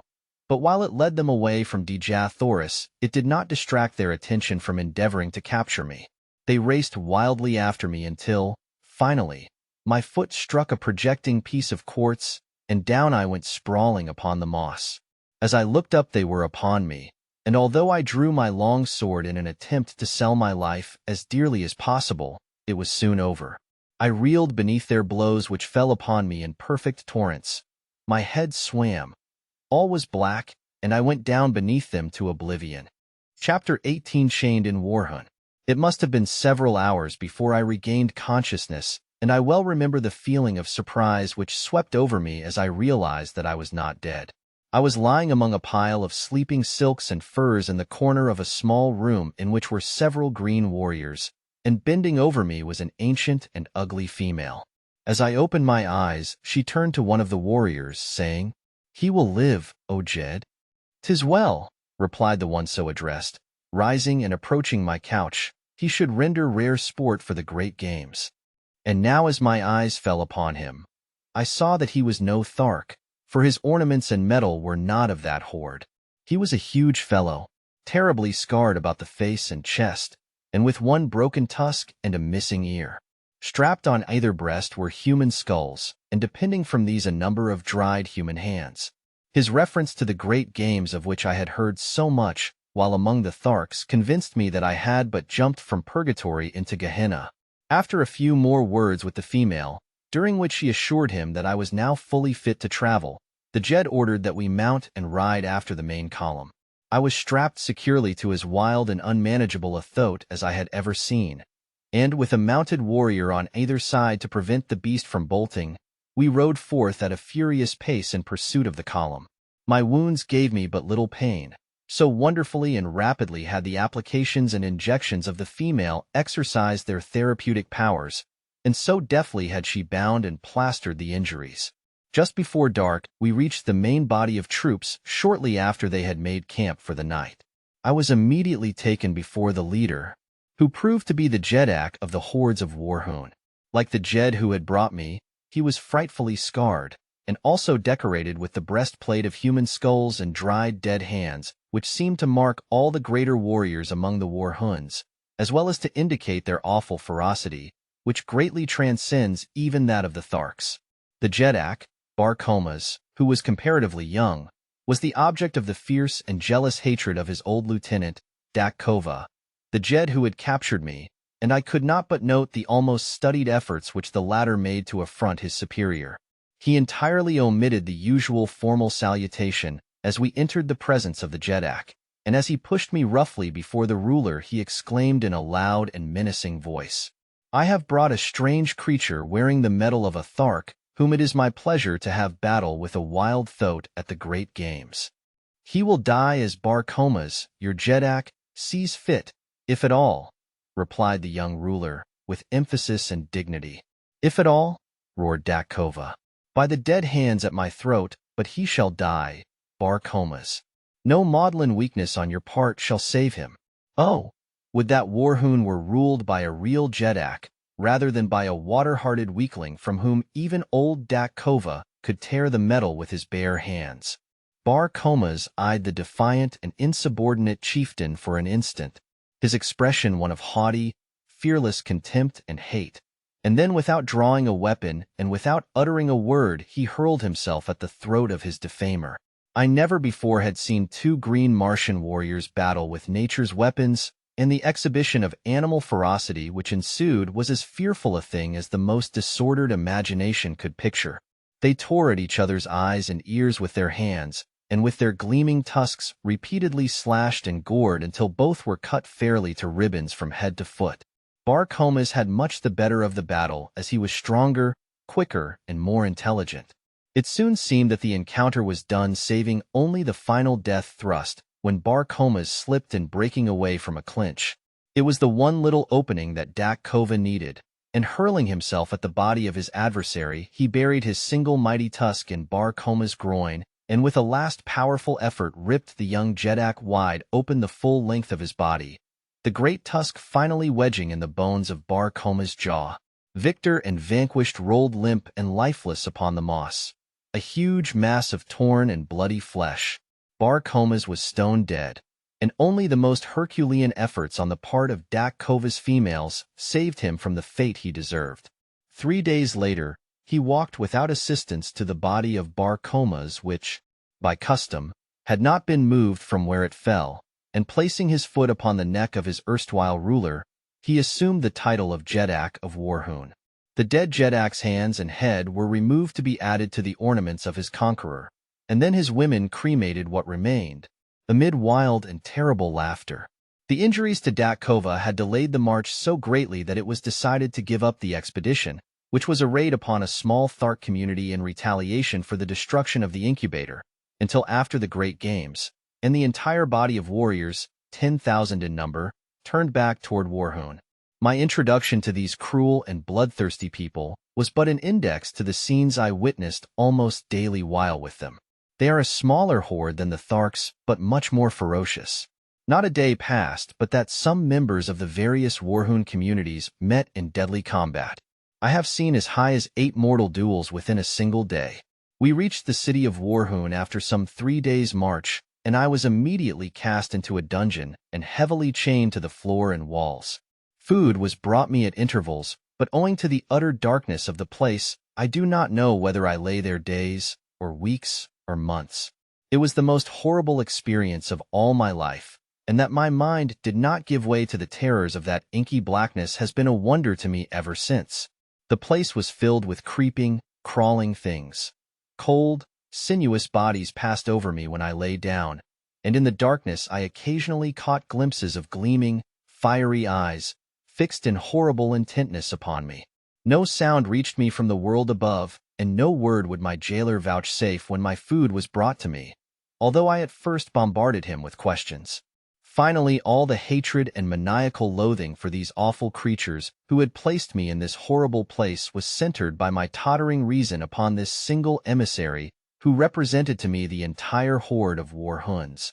I had noticed that he always advanced with his dim torch to where he could place the food within my reach, and as he stooped to place it upon the floor his head was about on a level with my breast. So, with the cunning of a madman, I backed into the far corner of my cell when next I heard him approaching and gathering a little slack of the great chain which held me in my hand. I waited his coming, crouching like some beast of prey. As he stooped to place my food upon the ground, I swung the chain above my head and crashed the links with all my strength upon his skull. Without a sound he slipped to the floor, stone dead. Laughing and chattering like the idiot I was fast becoming, I fell upon his prostrate form, my fingers feeling for his dead throat. Presently they came in contact with a small chain at the end of which dangled a number of keys. The touch of my fingers on these keys brought back my reason with the suddenness of thought. No longer was I a gibbering idiot, but a sane, reasoning man with the means of escape within my very hands. As I was groping to remove the chain from about my victim's neck, I glanced up into the darkness to see 6 pairs of gleaming eyes fixed, unwinking, upon me. Slowly they approached, and slowly I shrank back from the awful horror of them. Back into my corner I crouched, holding my hands palms out before me, and stealthily on came the awful eyes until they reached the dead body at my feet. Then slowly they retreated, but this time with a strange grating sound, and finally they disappeared in some black and distant recess of my dungeon. Chapter 19. Battling in the Arena. Slowly I regained my composure, and finally essayed again to attempt to remove the keys from the dead body of my former jailer. But as I reached out into the darkness to locate it, I found to my horror that it was gone. Then the truth flashed on me. The owners of those gleaming eyes had dragged my prize away from me to be devoured in their neighboring lair. As they had been waiting for days, for weeks, for months, through all this awful eternity of my imprisonment to drag my dead carcass to their feast. For 2 days no food was brought me, but then a new messenger appeared and my incarceration went on as before, but not again did I allow my reason to be submerged by the horror of my position. Shortly after this episode another prisoner was brought in and chained near me. By the dim torch light I saw that he was a red Martian, and I could scarcely await the departure of his guards to address him. As their retreating footsteps died away in the distance, I called out softly the Martian word of greeting, Kair. "Who are you who speaks out of the darkness?" he answered. "John Carter, a friend of the Red Men of Helium." "I am of Helium," he said, "but I do not recall your name." And then I told him my story as I have written it here, omitting only any reference to my love for Dejah Thoris. He was much excited by the news of Helium's princess and seemed quite positive that she and Sola could easily have reached a point of safety from where they left me. He said that he knew the place well because the defile through which the Warhoon warriors had passed when they discovered us was the only one ever used by them when marching to the south. Dejah Thoris and Sola entered the hills not 5 miles from a great waterway and are now probably quite safe, he assured me. My fellow prisoner was Kantos Kan, a Padwar lieutenant in the Navy of Helium.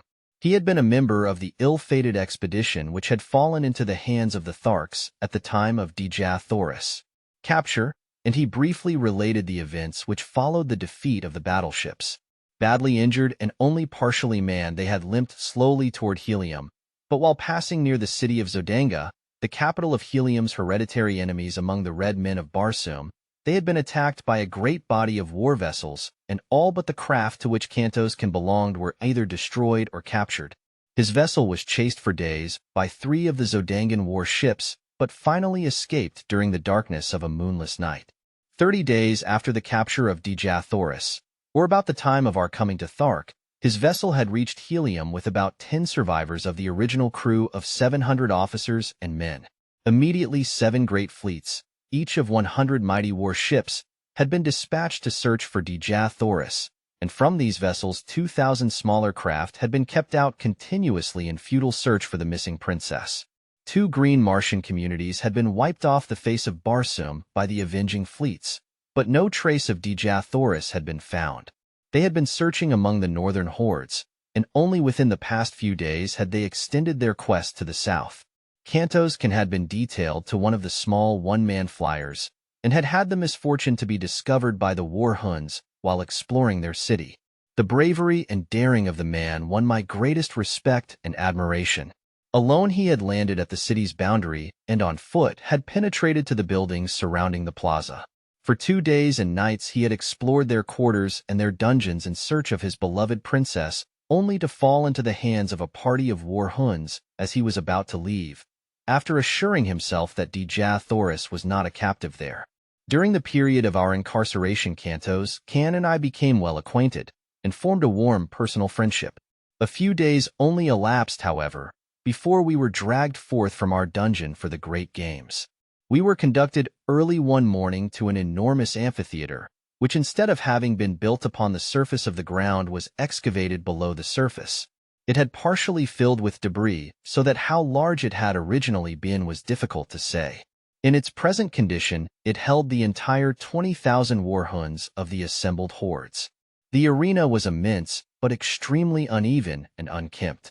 Around it the Warhoons had piled building stone from some of the ruined edifices of the ancient city to prevent the animals and the captives from escaping into the audience, and at each end had been constructed cages to hold them until their turns came to meet some horrible death upon the arena. Cantos and I were confined together in one of the cages. In the others were wild Kalos, Thoats, mad Zitadars, green warriors, and women of other hordes, and many strange and ferocious wild beasts of Barsoom which I had never before seen. The din of their roaring, growling, and squealing was deafening, and the formidable appearance of any one of them was enough to make the stoutest heart feel grave forebodings. Cantos explained to me that at the end of the day one of these prisoners would gain freedom, and the others would lie dead about the arena. The winners in the various contests of the day would be pitted against each other until only 2 remained alive, the victor in the last encounter being set free, whether animal or man. The following morning the cages would be filled with a new consignment of victims, and so on throughout the 10 days of the games. Shortly after we had been caged, the amphitheater began to fill, and within an hour every available part of the seating space was occupied. Dakova, with his jeds and chieftains, sat at the center of one side of the arena upon a large raised platform.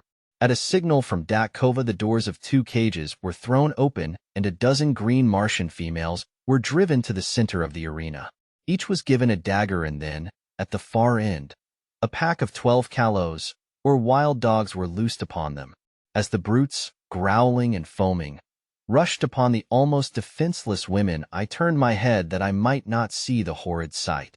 The yells and laughter of the green horde bore witness to the excellent quality of the sport, and when I turned back to the arena, as Cantos told me it was over, I saw 3 victorious Kalos snarling and growling over the bodies of their prey. The women had given a good account of themselves. Next, a mad Zitadar was loosed among the remaining dogs, and so it went throughout the long, hot, horrible day. During the day I was pitted against first men and then beasts, but as I was armed with a long sword and always outclassed my adversary in agility and generally in strength as well, it proved but child's play to me. Time and time again I won the applause of the bloodthirsty multitude, and toward the end there were cries that I be taken from the arena and be made a member of the hordes of Warhoon. Finally there were but 3 of us left, a great green warrior of some far northern horde, Cantos and myself. The other 2 were to battle, and then I to fight the conqueror for the liberty which was accorded the final winner. Cantos had fought several times during the day, and like myself had always proven victorious, but occasionally by the smallest of margins, especially when pitted against the green warriors. I had little hope that he could best his giant adversary, who had mowed down all before him during the day. The fellow towered nearly 16 feet in height. while Kanto's kin was some inches under 6 feet. As they advanced to meet one another, I saw for the first time a trick of Martian swordsmanship which centered Kanto's kin's every hope of victory in life on one cast of the dice. For, as he came to within about 20 feet of the huge fellow, he threw his sword arm far behind him over his shoulder, and with a mighty sweep hurled his weapon point foremost at the green warrior. It flew true as an arrow, and piercing the poor devil's heart, laid him dead upon the arena. Kanto's kin and I were now pitted against each other, but as we approached to the encounter, I whispered to him to prolong the battle until nearly dark in the hope that we might find some means of escape. The horde evidently guessed that we had no hearts to fight each other, and so they howled in rage as neither of us placed a fatal thrust. Just as I saw the sudden coming of dark, I whispered to Kanto's kin to thrust his sword between my left arm and my body. As he did so, I staggered back, clasping the sword tightly with my arm, and thus fell to the ground with his weapon apparently protruding from my chest. Kanto's kin perceived my coup, and stepping quickly to my side, he placed his foot upon my neck, and withdrawing his sword from my body, gave me the final death blow through the neck, which is supposed to sever the jugular vein. But in this instance the cold blade slipped harmlessly into the sand of the arena. In the darkness which had now fallen, none could tell but that he had really finished me. I whispered to him to go and claim his freedom, and then look for me in the hills east of the city, and so he left me.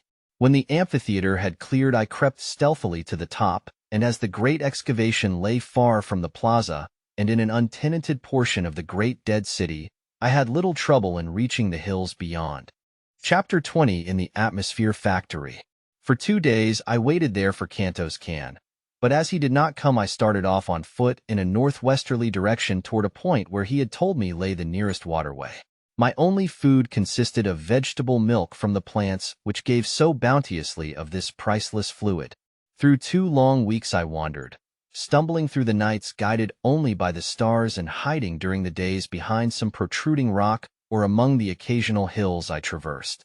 Several times I was attacked by wild beasts, strange, uncouth monstrosities that leaped upon me in the dark, so that I had ever to grasp my long sword in my hand that I might be ready for them.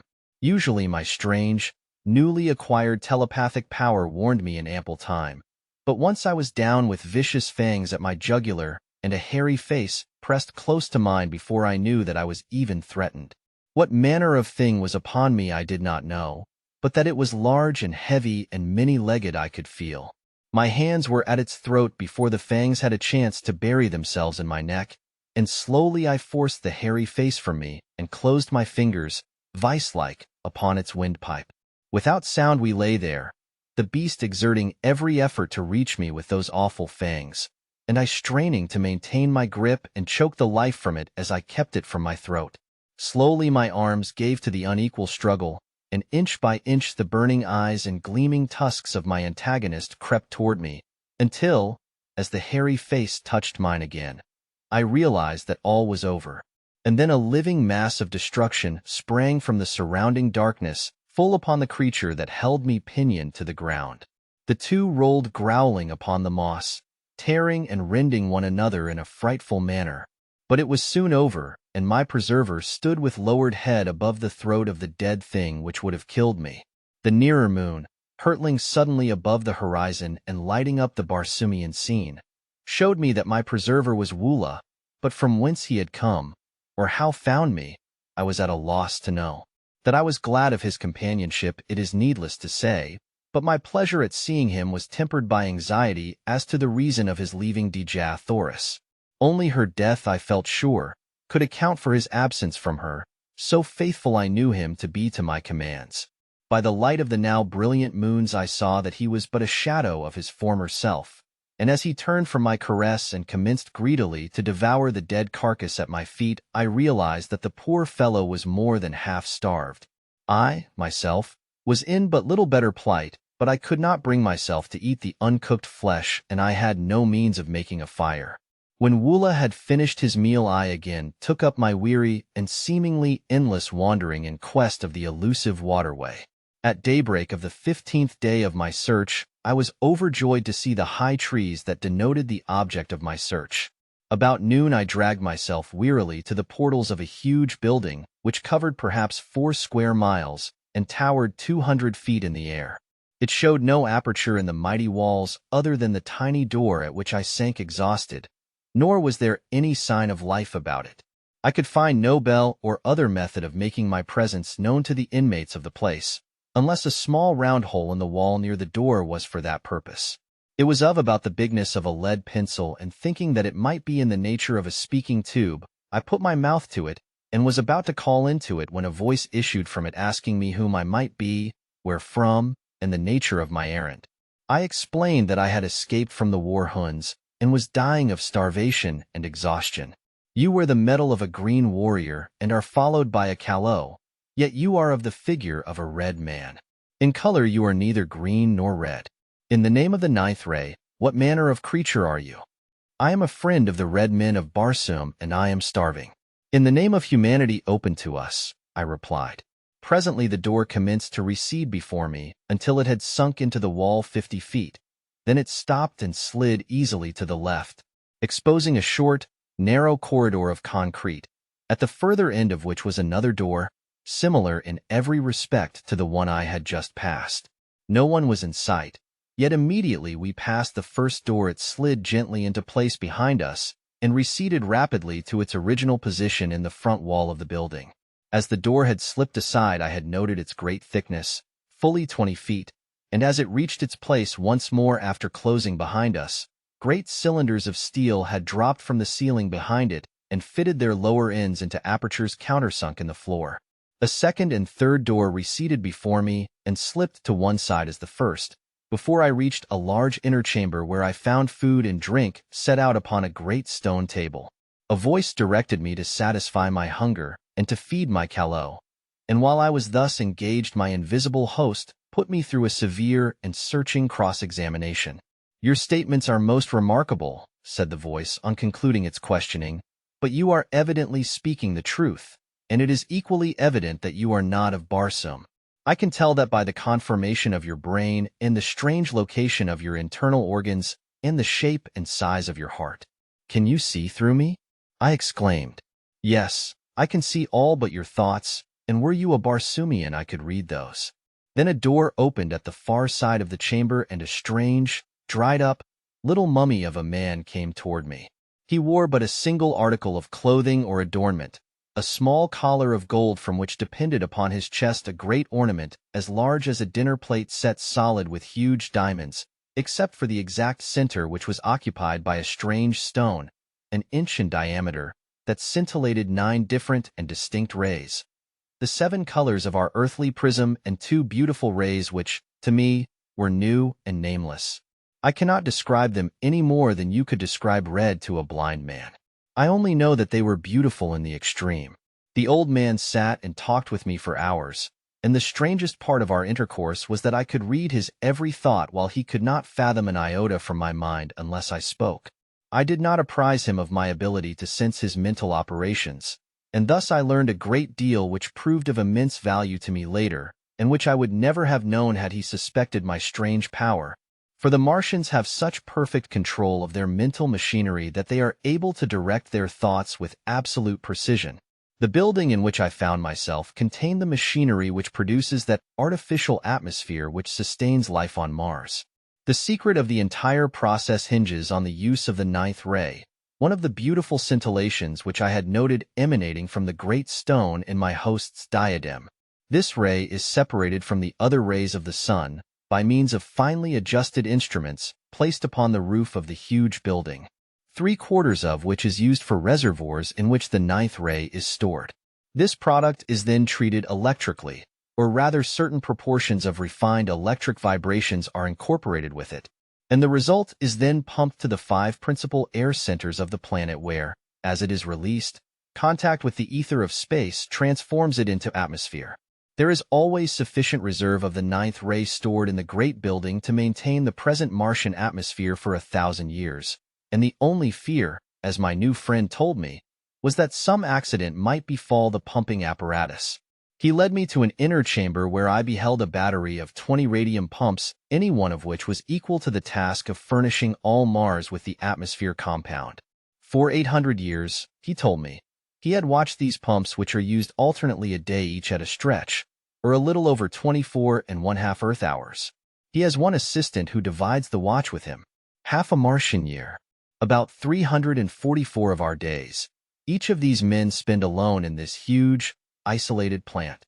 Every red Martian is taught during earliest childhood the principles of the manufacture of atmosphere, but only 2 at one time ever hold the secret of ingress to the great building, which, built as it is with walls 150 feet thick, is absolutely unassailable, even the roof being guarded from assault by aircraft by a glass covering 5 feet thick. The only fear they entertain of attack is from the green Martians or some demented red man, as all Barsoomians realize that the very existence of every form of life of Mars is dependent upon the uninterrupted working of this plant. One curious fact I discovered as I watched his thoughts was that the outer doors are manipulated by telepathic means. The locks are so finely adjusted that the doors are released by the action of a certain combination of thought waves. To experiment with my newfound toy, I thought to surprise him into revealing this combination, and so I asked him in a casual manner how he had managed to unlock the massive doors for me from the inner chambers of the building. As quick as a flash there leaped to his mind 9 Martian sounds, but as quickly faded as he answered that this was a secret he must not divulge. From then on his manner toward me changed, as though he feared that he had been surprised into divulging his great secret, and I read suspicion and fear in his looks and thoughts, though his words were still fair. Before I retired for the night, he promised to give me a letter to a nearby agricultural officer who would help me on my way to Zodanga, which he said was the nearest Martian city. But be sure that you do not let them know you are bound for Helium, as they are at war with that country. My assistant and I are of no country. We belong to all Barsoom, and this talisman which we wear protects us in all lands, even among the green men. Though we do not trust ourselves to their hands if we can avoid it, he added. And so good night, my friend, he continued. May you have a long and restful sleep. Yes, a long sleep. And though he smiled pleasantly, I saw in his thoughts the wish that he had never admitted me, and then a picture of him standing over me in the night, and the swift thrust of a long dagger and the half-formed words, I am sorry, but it is for the best good of Barsoom. As he closed the door of my chamber behind him, his thoughts were cut off from me, as was the sight of him, which seemed strange to me in my little knowledge of thought transference. What was I to do? How could I escape through these mighty walls? Easily could I kill him now that I was warned, but once he was dead I could no more escape, and with the stopping of the machinery of the great plant I should die with all the other inhabitants of the planet. All, even Dejah Thoris, were she not already dead. For the others I did not give the snap of my finger, but the thought of Dejah Thoris drove from my mind all desire to kill my mistaken host. Cautiously I opened the door of my apartment and, followed by Woola, sought the inner of the great doors. A wild scheme had come to me. I would attempt to force the great locks by the 9 thought waves I had read in my host's mind. Creeping stealthily through corridor after corridor and down winding runways which turned hither and thither, I finally reached the great hall in which I had broken my long fast that morning. Nowhere had I seen my host, nor did I know where he kept himself by night. I was on the point of stepping boldly out into the room when a slight noise behind me warned me back into the shadows of a recess in the corridor. Dragging Woola after me, I crouched low in the darkness. Presently the old man passed close by me, and as he entered the dimly lighted chamber which I had been about to pass through, I saw that he held a long, thin dagger in his hand, and that he was sharpening it upon a stone. In his mind was the decision to inspect the radium pumps, which would take about 30 minutes, and then return to my bedchamber and finish me. As he passed through the great hall and disappeared down the runway which led to the pump room, I stole stealthily from my hiding place and crossed to the great door, the inner of the 3 which stood between me and liberty. Concentrating my mind upon the massive lock, I hurled the 9 thought waves against it. In breathless expectancy I waited, when finally the great door moved softly toward me and slid quietly to one side. One after the other the remaining mighty portals opened at my command in Woola, and I stepped forth into the darkness, free, but little better off than we had been before, other than that we had full stomachs. Hastening away from the shadows of the formidable pile, I made for the first crossroad, intending to strike the central turnpike as quickly as possible. This I reached about morning, and entering the first enclosure, I searched for some evidences of a habitation. There were low, rambling buildings of concrete barred with heavy, impassable doors, and no amount of hammering and hallooing brought any response. Weary and exhausted from sleeplessness, I threw myself upon the ground, commanding Woola to stand guard. Some time later I was awakened by his frightful growlings and opened my eyes to see 3 red Martians standing a short distance from us and covering me with their rifles. "I am unarmed and no enemy," I hastened to explain. "I have been a prisoner among the green men and am on my way to Zodanga. All I ask is food and rest for myself and my Kalo and the proper directions for reaching my destination."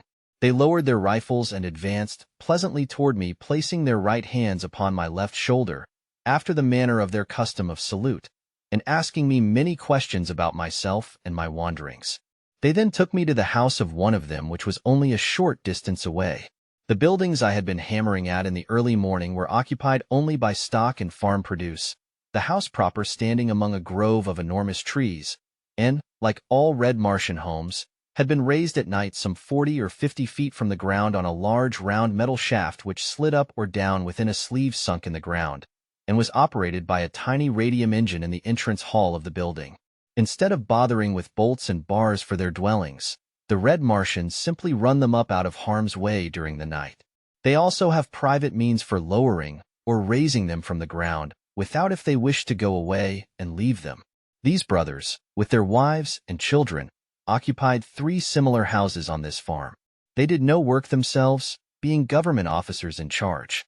The labor was performed by convicts, prisoners of war, delinquent debtors, and confirmed bachelors who were too poor to pay the high celibate tax which all red Martian governments impose. They were the personification of cordiality and hospitality, and I spent several days with them, resting and recuperating from my long and arduous experiences. When they had heard my story, I omitted all reference to Dejah Thoris and the old man of the atmosphere plant. They advised me to color my body to more nearly resemble their own race, and then attempt to find employment in Zodanga, either in the army or the navy. The chances are small that your tale will be believed until after you have proven your trustworthiness and won friends among the higher nobles of the court.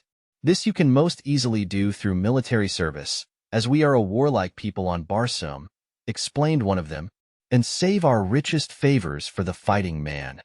When I was ready to depart, they furnished me with a small domestic bull thoat, such as is used for saddle purposes by all red Martians.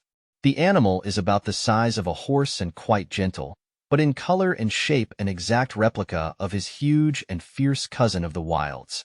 The brothers had supplied me with a reddish oil with which I anointed my entire body, and one of them cut my hair, which had grown quite long, in the prevailing fashion of the time, square at the back and banged in front, so that I could have passed anywhere upon Barsoom as a full-fledged red Martian. My medal and ornaments were also renewed in the style of a Zodangan gentleman, attached to the house of Tor, which was the family name of my benefactors. They filled a little sack at my side with Zodangan money. The medium of exchange upon Mars is not dissimilar from our own, except that the coins are oval. Paper money is issued by individuals as they require it, and redeemed twice yearly. If a man issues more than he can redeem, the government pays his creditors in full, and the debtor works out the amount upon the farms or in mines, which are all owned by the government. This suits everybody except the debtor, as it has been a difficult thing to obtain sufficient voluntary labor to work the great isolated farmlands of Mars, stretching as they do like narrow ribbons from pole to pole, through wild stretches peopled by wild animals and wilder men. When I mentioned my inability to repay them for their kindness to me, they assured me that I would have ample opportunity if I lived long upon Barsoom, and bidding me farewell they watched me until I was out of sight upon the broad white turnpike. Chapter 21. An Air Scout for Zodanga. As I proceeded on my journey towards Zodanga, many strange and interesting sights arrested my attention, and at the several farmhouses where I stopped I learned a number of new and instructive things concerning the methods and manners of Barsoom. The water which supplies the farms of Mars is collected in immense underground reservoirs at either pole from the melting ice caps, and pumped through long conduits to the various populated centers. Along either side of these conduits, and extending their entire length, lie the cultivated districts. These are divided into tracts of about the same size, each tract being under the supervision of one or more government officers. Instead of flooding the surface of the fields, and thus wasting immense quantities of water by evaporation. The precious liquid is carried underground through a vast network of small pipes directly to the roots of the vegetation. The crops upon Mars are always uniform, for there are no droughts, no rains, no high winds, and no insects or destroying birds. On this trip, I tasted the first meat I had eaten since leaving Earth, large, juicy steaks and chops from the well-fed domestic animals of the farms. Also, I enjoyed luscious fruits and vegetables, but not a single article of food which was exactly similar to anything on Earth.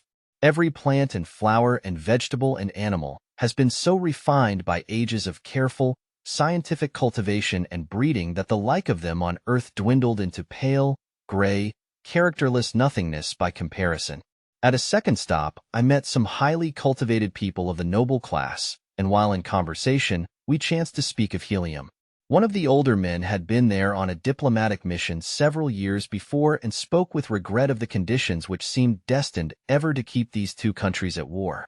Helium, he said, rightly boasts the most beautiful women of Barsoom, and of all her treasures the wondrous daughter of Mor's Kajak, Dejah Thoris, is the most exquisite flower.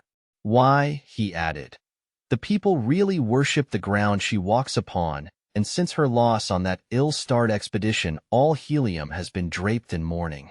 That our rulers should have attacked the disabled fleet as it was returning to Helium was but another of his awful blunders which I fear will sooner or later compel Zodanga to elevate a wiser man to his place. Even now, though our victorious armies are surrounding Helium, the people of Zodanga are voicing their displeasure, for the war is not a popular one, since it is not based on right or justice. Our forces took advantage of the absence of the principal fleet of Helium on their search for the princess, and so we have been able easily to reduce the city to a sorry plight. It is said she will fall within the next few passages of the further moon. And what, think you, may have been the fate of the princess, Dejah Thoris? I asked as casually as possible. She is dead, he answered. This much was learned from a green warrior recently captured by our forces in the south. She escaped from the hordes of Thark with a strange creature of another world, only to fall into the hands of the Warhoons. There Thoats were found wandering upon the sea bottom, and evidences of a bloody conflict were discovered nearby. While this information was in no way reassuring, neither was it at all conclusive proof of the death of Dejah Thoris, and so I determined to make every effort possible to reach Helium as quickly as I could and carry to Tardos More such news of his granddaughter's possible whereabouts as lay in my power. 10 days after leaving the three Tor brothers, I arrived at Zodanga. From the moment that I had come in contact with the red inhabitants of Mars, I had noticed that Woola drew a great amount of unwelcome attention to me, since the huge brute belonged to a species which is never domesticated by the red men. Were one to stroll down Broadway with a Numidian lion at his heels, the effect would be somewhat similar to that which I should have produced had I entered Zodanga with Woola. The very thought of parting with the faithful fellow caused me so great regret and genuine sorrow that I put it off until just before we arrived at the city's gates. But then, finally, it became imperative that we separate. Had nothing further than my own safety or pleasure been at stake, no argument could have prevailed upon me to turn away the one creature upon Barsoom that had never failed in a demonstration of affection and loyalty, but as I would willingly have offered my life in the service of her in search of whom I was about to challenge the unknown dangers of this, to me, mysterious city, I could not permit even Woola's life to threaten the success of my venture, much less his momentary happiness, for I doubted not he soon would forget me. And so I bade the poor beast an affectionate farewell, promising him, however, that if I came through my adventure in safety, that in some way I should find the means to search him out. He seemed to understand me fully, and when I pointed back in the direction of Thark, he turned sorrowfully away, nor could I bear to watch him go, but resolutely set my face toward Zodanga, and with a touch of heartsickness approached her frowning walls.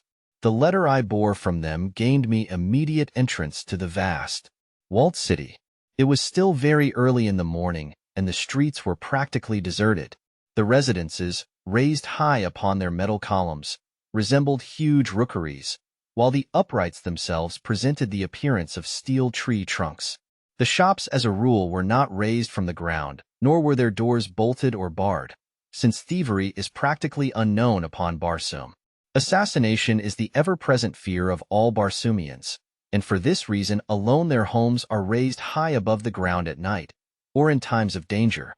The Tor brothers had given me explicit directions for reaching the point of the city where I could find living accommodations and be near the offices of the government agents to whom they had given me letters. My way led to the central square or plaza, which is a characteristic of all Martian cities. The Plaza of Zodanga covers a square mile and is bounded by the palaces of the Jedak, the Jeds, and other members of the royalty and nobility of Zodanga, as well as by the principal public buildings, cafes, and shops. As I was crossing the great square lost in wonder and admiration of the magnificent architecture and the gorgeous scarlet vegetation which carpeted the broad lawns, I discovered a red Martian walking briskly toward me from one of the avenues. He paid not the slightest attention to me, but as he came abreast I recognized him, and turning I placed my hand upon his shoulder, calling out, "Kair, Cantos can." Like lightning he wheeled, and before I could so much as lower my hand the point of his long sword was at my breast. "Who are you?" he growled, and then as a backward leap carried me 50 feet from his sword he dropped the point to the ground and exclaimed, laughing, "I do not need a better reply. There is but one man upon all Barsoom who can bounce about like a rubber ball.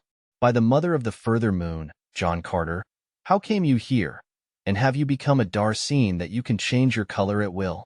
"You gave me a bad half-minute, my friend," he continued, after I had briefly outlined my adventures since parting with him in the arena at Warhoon. "Were my name and city known to the Zodangans, I would shortly be sitting on the banks of the lost Sea of Chorus with my revered and departed ancestors. I am here in the interest of Tardos Moors, Jedak of Helium, to discover the whereabouts of Dejah Thoris, our princess. Sabthan, prince of Zodanga, has her hidden in the city and has fallen madly in love with her. His father, Kosis, Jedak of Zodanga, has made her voluntary marriage to his son the price of peace between our countries. But Tardos Moors will not accede to the demands, and has sent word that he and his people would rather look upon the dead face of their princess than see her wed to any than her own choice, and that personally he would prefer being engulfed in the ashes of a lost and burning helium to joining the metal of his house with that of Kosis. His reply was the deadliest affront he could have put upon Kosis and the Zodangans. But his people love him the more for it, and his strength in helium is greater today than ever. I have been here 3 days, continued Cantos Can, but I have not yet found where Dejah Thoris is imprisoned. Today I join the Zodangan Navy as an air scout, and I hope in this way to win the confidence of Sabthan, the prince, who is commander of this division of the Navy, and thus learn the whereabouts of Dejah Thoris. I am glad that you are here, John Carter, for I know your loyalty to my princess, and 2 of us working together should be able to accomplish much." The plaza was now commencing to fill with people going and coming upon the daily activities of their duties. The shops were opening and the cafes filling with early morning patrons. Cantos Can led me to one of these gorgeous eating places where we were served entirely by mechanical apparatus. No hand touched the food from the time it entered the building in its raw state until it emerged hot and delicious upon the tables before the guests, in response to the touching of tiny buttons to indicate their desires. After our meal, Cantos Can took me with him to the headquarters of the Air Scout Squadron, and introducing me to his superior asked that I be enrolled as a member of the Corps. In accordance with custom, an examination was necessary, but Cantos Can had told me to have no fear on this score as he would attend to that part of the matter. He accomplished this by taking my order for examination to the examining officer and representing himself as John Carter.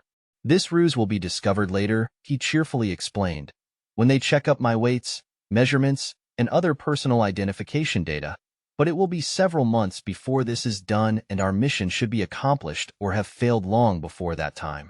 The next few days were spent by Cantos Can in teaching me the intricacies of flying and of repairing the dainty little contrivances which the Martians use for this purpose. The body of the one-man aircraft is about 16 feet long, 2 feet wide and 3 inches thick, tapering to a point at each end. The driver sits on top of this plane upon a seat constructed over the small, noiseless radium engine which propels it. The medium of buoyancy is contained within the thin metal walls of the body and consists of the 8th Barsoomian ray, or ray of propulsion, as it may be termed in view of its properties. This ray, like the ninth ray, is unknown on Earth, but the Martians have discovered that it is an inherent property of all light no matter from what source it emanates. They have learned that it is the solar eighth ray which propels the light of the sun to the various planets, and that it is the individual eighth ray of each planet which reflects or propels the light thus obtained out into space once more. The solar eighth ray would be absorbed by the surface of Barsoom, but the Barsoomian eighth ray, which tends to propel light from Mars into space, is constantly streaming out from the planet, constituting a force of repulsion of gravity, which when confined is able to lift enormous weights from the surface of the ground. It is this ray which has enabled them to so perfect aviation that battleships far outweighing anything known upon Earth sail as gracefully and lightly through the thin air of Barsoom as a toy balloon in the heavy atmosphere of Earth. During the early years of the discovery of this ray, many strange accidents occurred before the Martians learned to measure and control the wonderful power they had found.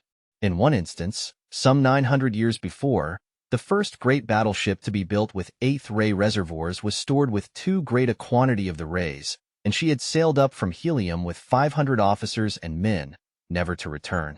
Her power of repulsion for the planet was so great that it had carried her far into space, where she can be seen today, by the aid of powerful telescopes, hurtling through the heavens 10,000 miles from Mars. A tiny satellite that will thus encircle Barsoom to the end of time. The fourth day after my arrival at Zodanga, I made my first flight, and as a result of it I won a promotion which included quarters in the palace of the Nkosis. As I rose above the city I circled several times, as I had seen Cantos can do, and then throwing my engine into top speed I raced at terrific velocity toward the south, following one of the great waterways which enter Zodanga from that direction. I had traversed perhaps 200 miles in a little less than an hour when I descried far below me a party of 3 green warriors racing madly toward a small figure on foot, which seemed to be trying to reach the confines of one of the walled fields. Dropping my machine rapidly toward them, and circling to the rear of the warriors, I soon saw that the object of their pursuit was a red Martian wearing the medal of the scout squadron to which I was attached. A short distance away lay his tiny flyer, surrounded by the tools with which he had evidently been occupied in repairing some damage when surprised by the green warriors. They were now almost upon him, their flying mounts charging down on the relatively puny figure at terrific speed, while the warriors leaned low to the right with their great metal-shod spears. Each seemed striving to be the first to impale the poor Zodangan, and in another moment his fate would have been sealed had it not been for my timely arrival. Driving my fleet aircraft at high speed directly behind the warriors, I soon overtook them, and without diminishing my speed I rammed the prow of my little flyer between the shoulders of the nearest.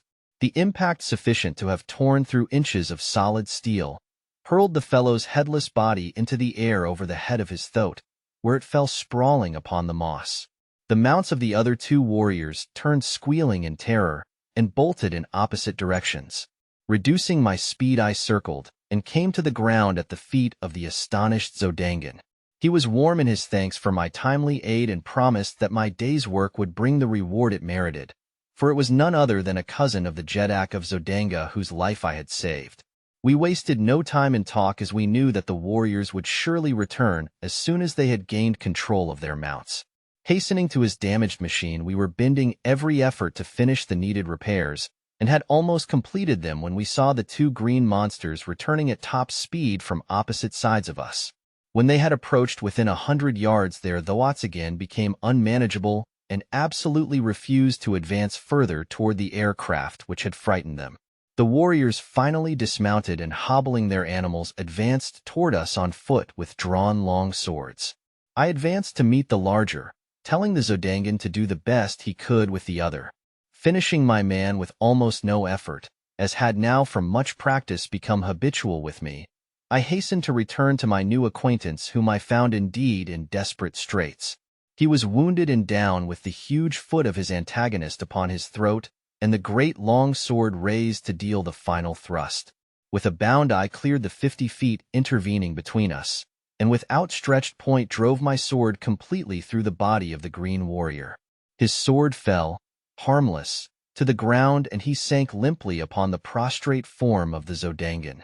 A cursory examination of the latter revealed no mortal injuries, and after a brief rest, he asserted that he felt fit to attempt the return voyage. He would have to pilot his own craft, however, as these frail vessels are not intended to convey but a single person. Quickly completing the repairs, we rose together into the still, cloudless Martian sky, and at great speed and without further mishap returned to Zodanga. As we neared the city, we discovered a mighty concourse of civilians and troops assembled upon the plain before the city. The sky was black with naval vessels and private and public pleasure craft, flying long streamers of gay-colored silks and banners and flags of odd and picturesque design.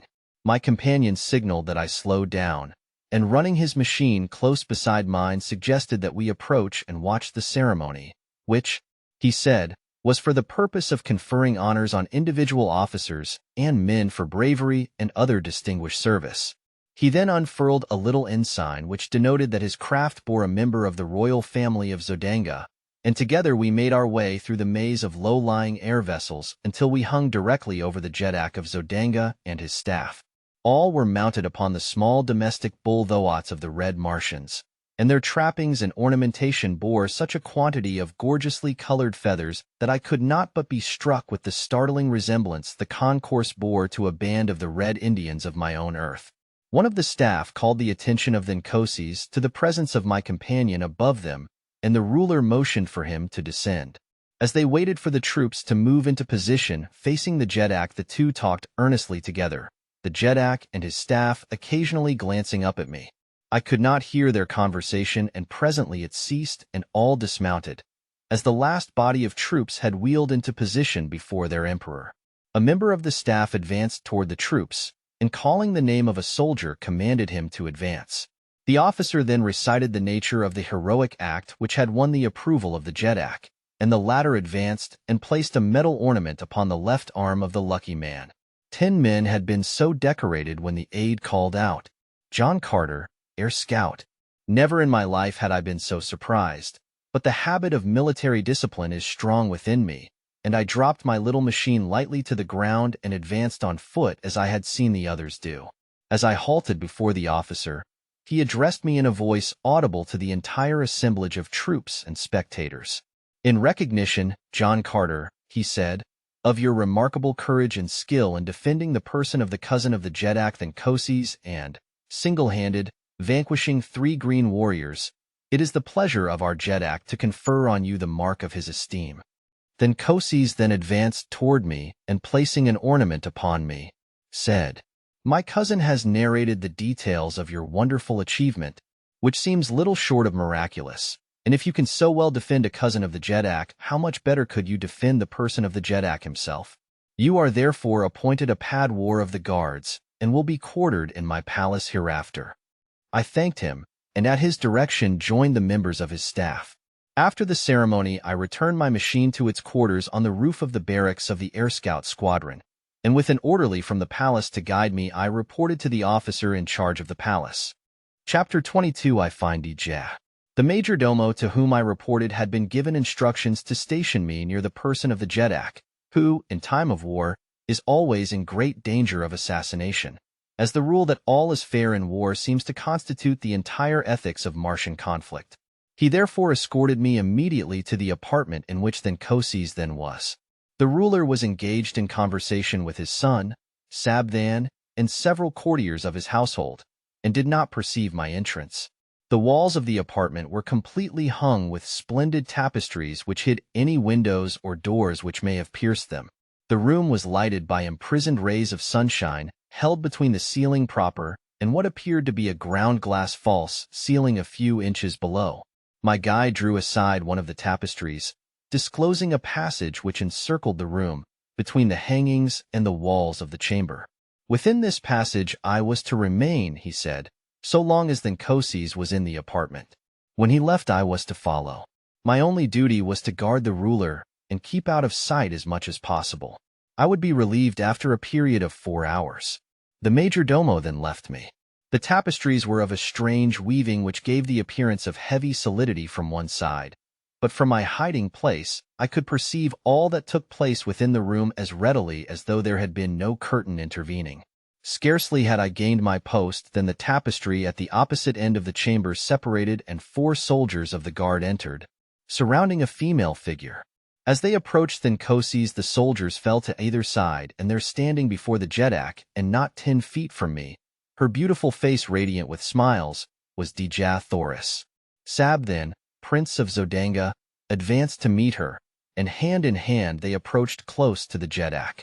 Then Kosis looked up in surprise, and, rising, saluted her. To what strange freak do I owe this visit from the Princess of Helium, who, 2 days ago, with rare consideration for my pride, assured me that she would prefer Talhages, the green Thark, to my son? Dejah Thoris only smiled the more, and with the roguish dimples playing at the corners of her mouth, she made answer. From the beginning of time upon Barsoom, it has been the prerogative of woman to change her mind as she listed, and to dissemble in matters concerning her heart. That you will forgive Thinkosis, as has your son. 2 days ago I was not sure of his love for me, but now I am, and I have come to beg of you to forget my rash words, and to accept the assurance of the Princess of Helium that when the time comes she will wed Sab then, Prince of Zodanga. I am glad that you have so decided, replied Thinkosis. It is far from my desire to push war further against the people of Helium, and your promise shall be recorded, and a proclamation to my people issued forthwith. It were better, Thinkosis, interrupted Dejah Thoris, that the proclamation wait the ending of this war. It would look strange indeed to my people, and to yours were the Princess of Helium to give herself to her country's enemy in the midst of hostilities. Cannot the war be ended at once? Spoke Sab then. It requires but the word of Thinkosis to bring peace. Say it, my father, say the word that will hasten my happiness, and end this unpopular strife. We shall see, replied Thinkosis, how the people of Helium take to peace. I shall at least offer it to them. Dejah Thoris, after a few words, turned and left the apartment, still followed by her guards. Thus was the edifice of my brief dream of happiness dashed, broken, to the ground of reality. The woman for whom I had offered my life, and from whose lips I had so recently heard a declaration of love for me, had lightly forgotten my very existence and smilingly given herself to the son of her people's most hated enemy. Although I had heard it with my own ears, I could not believe it. I must search out her apartments and force her to repeat the cruel truth to me alone before I would be convinced. And so I deserted my post and hastened through the passage behind the tapestries toward the door by which she had left the chamber. Slipping quietly through this opening, I discovered a maze of winding corridors, branching and turning in every direction. Running rapidly down first one, and then another of them, I soon became hopelessly lost, and was standing panting against a side wall when I heard voices near me. Apparently they were coming from the opposite side of the partition against which I leaned, and presently I made out the tones of Dejah Thoris. I could not hear the words, but I knew that I could not possibly be mistaken in the voice. Moving on a few steps, I discovered another passageway at the end of which lay a door. Walking boldly forward, I pushed into the room only to find myself in a small antechamber in which were the 4 guards who had accompanied her. One of them instantly arose and accosted me, asking the nature of my business. I am from Thinkosis, I replied, and wish to speak privately with Dejah Thoris, Princess of Helium. And your order? Asked the fellow. I did not know what he meant, but replied that I was a member of the guard, and without waiting for a reply from him, I strode toward the opposite door of the antechamber, behind which I could hear Dejah Thoris conversing. But my entrance was not to be so easily accomplished. The guardsman stepped before me, saying, "No one comes from Thinkosis without carrying an order or the password. You must give me one or the other before you may pass. The only order I require, my friend, to enter where I will, hangs at my side," I answered, tapping my long sword. "Will you let me pass in peace or no?" For reply he whipped out his own sword, calling to the others to join him, and thus the 4 stood, with drawn weapons, barring my further progress. "You are not here by the order of Thinkosis," cried the one who had first addressed me, "and not only shall you not enter the apartments of the Princess of Helium, but you shall go back to Thinkosis under guard to explain this unwarranted temerity. Throw down your sword. You cannot hope to overcome 4 of us, he added with a grim smile. My reply was a quick thrust which left me but 3 antagonists, and I can assure you that they were worthy of my mettle. They had me backed against the wall in no time, fighting for my life. Slowly I worked my way to a corner of the room where I could force them to come at me only one at a time, and thus we fought upward of 20 minutes. The clanging of steel on steel producing a veritable bedlam in the little room. The noise had brought Dejah Thoris to the door of her apartment, and there she stood throughout the conflict with Sola at her back, peering over her shoulder. Her face was set and emotionless, and I knew that she did not recognize me, nor did Sola. Finally, a lucky cut brought down a second guardsman, and then, with only 2 opposing me, I changed my tactics and rushed them down after the fashion of my fighting that had won me many a victory. The third fell within 10 seconds after the second, and the last lay dead upon the bloody floor a few moments later. They were brave men and noble fighters, and it grieved me that I had been forced to kill them, but I would have willingly depopulated all Barsoom could I have reached the side of my Dejah Thoris in no other way. Sheathing my bloody blade, I advanced toward my Martian princess, who still stood mutely gazing at me without sign of recognition. "Who are you, Zodangan?" she whispered. "Another enemy to harass me in my misery?" "I am a friend," I answered, "a once-cherished friend." "No friend of Helium's princess wears that medal," she replied. "And yet the voice. I have heard it before. It is not, it cannot be, no, for he is dead." "It is, though, my princess, none other than John Carter," I said.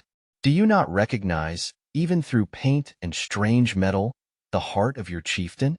As I came close to her, she swayed toward me with outstretched hands, but as I reached to take her in my arms, she drew back with a shudder and a little moan of misery. Too late, she grieved. "Oh, my chieftain that was, and whom I thought dead, had you but returned 1 little hour before. But now it is too late, too late." "What do you mean, Dejah Thoris?" I cried. "That you would not have promised yourself to the Zodangan prince had you known that I lived? Think you, John Carter, that I would give my heart to you yesterday and today to another? I thought that it lay buried with your ashes in the pits of Warhoon, and so today I have promised my body to another to save my people from the curse of a victorious Zodangan army. But I am not dead, my princess. I have come to claim you, and all Zodanga cannot prevent it. It is too late, John Carter. My promise is given, and on Barsoom that is final. The ceremonies which follow later are but meaningless formalities. They make the fact of marriage no more certain than does the funeral cortege of a Jedak again place the seal of death upon him. I am as good as married, John Carter. No longer may you call me your princess. No longer are you my chieftain. I know but little of your customs here upon Barsoom, Dejah Thoris, but I do know that I love you, and if you meant the last words you spoke to me that day as the hordes of Warhoon were charging down upon us, no other man shall ever claim you as his bride. You meant them then, my princess, and you mean them still. Say that it is true. I meant them, John Carter, she whispered. I cannot repeat them now, for I have given myself to another. Ah, if you had only known our ways. My friend, she continued, half to herself, the promise would have been yours long months ago, and you could have claimed me before all others. It might have meant the fall of Helium, but I would have given my empire for my Tharkian chief. Then aloud she said, Do you remember the night when you offended me? You called me your princess without having asked my hand of me, and then you boasted that you had fought for me. You did not know, and I should not have been offended. I see that now. But there was no one to tell you what I could not, that upon Barsoom there are 2 kinds of women in the cities of the red men. The one they fight for that they may ask them in marriage. The other kind they fight for also, but never ask their hands. When a man has won a woman, he may address her as his princess, or in any of the several terms which signify possession. You had fought for me, but had never asked me in marriage, and so when you called me your princess, you see, she faltered, I was hurt. But even then, John Carter, I did not repulse you, as I should have done, until you made it doubly worse by taunting me with having won me through combat. I do not need ask your forgiveness now, Dejah Thoris, I cried. You must know that my fault was of ignorance of your Barsoomian customs. What I failed to do, through implicit belief that my petition would be presumptuous and unwelcome. I do now, Dejah Thoris. I ask you to be my wife, and by all the Virginian fighting blood that flows in my veins you shall be. No, John Carter, it is useless, she cried, hopelessly. I may never be yours while Sabthan lives. You have sealed his death warrant, my princess. Sabthan dies. Nor that either, she hastened to explain. I may not wed the man who slays my husband, even in self-defense. It is custom. We are ruled by custom upon Barsoom. It is useless, my friend. You must bear the sorrow with me, that at least we may share in common. That, and the memory of the brief days among the Tarkas. You must go now, nor ever see me again. Goodbye, my chieftain that was.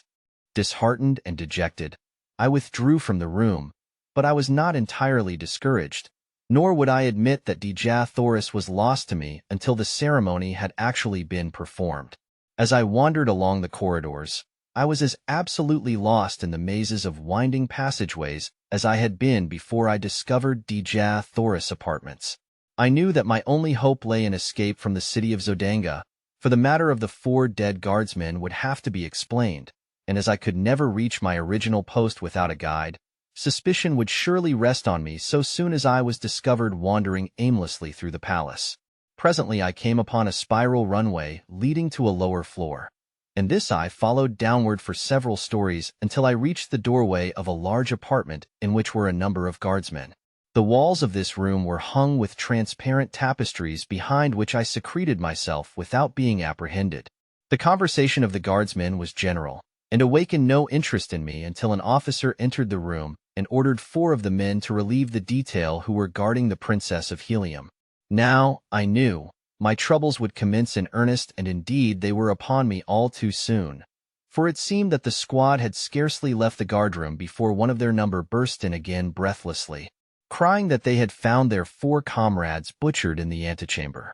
In a moment the entire palace was alive with people. Guardsmen, officers, courtiers, servants, and slaves ran helter-skelter through the corridors and apartments carrying messages and orders, and searching for signs of the assassin. This was my opportunity, and slim as it appeared I grasped it, for as a number of soldiers came hurrying past my hiding place I fell in behind them and followed through the mazes of the palace until, in passing through a great hall, I saw the blessed light of day coming in through a series of larger windows. Here I left my guides, and, slipping to the nearest window, sought for an avenue of escape. The windows opened upon a great balcony which overlooked one of the broad avenues of Zodanga.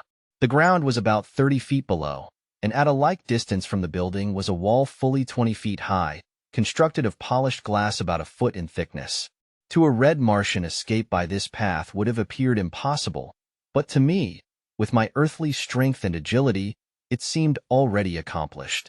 My only fear was in being detected before darkness fell, for I could not make the leap in broad daylight while the court below and the avenue beyond were crowded with Zodangans. Accordingly, I searched for a hiding place and finally found one by accident, inside a huge hanging ornament which swung from the ceiling of the hall, and about 10 feet from the floor. Into the capacious bowl-like vase I sprang with ease, and scarcely had I settled down within it than I heard a number of people enter the apartment. The group stopped beneath my hiding place, and I could plainly overhear their every word. "It is the work of Heliumites," said one of the men.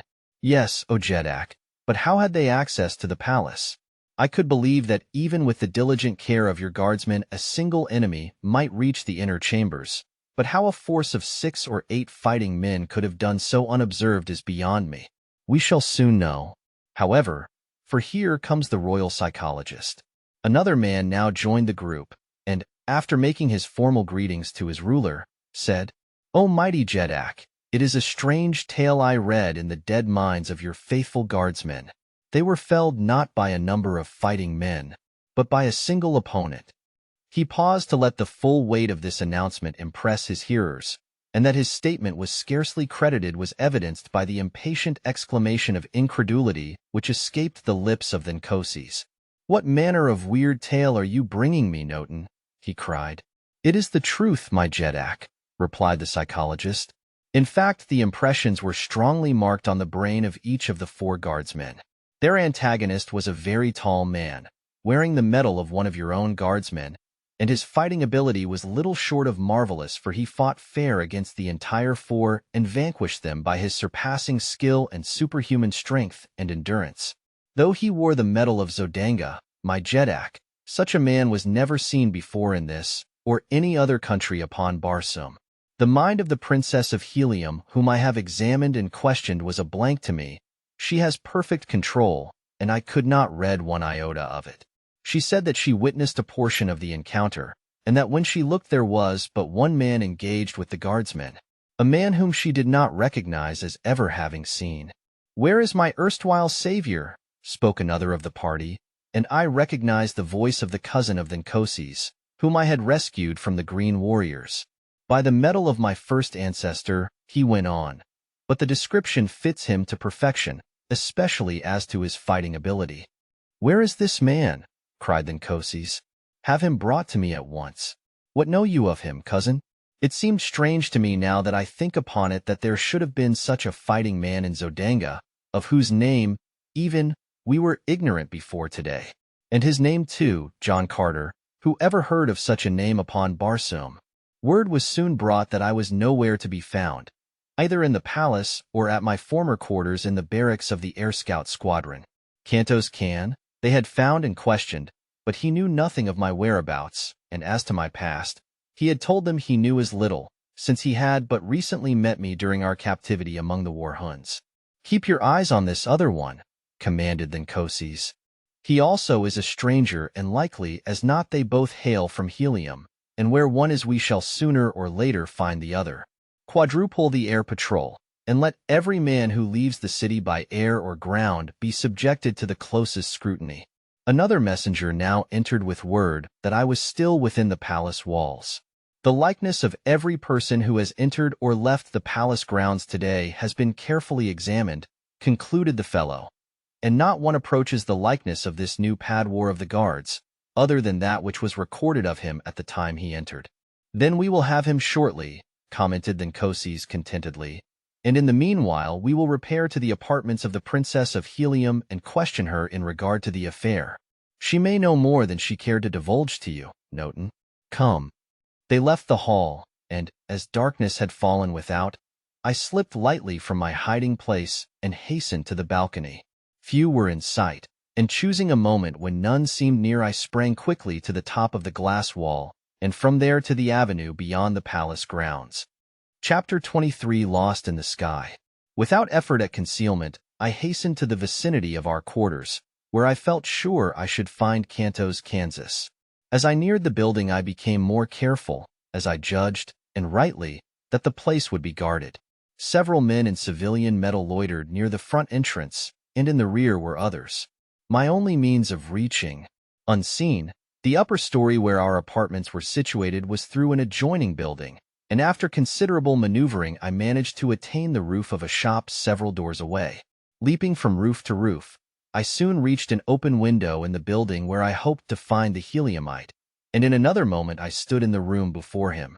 He was alone and showed no surprise at my coming, saying he had expected me much earlier, as my tour of duty must have ended some time since. I saw that he knew nothing of the events of the day at the palace, and when I had enlightened him he was all excitement. The news that Dejah Thoris had promised her hand to Sab then filled him with dismay. "It cannot be," he exclaimed. "It is impossible. Why, no man in all Helium but would prefer death to the selling of our loved princess to the ruling house of Zodanga. She must have lost her mind to have assented to such an atrocious bargain. You, who do not know how we of Helium love the members of our ruling house, cannot appreciate the horror with which I contemplate such an unholy alliance. What can be done, John Carter?" he continued. "You are a resourceful man. Can you not think of some way to save Helium from this disgrace?" "If I can come within sword's reach of Sab, then," I answered, "I can solve the difficulty in so far as Helium is concerned, but for personal reasons I would prefer that another struck the blow that frees Dejah Thoris." Cantos Can eyed me narrowly before he spoke. "You love her," he said. "Does she know it?" "She knows it," Cantos Can, "and repulses me only because she is promised to Sab then." The splendid fellow sprang to his feet, and grasping me by the shoulder raised his sword on high, exclaiming, "And had the choice been left to me, I could not have chosen a more fitting mate for the first princess of Barsoom. Here is my hand upon your shoulder, John Carter, and my word that Sabden shall go out at the point of my sword for the sake of my love for Helium, for Dejah Thoris, and for you. This very night I shall try to reach his quarters in the palace." "How?" I asked. "You are strongly guarded, and a quadruple force patrols the sky." He bent his head and thought a moment, then raised it with an air of confidence. "I only need to pass these guards and I can do it," he said at last. "I know a secret entrance to the palace through the pinnacle of the highest tower. I fell upon it by chance one day, as I was passing above the palace on patrol duty. In this work it is required that we investigate any unusual occurrence we may witness, and a face peering from the pinnacle of the high tower of the palace was, to me, most unusual. I therefore drew near and discovered that the possessor of the peering face was none other than Sabden. He was slightly put out at being detected and commanded me to keep the matter to myself, explaining that the passage from the tower led directly to his apartments and was known only to him. If I can reach the roof of the barracks and get my machine, I can be in Sabden's quarters in 5 minutes. But how am I to escape from this building, guarded as you say it is? How well are the machine sheds at the barracks guarded?" I asked. "There is usually but one man on duty there at night upon the roof. Go to the roof of this building, Cantos can, and wait me there." Without stopping to explain my plans, I retraced my way to the street and hastened to the barracks. I did not dare to enter the building, filled as it was with members of the Air Scout Squadron, who, in common with all Zodanga, were on the lookout for me. The building was an enormous one, rearing its lofty head fully 1,000 feet into the air. But few buildings in Zodanga were higher than these barracks, though several topped it by a few hundred feet. The docks of the great battleships of the line standing some 1,500 feet from the ground, while the freight and passenger stations of the merchant squadrons rose nearly as high. It was a long climb up the face of the building, and one fraught with much danger, but there was no other way, and so I essayed the task. The fact that Barsoomian architecture is extremely ornate made the feat much simpler than I had anticipated, since I found ornamental ledges and projections which fairly formed a perfect ladder for me all the way to the eaves of the building. Here I met my first real obstacle. The eaves projected nearly 20 feet from the wall to which I clung, and though I encircled the great building, I could find no opening through them. The top floor was alight and filled with soldiers engaged in the pastimes of their kind. I could not, therefore, reach the roof through the building. There was one slight, desperate chance, and that I decided I must take. It was for Dejah Thoris, and no man has lived who would not risk 1,000 deaths for such as she. Clinging to the wall with my feet and one hand, I unloosened one of the long leather straps of my trappings, at the end of which dangled a great hook, by which air sailors are hung to the sides and bottoms of their craft for various purposes of repair, and by means of which landing parties are lowered to the ground from the battleships. I swung this hook cautiously to the roof several times before it finally found lodgment. Gently I pulled on it to strengthen its hold, but whether it would bear the weight of my body I did not know. It might be barely caught upon the very outer verge of the roof, so that as my body swung out at the end of the strap it would slip off and launch me to the pavement 1,000 feet below. An instant I hesitated, and then, releasing my grasp upon the supporting ornament, I swung out into space at the end of the strap. Far below me lay the brilliantly lighted streets, the hard pavements, and death. There was a little jerk at the top of the supporting eaves, and a nasty slipping, grating sound which turned me cold with apprehension. Then the hook caught, and I was safe. Clambering quickly aloft, I grasped the edge of the eaves and drew myself to the surface of the roof above. As I gained my feet, I was confronted by the sentry on duty, into the muzzle of whose revolver I found myself looking. "Who are you, and whence came you?" he cried. "I am an air scout, friend, and very near a dead one, for just by the merest chance I escaped falling to the avenue below," I replied. "But how came you upon the roof, man? No one has landed or come up from the building for the past hour. Quick, explain yourself, or I call the guard. Look you here, sentry, and you shall see how I came and how close a shave I had to not coming at all," I answered. turning toward the edge of the roof, where, 20 feet below, at the end of my strap, hung all my weapons. The fellow, acting on impulse of curiosity, stepped to my side and to his undoing. For as he leaned to peer over the eaves, I grasped him by his throat and his pistol arm and threw him heavily to the roof. The weapon dropped from his grasp, and my fingers choked off his attempted cry for assistance. I gagged and bound him, and then hung him over the edge of the roof as I myself had hung a few moments before. I knew it would be morning before he would be discovered, and I needed all the time that I could gain. Donning my trappings and weapons, I hastened to the sheds, and soon had out both my machine and Kanto's cans. Making his fast behind mine, I started my engine, and skimming over the edge of the roof, I dove down into the streets of the city far below the plain usually occupied by the air patrol. In less than a minute, I was settling safely upon the roof of our apartment, beside the astonished Kanto's can. I lost no time in explanation, but plunged immediately into a discussion of our plans for the immediate future. It was decided that I was to try to make helium while Kanto's can was to enter the palace and dispatch Sab then. If successful, he was then to follow me. He set my compass for me, a clever little device which will remain steadfastly fixed upon any given point on the surface of Barsoom, and bidding each other farewell, we rose together and sped in the direction of the palace, which lay in the route which I must take to reach helium.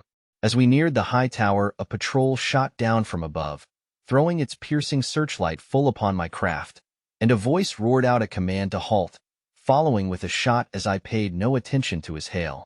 Kanto's can dropped quickly into the darkness, while I rose steadily and at terrific speed raced through the Martian sky, followed by a dozen of the air scout craft which had joined the pursuit, and later by a swift cruiser carrying 100 men and a battery of rapid-fire guns.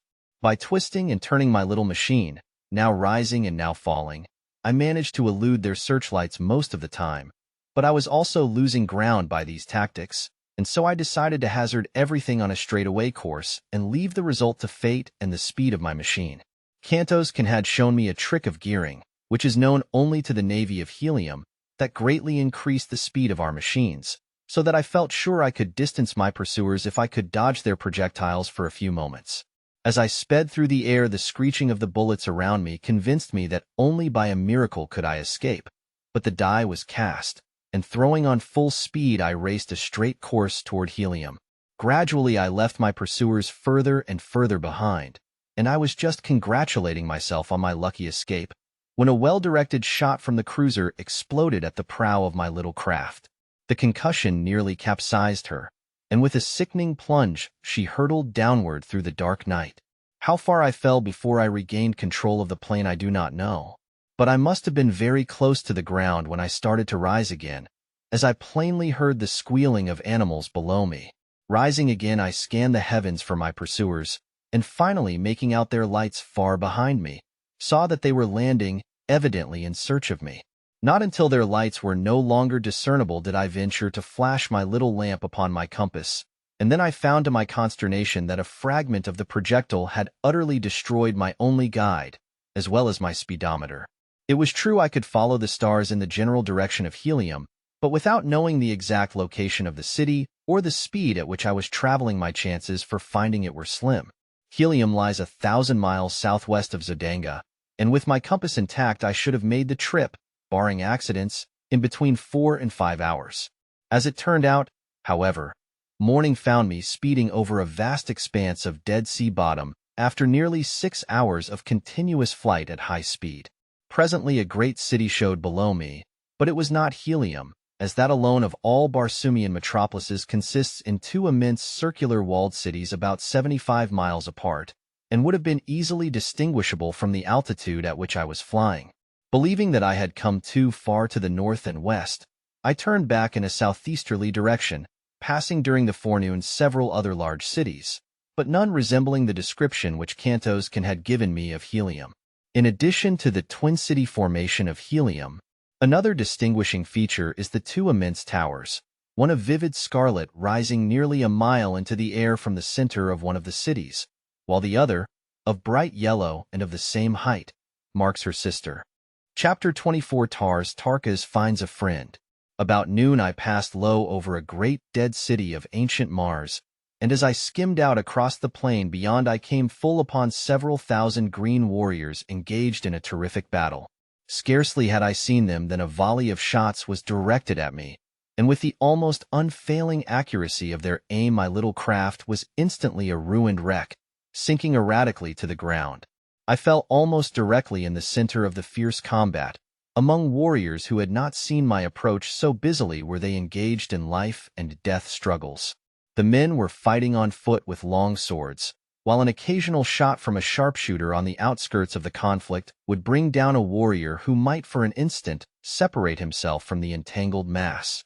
As my machine sank among them, I realized that it was fight or die, with good chances of dying in any event, and so I struck the ground with drawn long sword, ready to defend myself as I could. I fell beside a huge monster who was engaged with 3 antagonists, and as I glanced at his fierce face, filled with the light of battle, I recognized Tarkas the Thark. He did not see me, as I was a trifle behind him, and just then the 3 warriors opposing him, and whom I recognized as Warhoons, charged simultaneously. The mighty fellow made quick work of one of them, but in stepping back for another thrust he fell over a dead body behind him and was down and at the mercy of his foes in an instant. Quick as lightning they were upon him, and Tarkas would have been gathered to his fathers in short order had I not sprung before his prostrate form and engaged his adversaries. I had accounted for one of them when the mighty Thark regained his feet and quickly settled the other. He gave me one look, and a slight smile touched his grim lip as, touching my shoulder, he said, "I would scarcely recognize you, John Carter, but there is no other mortal upon Barsoom who would have done what you have for me. I think I have learned that there is such a thing as friendship, my friend." He said no more, nor was there opportunity, for the Warhoons were closing in about us, and together we fought, shoulder to shoulder, during all that long, hot afternoon, until the tide of battle turned and the remnant of the fierce Warhoon horde fell back upon their thoughts and fled into the gathering darkness. 10,000 men had been engaged in that titanic struggle, and upon the field of battle lay 3,000 dead. Neither side asked or gave quarter, nor did they attempt to take prisoners. On our return to the city after the battle, we had gone directly to Tarkas' quarters, where I was left alone while the chieftain attended the customary council which immediately follows an engagement. As I sat awaiting the return of the Green Warrior, I heard something move in an adjoining apartment, and as I glanced up there rushed suddenly upon me a huge and hideous creature which bore me backward upon the pile of silks and furs upon which I had been reclining. It was Woola, faithful, loving Woola. He had found his way back to Thark and, as Tarkas later told me, had gone immediately to my former quarters where he had taken up his pathetic and seemingly hopeless watch for my return. "Dejah knows that you are here, John Carter," said Tarkas, on his return from the Jedak's quarters. "Sarkoja saw and recognized you as we were returning. Dejah has ordered me to bring you before him tonight. I have 10 thoughts, John Carter. You may take your choice from among them, and I will accompany you to the nearest waterway that leads to Helium. Tarkas may be a cruel green warrior, but he can be a friend as well. Come, we must start." "And when you return, Tarkas?" I asked. "The wild Kalos, possibly, or worse," he replied. "Unless I should chance to have the opportunity one have so long waited of battling with Dejah. We will stay, Tarkas, and see Dejah tonight. You shall not sacrifice yourself, and it may be that tonight you can have the chance you wait." He objected strenuously, saying that Dejah often flew into wild fits of passion at the mere thought of the blow I had dealt him, and that if ever he laid his hands upon me I would be subjected to the most horrible tortures.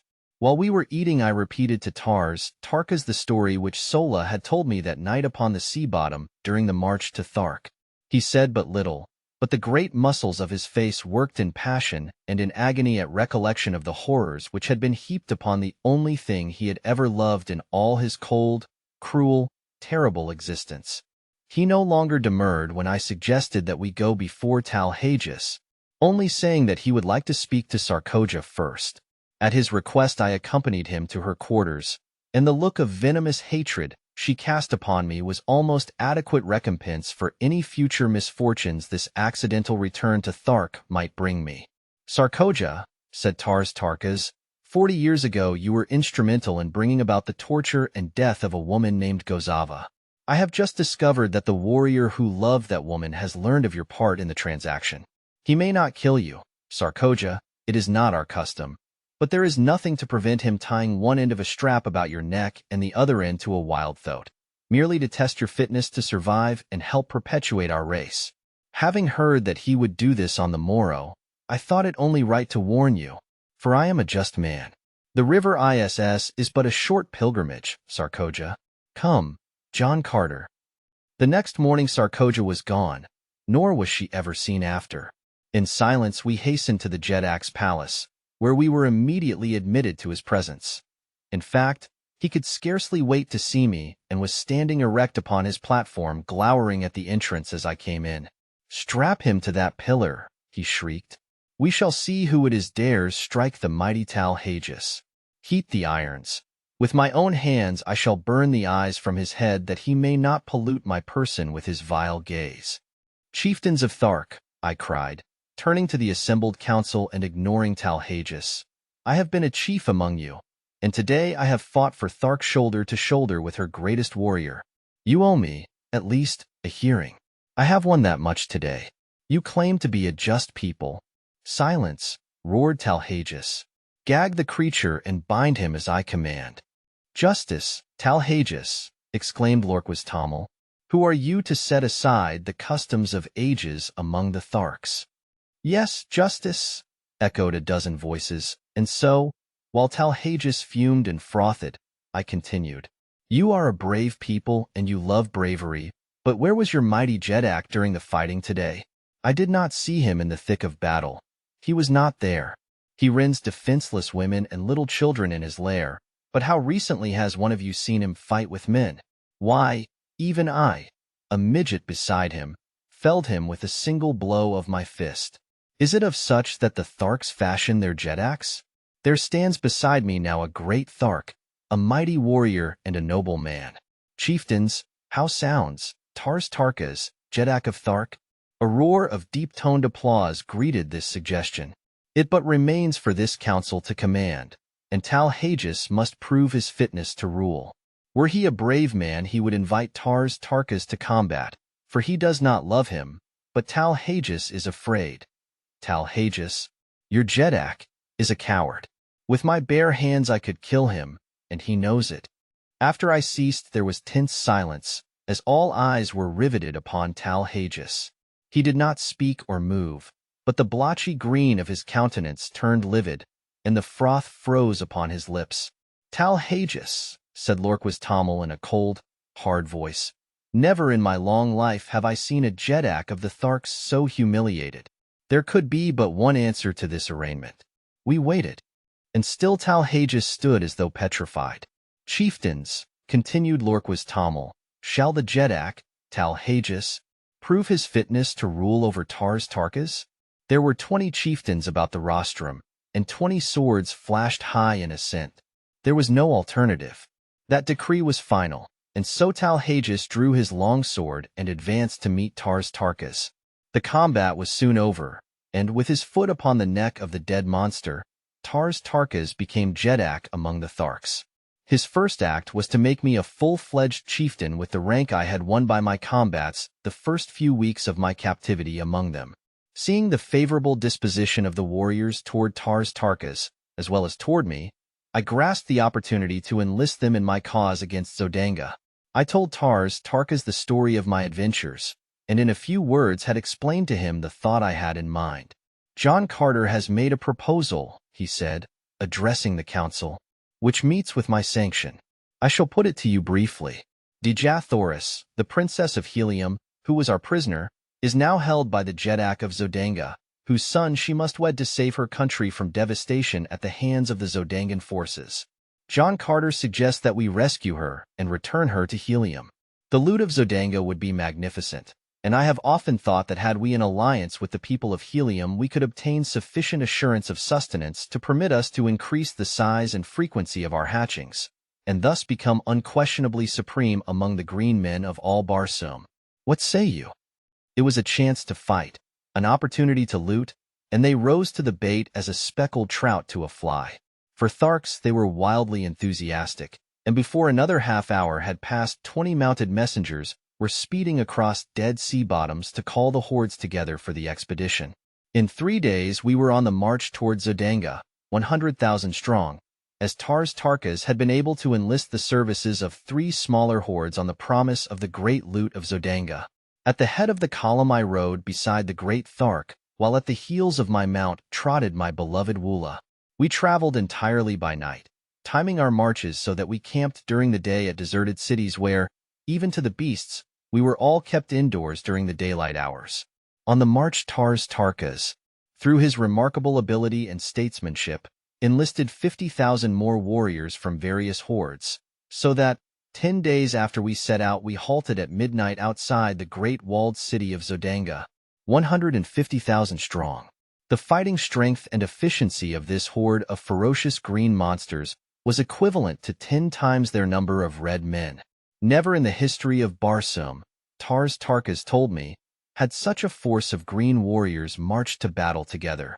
It was a monstrous task to keep even a semblance of harmony among them, and it was a marvel to me that he got them to the city without a mighty battle among themselves.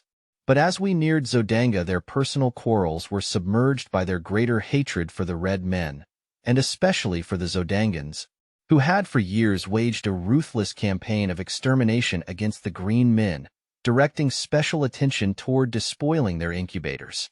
Now that we were before Zodanga, the task of obtaining entry to the city devolved upon me, and directing Tarkas to hold his forces in 2 divisions out of earshot of the city, with each division opposite a large gateway. I took 20 dismounted warriors and approached one of the small gates that pierced the walls at short intervals. These gates have no regular guard, but are covered by sentries, who patrol the avenue that encircles the city just within the walls as our metropolitan police patrol their beats. The walls of Zodanga are 75 feet in height and 50 feet thick. They are built of enormous blocks of carborundum, and the task of entering the city seemed, to my escort of green warriors, an impossibility. The fellows who had been detailed to accompany me were of one of the smaller hordes, and therefore did not know me. Placing 3 of them with their faces to the wall and arms locked, I commanded 2 more to mount to their shoulders, and a 6th I ordered to climb upon the shoulders of the upper 2. The head of the topmost warrior towered over 40 feet from the ground. In this way, with 10 warriors, I built a series of 3 steps from the ground to the shoulders of the topmost man. Then, starting from a short distance behind them, I ran swiftly up from one tier to the next, and with a final bound from the broad shoulders of the highest, I clutched the top of the great wall and quietly drew myself to its broad expanse. After me, I dragged 6 lengths of leather from an equal number of my warriors. These lengths we had previously fastened together, and passing one end to the topmost warrior, I lowered the other end cautiously over the opposite side of the wall toward the avenue below. No one was in sight, so, lowering myself to the end of my leather strap, I dropped the remaining 30 feet to the pavement below. I had learned from Cantos the secret of opening these gates, and in another moment my 20 great fighting men stood within the doomed city of Zodanga. I found to my delight that I had entered at the lower boundary of the enormous palace grounds. The building itself showed in the distance a blaze of glorious light, and on the instant I determined to lead a detachment of warriors directly within the palace itself, while the balance of the great horde was attacking the barracks of the soldiery. Dispatching one of my men to Tarkas for a detail of 50 Tharks, with word of my intentions, I ordered 10 warriors to capture and open one of the great gates, while with the 9 remaining I took the other. We were to do our work quietly, no shots were to be fired, and no general advance made until I had reached the palace with my 50 Tharks. Our plans worked to perfection. The 2 sentries we met were dispatched to their fathers upon the banks of the lost sea of Chorus, and the guards at both gates followed them in silence. Chapter 25: The Looting of Zodanga. As the great gate where I stood swung open, my 50 Tharks, headed by Tarkas himself, rode in upon their mighty thwats. I led them to the palace walls, which I negotiated easily without assistance. Once inside, however, the gate gave me considerable trouble, but I finally was rewarded by seeing it swing upon its huge hinges, and soon my fierce escort was riding across the gardens of the Jeddak of Zodanga. As we approached the palace, I could see through the great windows of the first floor into the brilliantly illuminated audience chamber of the Nkosis. The immense hall was crowded with nobles and their women, as though some important function was in progress. There was not a guard in sight without the palace, due, I presume, to the fact that the city and palace walls were considered impregnable, and so I came close and peered within. At one end of the chamber, upon massive golden thrones encrusted with diamonds, sat the Nkosis and his consort, surrounded by officers and dignitaries of state. Before them stretched a broad aisle lined on either side with soldiery, and as I looked there entered this aisle at the far end of the hall, the head of a procession which advanced to the foot of the throne. First there marched 4 officers of the Jeddak's guard bearing a huge salver on which reposed, upon a cushion of scarlet silk, a great golden chain with a collar and padlock at each end. Directly behind these officers came 4 others carrying a similar salver, which supported the magnificent ornaments of a prince and princess of the reigning house of Zodanga. At the foot of the throne these 2 parties separated and halted, facing each other at opposite sides of the aisle. Then came more dignitaries, and the officers of the palace and of the army, and finally 2 figures entirely muffled in scarlet silk, so that not a feature of either was discernible. These 2 stopped at the foot of the throne, facing the Nkosis. When the balance of the procession had entered and assumed their stations, the Nkosis addressed the couple standing before him. I could not hear his words, but presently 2 officers advanced and removed the scarlet robe from one of the figures, and I saw that Kantoskan had failed in his mission, for it was Sab then, Prince of Zodanga, who stood revealed before me. Then Nkosis now took a set of the ornaments from one of the salvers and placed one of the collars of gold about his son's neck, springing the padlock fast. After a few more words addressed to Sab, then he turned to the other figure, from which the officers now removed the enshrouding silks, disclosing to my now comprehending view Dejah Thoris, Princess of Helium. The object of the ceremony was clear to me. In another moment Dejah Thoris would be joined forever to the Prince of Zodanga. It was an impressive and beautiful ceremony, I presume, but to me it seemed the most fiendish sight I had ever witnessed, and as the ornaments were adjusted upon her beautiful figure and her collar of gold swung open in the hands of the Nkosis, I raised my long sword above my head, and with the heavy hilt, I shattered the glass of the great window and sprang into the midst of the astonished assemblage. With a bound I was on the steps of the platform beside the Nkosis, and as he stood riveted with surprise, I brought my long sword down upon the golden chain that would have bound Dejah Thoris to another. In an instant all was confusion. 1,000 drawn swords menaced me from every quarter, and Sab then sprang upon me with a jeweled dagger he had drawn from his nuptial ornaments. I could have killed him as easily as I might have fly, but the age-old custom of Barsoom stayed my hand, and grasping his wrist as the dagger flew toward my heart, I held him as though in a vice, and with my long sword pointed to the far end of the hall. "Zodanga has fallen," I cried. "Look!" All eyes turned in the direction I had indicated, and there, forging through the portals of the entranceway rode Tarkas and his 50 warriors on their great thoats. A cry of alarm and amazement broke from the assemblage, but no word of fear, and in a moment the soldiers and nobles of Zodanga were hurling themselves upon the advancing Tarkas. Thrusting Sab then headlong from the platform, I drew Dejah Thoris to my side. Behind the throne was a narrow doorway, and in this the Nkosis now stood facing me, with drawn long sword. In an instant we were engaged, and I found no mean antagonist. As we circled upon the broad platform, I saw Sab then rushing up the steps to aid his father, but, as he raised his hand to strike, Dejah Thoris sprang before him, and then my sword found the spot that made Sab then Jeddak of Zodanga. As his father rolled dead upon the floor, the new Jeddak tore himself free from Dejah Thoris' grasp, and again we faced each other. He was soon joined by a quartet of officers, and, with my back against a golden throne, I fought once again for Dejah Thoris. I was hard-pressed to defend myself, and yet not strike down Sab then, and, with him, my last chance to win the woman I loved. My blade was swinging with the rapidity of lightning as I sought to parry the thrusts and cuts of my opponents. 2 I had disarmed, and 1 was down, when several more rushed to the aid of their new ruler, and to avenge the death of the old. As they advanced, there were cries of, "The woman! The woman!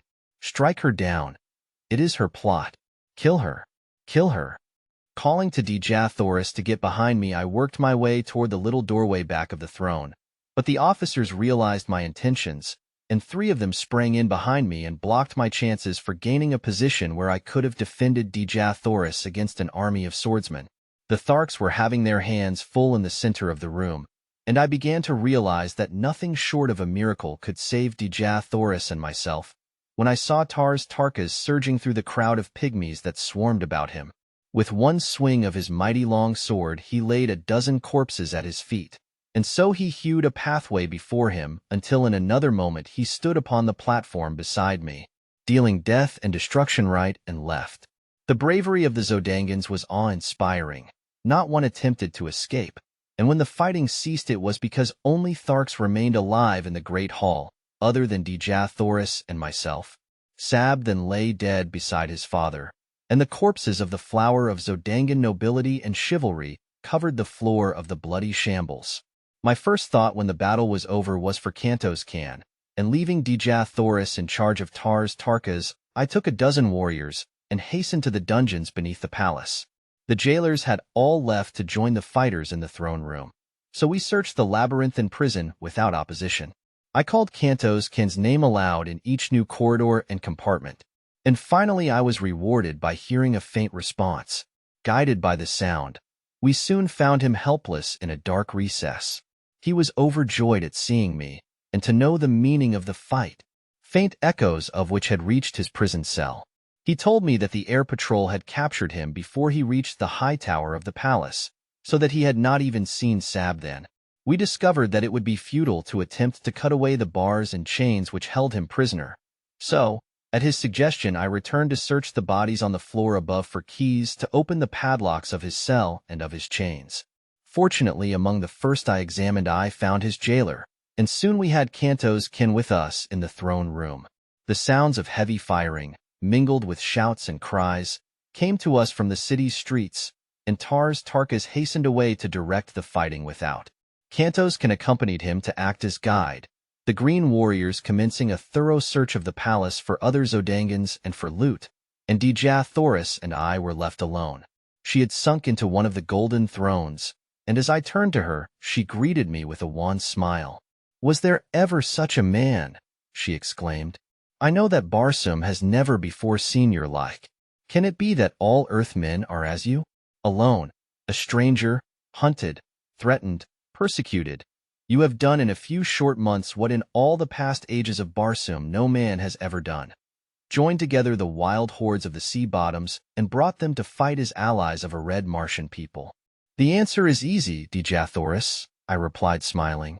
"It was not I who did it, it was love for Dejah Thoris, a power that would work greater miracles than this you have seen." A pretty flush overspread her face, and she answered, "You may say that now, John Carter, and I may listen, for I am free. And more still I have to say, ere it is again too late," I returned. "I have done many strange things in my life, many things that wiser men would not have dared, but never in my wildest fancies have I dreamed of winning a Dejah Thoris for myself, for never had I dreamed that in all the universe dwelt such a woman as the Princess of Helium. That you are a princess does not abash me, but that you are you is enough to make me doubt my sanity as I ask you, my princess, to be mine." "He does not need to be abashed who so well knew the answer to his plea before the plea were made," she replied, rising and placing her dear hands upon my shoulders, and so I took her in my arms and kissed her. And thus in the midst of a city of wild conflict, filled with the alarms of war, with death and destruction reaping their terrible harvest around her, did Dejah Thoris, Princess of Helium, true daughter of Mars, the god of war, promise herself in marriage to John Carter, gentleman of Virginia. Chapter 26 Through Carnage to Joy. Sometime later Tarkas and Kanto's can return to report that Zodanga had been completely reduced. Her forces were entirely destroyed or captured, and no further resistance was to be expected from within. Several battleships had escaped, but there were thousands of war and merchant vessels under guard of Thark warriors. The lesser hordes had commenced looting and quarreling among themselves, so it was decided that we collect what warriors we could, man as many vessels as possible with Zodangan prisoners, and make for Helium without further loss of time. 5 hours later, we sailed from the roofs of the dock buildings with a fleet of 250 battleships, carrying nearly 100,000 green warriors, followed by a fleet of transports with Arthoats. Behind us, we left the stricken city in the fierce and brutal clutches of some 40,000 green warriors of the lesser hordes. They were looting, murdering, and fighting amongst themselves. In 100 places they had applied the torch, and columns of dense smoke were rising above the city as though to blot out from the eye of heaven the horrid sights beneath.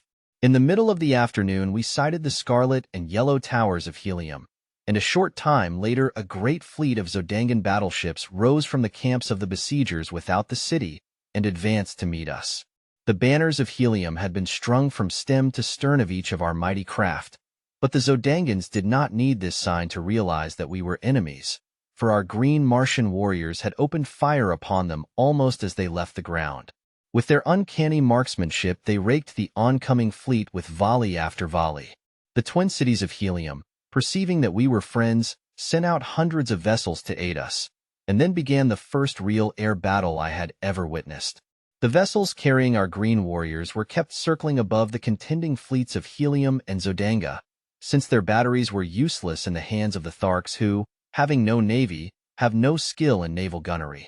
Their small-arm fire, however, was most effective, and the final outcome of the engagement was strongly influenced, if not wholly determined, by their presence. At first the two forces circled at the same altitude, pouring broadside after broadside into each other. Presently a great hole was torn in the hull of one of the immense battle craft from the Zodangan camp. With a lurch she turned completely over, the little figures of her crew plunging, turning and twisting toward the ground 1,000 feet below. Then with sickening velocity she tore after them, almost completely burying herself in the soft loam of the ancient sea bottom. A wild cry of exultation arose from the Heliumite squadron, and with redoubled ferocity they fell upon the Zodangan fleet.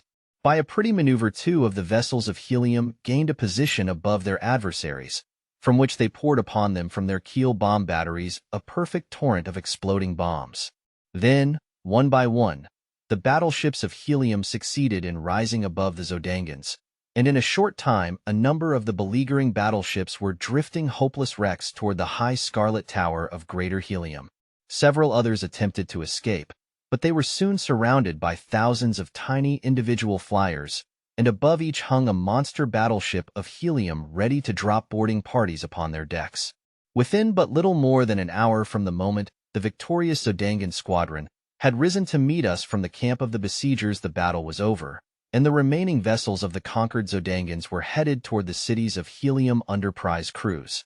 There was an extremely pathetic side to the surrender of these mighty flyers, the result of an age-old custom which demanded that surrender should be signalized by the voluntary plunging to earth of the commander of the vanquished vessel. One after another the brave fellows, holding their colors high above their heads, leaped from the towering bows of their mighty craft to an awful death. Not until the commander of the entire fleet took the fearful plunge, thus indicating the surrender of the remaining vessels, did the fighting cease, and the useless sacrifice of brave men come to an end. We now signaled the flagship of Helium's navy to approach, and when she was within hailing distance I called out that we had the Princess Dejah Thoris on board, and that we wished to transfer her to the flagship that she might be taken immediately to the city. As the full import of my announcement bore in upon them, a great cry arose from the decks of the flagship, and a moment later the colors of the Princess of Helium broke from 100 points upon her upper works. When the other vessels of the squadron caught the meaning of the signals, flashed them, they took up the wild acclaim, and unfurled her colors in the gleaming sunlight. The flagship bore down upon us, and as she swung gracefully to and touched our side, a dozen officers sprang upon our decks. As their astonished gaze fell upon the hundreds of green warriors, who now came forth from the fighting shelters, they stopped aghast, but at sight of Kanto's Khan, who advanced to meet them, they came forward, crowding about him. Dejah Thoris and I then advanced, and they had no eyes for other than her. She received them gracefully, calling each by name, for they were men high in the esteem and service of her grandfather, and she knew them well. "Lay your hands upon the shoulder of John Carter," she said to them, turning toward me, "the man to whom Helium owes her princess as well as her victory today." They were very courteous to me and said many kind and complimentary things, but what seemed to impress them most was that I had won the aid of the fierce Tharks in my campaign for the liberation of Dejah Thoris and the relief of Helium. "You owe your thanks more to another man than to me," I said, "and here he is. Meet one of Barsoom's greatest soldiers and statesmen, Tarkas, Jeddak of Thark." With the same polished courtesy that had marked their manner toward me, they extended their greetings to the great Thark, nor, to my surprise, was he much behind them in ease of bearing or in courtly speech. Though not a garrulous race, the Tharks are extremely formal, and their ways lend themselves amazingly to dignified and courtly manners. Dejah Thoris went aboard the flagship and was much put out that I would not follow, but, as I explained to her, the battle was but partly won. We still had the land forces of the besieging Zodangans to account for, and I would not leave Tarkas until that had been accomplished. The commander of the naval forces of Helium promised to arrange to have the armies of Helium attack from the city in conjunction with our land attack, and so the vessels separated and Dejah Thoris was borne in triumph back to the court of her grandfather, Tardos Mors, Jeddak of Helium. In the distance lay our fleet of transports, with the Thoats of the Green Warriors, where they had remained during the battle. Without landing stages, it was to be a difficult matter to unload these beasts upon the open plain, but there was nothing else for it, and so we put out for a point about 10 miles from the city and began the task. It was necessary to lower the animals to the ground in slings, and this work occupied the remainder of the day and half the night. Twice we were attacked by parties of Zodangan cavalry, but with little loss, however, and after darkness shut down they withdrew. As soon as the last thoat was unloaded, Tarkas gave the command to advance, and in 3 parties we crept upon the Zodangan camp from the north, the south, and the east. About a mile from the main camp we encountered their outposts and, as had been prearranged, accepted this as the signal to charge. The wild, ferocious cries and amidst the nasty squealing of battle-enraged Thoats we bore down upon the Zodangans. We did not catch them napping, but found a well-entrenched battle line confronting us. Time after time we were repulsed until, toward noon, I began to fear for the result of the battle. The Zodangans numbered nearly 1,000,000 fighting men, gathered from pole to pole, wherever stretched their ribbon-like waterways, while pitted against them were less than 100,000 green warriors. The forces from Helium had not arrived, nor could we receive any word from them. Just at noon we heard heavy firing all along the line between the Zodangans and the cities, and we knew then that our much-needed reinforcements had come. Again Tarkas ordered the charge, and once more the mighty Thoats bore their terrible riders against the ramparts of the enemy. At the same moment the battle line of Helium surged over the opposite breastworks of the Zodangans, and in another moment they were being crushed as between 2 millstones. Nobly they fought, but in vain. The plain before the city became a veritable shambles ere the last Zodangan surrendered, but finally the carnage ceased. The prisoners were marched back to Helium, and we entered the greater city's gates, a huge, triumphal procession of conquering heroes.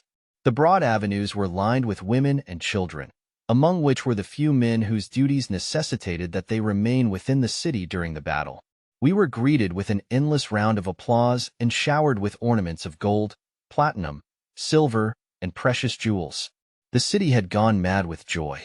My fierce Tharks caused the wildest excitement and enthusiasm. Never before had an armed body of green warriors entered the gates of Helium, and that they came now as friends and allies filled the red men with rejoicing. That my poor services to Dejah Thoris had become known to the Heliumites was evidenced by the loud crying of my name, and by the loads of ornaments that were fastened upon me and my huge thoat as we passed up the avenues to the palace. For even in the face of the ferocious appearance of Wula, the populace pressed close about me. As we approached this magnificent pile, we were met by a party of officers who greeted us warmly and requested that Tarkas and his Jeds with the Jeddaks and Jeds of his wild allies, together with myself, dismount and accompany them to receive from Tardos Mors an expression of his gratitude for our services. At the top of the great steps leading up to the main portals of the palace stood the royal party, and as we reached the lower steps one of their number descended to meet us. He was an almost perfect specimen of manhood. Tall, straight as an arrow, superbly muscled and with the carriage and bearing of a ruler of men. I did not need to be told that he was Tardos Mors, Jeddak of Helium.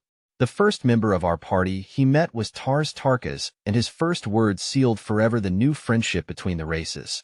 That Tardos Mors, he said, earnestly, may meet the greatest living warrior of Barsoom is a priceless honor, but that he may lay his hand on the shoulder of a friend and ally is a far greater boon. Jeddak of Helium, returned Tarkas, it has remained for a man of another world to teach the green warriors of Barsoom the meaning of friendship. To him we owe the fact that the hordes of Thark can understand you, that they can appreciate and reciprocate the sentiments so graciously expressed. Tardos Mors then greeted each of the green Jeddaks and Jeds, and to each spoke words of friendship and appreciation. As he approached me, he laid both hands upon my shoulders. "Welcome, my son," he said, "that you are granted, gladly, and without one word of opposition, the most precious jewel in all Helium, yes, on all Barsoom, is sufficient earnest of my esteem." We were then presented to Mors Kajak, Jed of Lesser Helium, and father of Dejah Thoris. He had followed close behind Tardos Mors, and seemed even more affected by the meeting than had his father. He tried a dozen times to express his gratitude to me, but his voice choked with emotion and he could not speak. And yet he had, as I was to later learn, a reputation for ferocity and fearlessness as a fighter that was remarkable even upon warlike Barsoom. In common with all Helium, he worshipped his daughter, nor could he think of what she had escaped without deep emotion. Chapter 27 From Joy to Death. For 10 days the hordes of Thark and their wild allies were feasted and entertained, and then, loaded with costly presents and escorted by 10,000 soldiers of Helium commanded by Mors Kajak, they started on the return journey to their own lands. The Jed of Lesser Helium with a small party of nobles accompanied them all the way to Thark to cement more closely the new bonds of peace and friendship. Sola also accompanied Tarkas, her father, who before all his chieftains had acknowledged her as his daughter. 3 weeks later, Mors Kajak and his officers, accompanied by Tarkas and Sola, returned upon a battleship that had been dispatched to Thark to fetch them in time for the ceremony which made Dejah Thoris and John Carter one. For 9 years I served in the councils and fought in the armies of Helium as a prince of the house of Tardos Mors. The people seemed never to tire of heaping honors upon me, and no day passed that did not bring some new proof of their love for my princess, the incomparable Dejah Thoris. In a golden incubator upon the roof of our palace lay a snow-white egg. For nearly 5 years 10 soldiers of the Jeddak's Guard had constantly stood over it, and not a day passed when I was in the city that Dejah Thoris and I did not stand hand in hand before our little shrine planning for the future when the delicate shell should break. Vivid in my memory is the picture of the last night as we sat there talking in low tones of the strange romance which had woven our lives together and of this wonder which was coming to augment our happiness and fulfill our hopes. In the distance we saw the bright white light of an approaching airship, but we attached no special significance to so common a sight. Like a bolt of lightning it raced toward Helium until its very speed bespoke the unusual. Flashing the signals which proclaimed it a dispatch-bearer for the Jeddak, it circled impatiently awaiting the tardy patrol boat, which must convoy it to the palace docks. 10 minutes after it touched at the palace, a message called me to the council chamber, which I found filling with the members of that body. On the raised platform of the throne was Tardos Mors, pacing back and forth with tense, drawn face. When all were in their seats, he turned toward us. "This morning," he said, "word reached the several governments of Barsoom that the keeper of the atmosphere plant had made no wireless report for 2 days, nor had almost ceaseless calls upon him from a score of capitals elicited a sign of response. The ambassadors of the other nations asked us to take the matter in hand and hasten the assistant keeper to the plant. All day 1,000 cruisers have been searching for him until just now one of them returns bearing his dead body, which was found in the pits beneath his house horribly mutilated by some assassin. I do not need to tell you what this means to Barsoom. It would take months to penetrate those mighty walls. In fact, the work has already commenced. and there would be little to fear were the engine of the pumping plant to run as it should and as they all have for hundreds of years. But the worst, we fear, has happened. The instruments show a rapidly decreasing air pressure on all parts of Barsoom. The engine has stopped. My gentlemen, he concluded, we have at best 3 days to live. There was absolute silence for several minutes, and then a young noble arose, and with his drawn sword held high above his head addressed Tardos Moors. The men of Helium have prided themselves that they have ever shown Barsoom how a nation of red men should live. Now is our opportunity to show them how they should die. Let us go about our duties as though 1,000 useful years still lay before us. The chamber rang with applause, and as there was nothing better to do than to allay the fears of the people by our example, we went our ways with smiles upon our faces and sorrow gnawing at our hearts. When I returned to my palace, I found that the rumor already had reached Dejah Thoris, so I told her all that I had heard. "We have been very happy, John Carter," she said, "and I thank whatever fate overtakes us that it permits us to die together." The next 2 days brought no noticeable change in the supply of air, but on the morning of the 3rd day breathing became difficult at the higher altitudes of the rooftops. The avenues and plazas of Helium were filled with people. All business had ceased. For the most part, the people looked bravely into the face of their unalterable doom. Here and there, however, men and women gave way to quiet grief. Toward the middle of the day, many of the weaker commenced to succumb, and within an hour the people of Barsoom were sinking by thousands into the unconsciousness which precedes death by asphyxiation. Dejah Thoris and I, with the other members of the royal family, had collected in a sunken garden within an inner courtyard of the palace. We conversed in low tones, when we conversed at all, as the awe of the grim shadow of death crept over us. Even Woola seemed to feel the weight of the impending calamity, for he pressed close to Dejah Thoris and to me, whining pitifully. The little incubator had been brought from the roof of our palace at request of Dejah Thoris, and she sat gazing longingly upon the unknown little life that now she would never know. As it was becoming perceptibly difficult to breathe, Tardos Moors arose, saying, "Let us bid each other farewell. The days of the greatness of Barsoom are over. Tomorrow's sun will look down upon a dead world which through all eternity must go swinging through the heavens, peopled not even by memories. It is the end." He stooped and kissed the women of his family, and laid his strong hand upon the shoulders of the men. As I turned sadly from him, my eyes fell upon Dejah Thoris. Her head was drooping upon her breast. To all appearances she was lifeless. With a cry I sprang to her and raised her in my arms. Her eyes opened and looked into mine. "Kiss me, John Carter," she murmured. "I love you. I love you.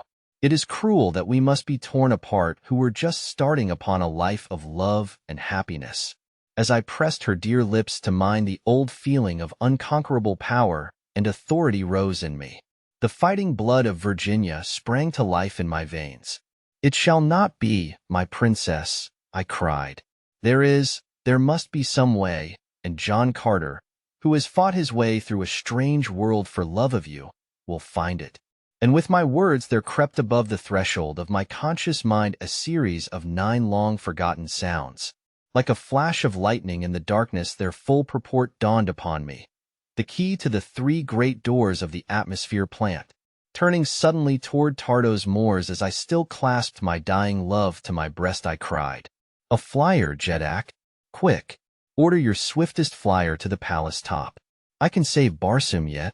He did not wait to question, but in an instant a guard was racing to the nearest dock, and though the air was thin and almost gone at the rooftop, they managed to launch the fastest one-man air scout machine that the skill of Barsoom had ever produced.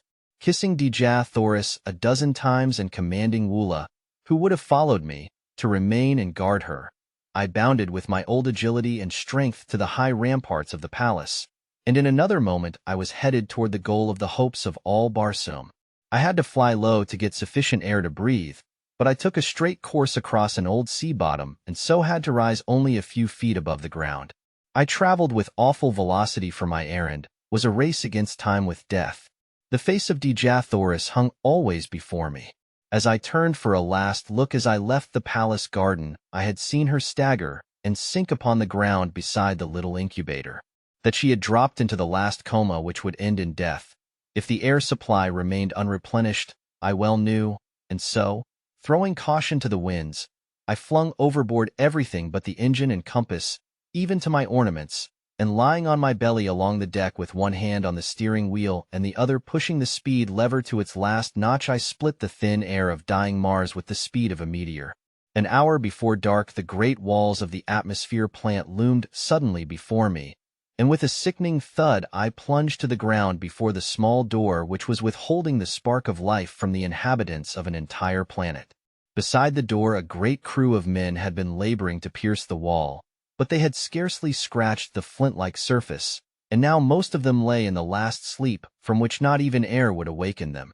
Conditions seemed much worse here than at Helium, and it was with difficulty that I breathed at all. There were a few men still conscious, and to one of these I spoke. "If I can open these doors, is there a man who can start the engines?" I asked. "I can," he replied, "if you open quickly. I can last but a few moments more. But it is useless. They are both dead, and no one else upon Barsoom knew the secret of these awful locks. For 3 days men crazed with fear have surged about this portal in vain attempts to solve its mystery." I had no time to talk. I was becoming very weak, and it was with difficulty that I controlled my mind at all. But, with a final effort, as I sank weakly to my knees, I hurled the 9 thought waves at that awful thing before me. The Martian had crawled to my side, and with staring eyes fixed on the single panel before us, we waited in the silence of death. Slowly the mighty door receded before us. I attempted to rise and follow it, but I was too weak. After it, I cried to my companion, "And if you reach the pump room, turn loose all the pumps. It is the only chance Barsoom has to exist tomorrow." From where I lay I opened the second door, and then the third, and as I saw the hope of Barsoom crawling weakly on hands and knees through the last doorway, I sank unconscious upon the ground. Chapter 28 At the Arizona Cave. It was dark when I opened my eyes again. Strange, stiff garments were upon my body, garments that cracked and powdered away from me as I rose to a sitting posture. I felt myself over from head to foot, and from head to foot I was clothed, though when I fell unconscious at the little doorway I had been naked. Before me was a small patch of moonlit sky which showed through a ragged aperture. As my hands passed over my body, they came in contact with pockets, and in one of these a small parcel of matches wrapped in oiled paper.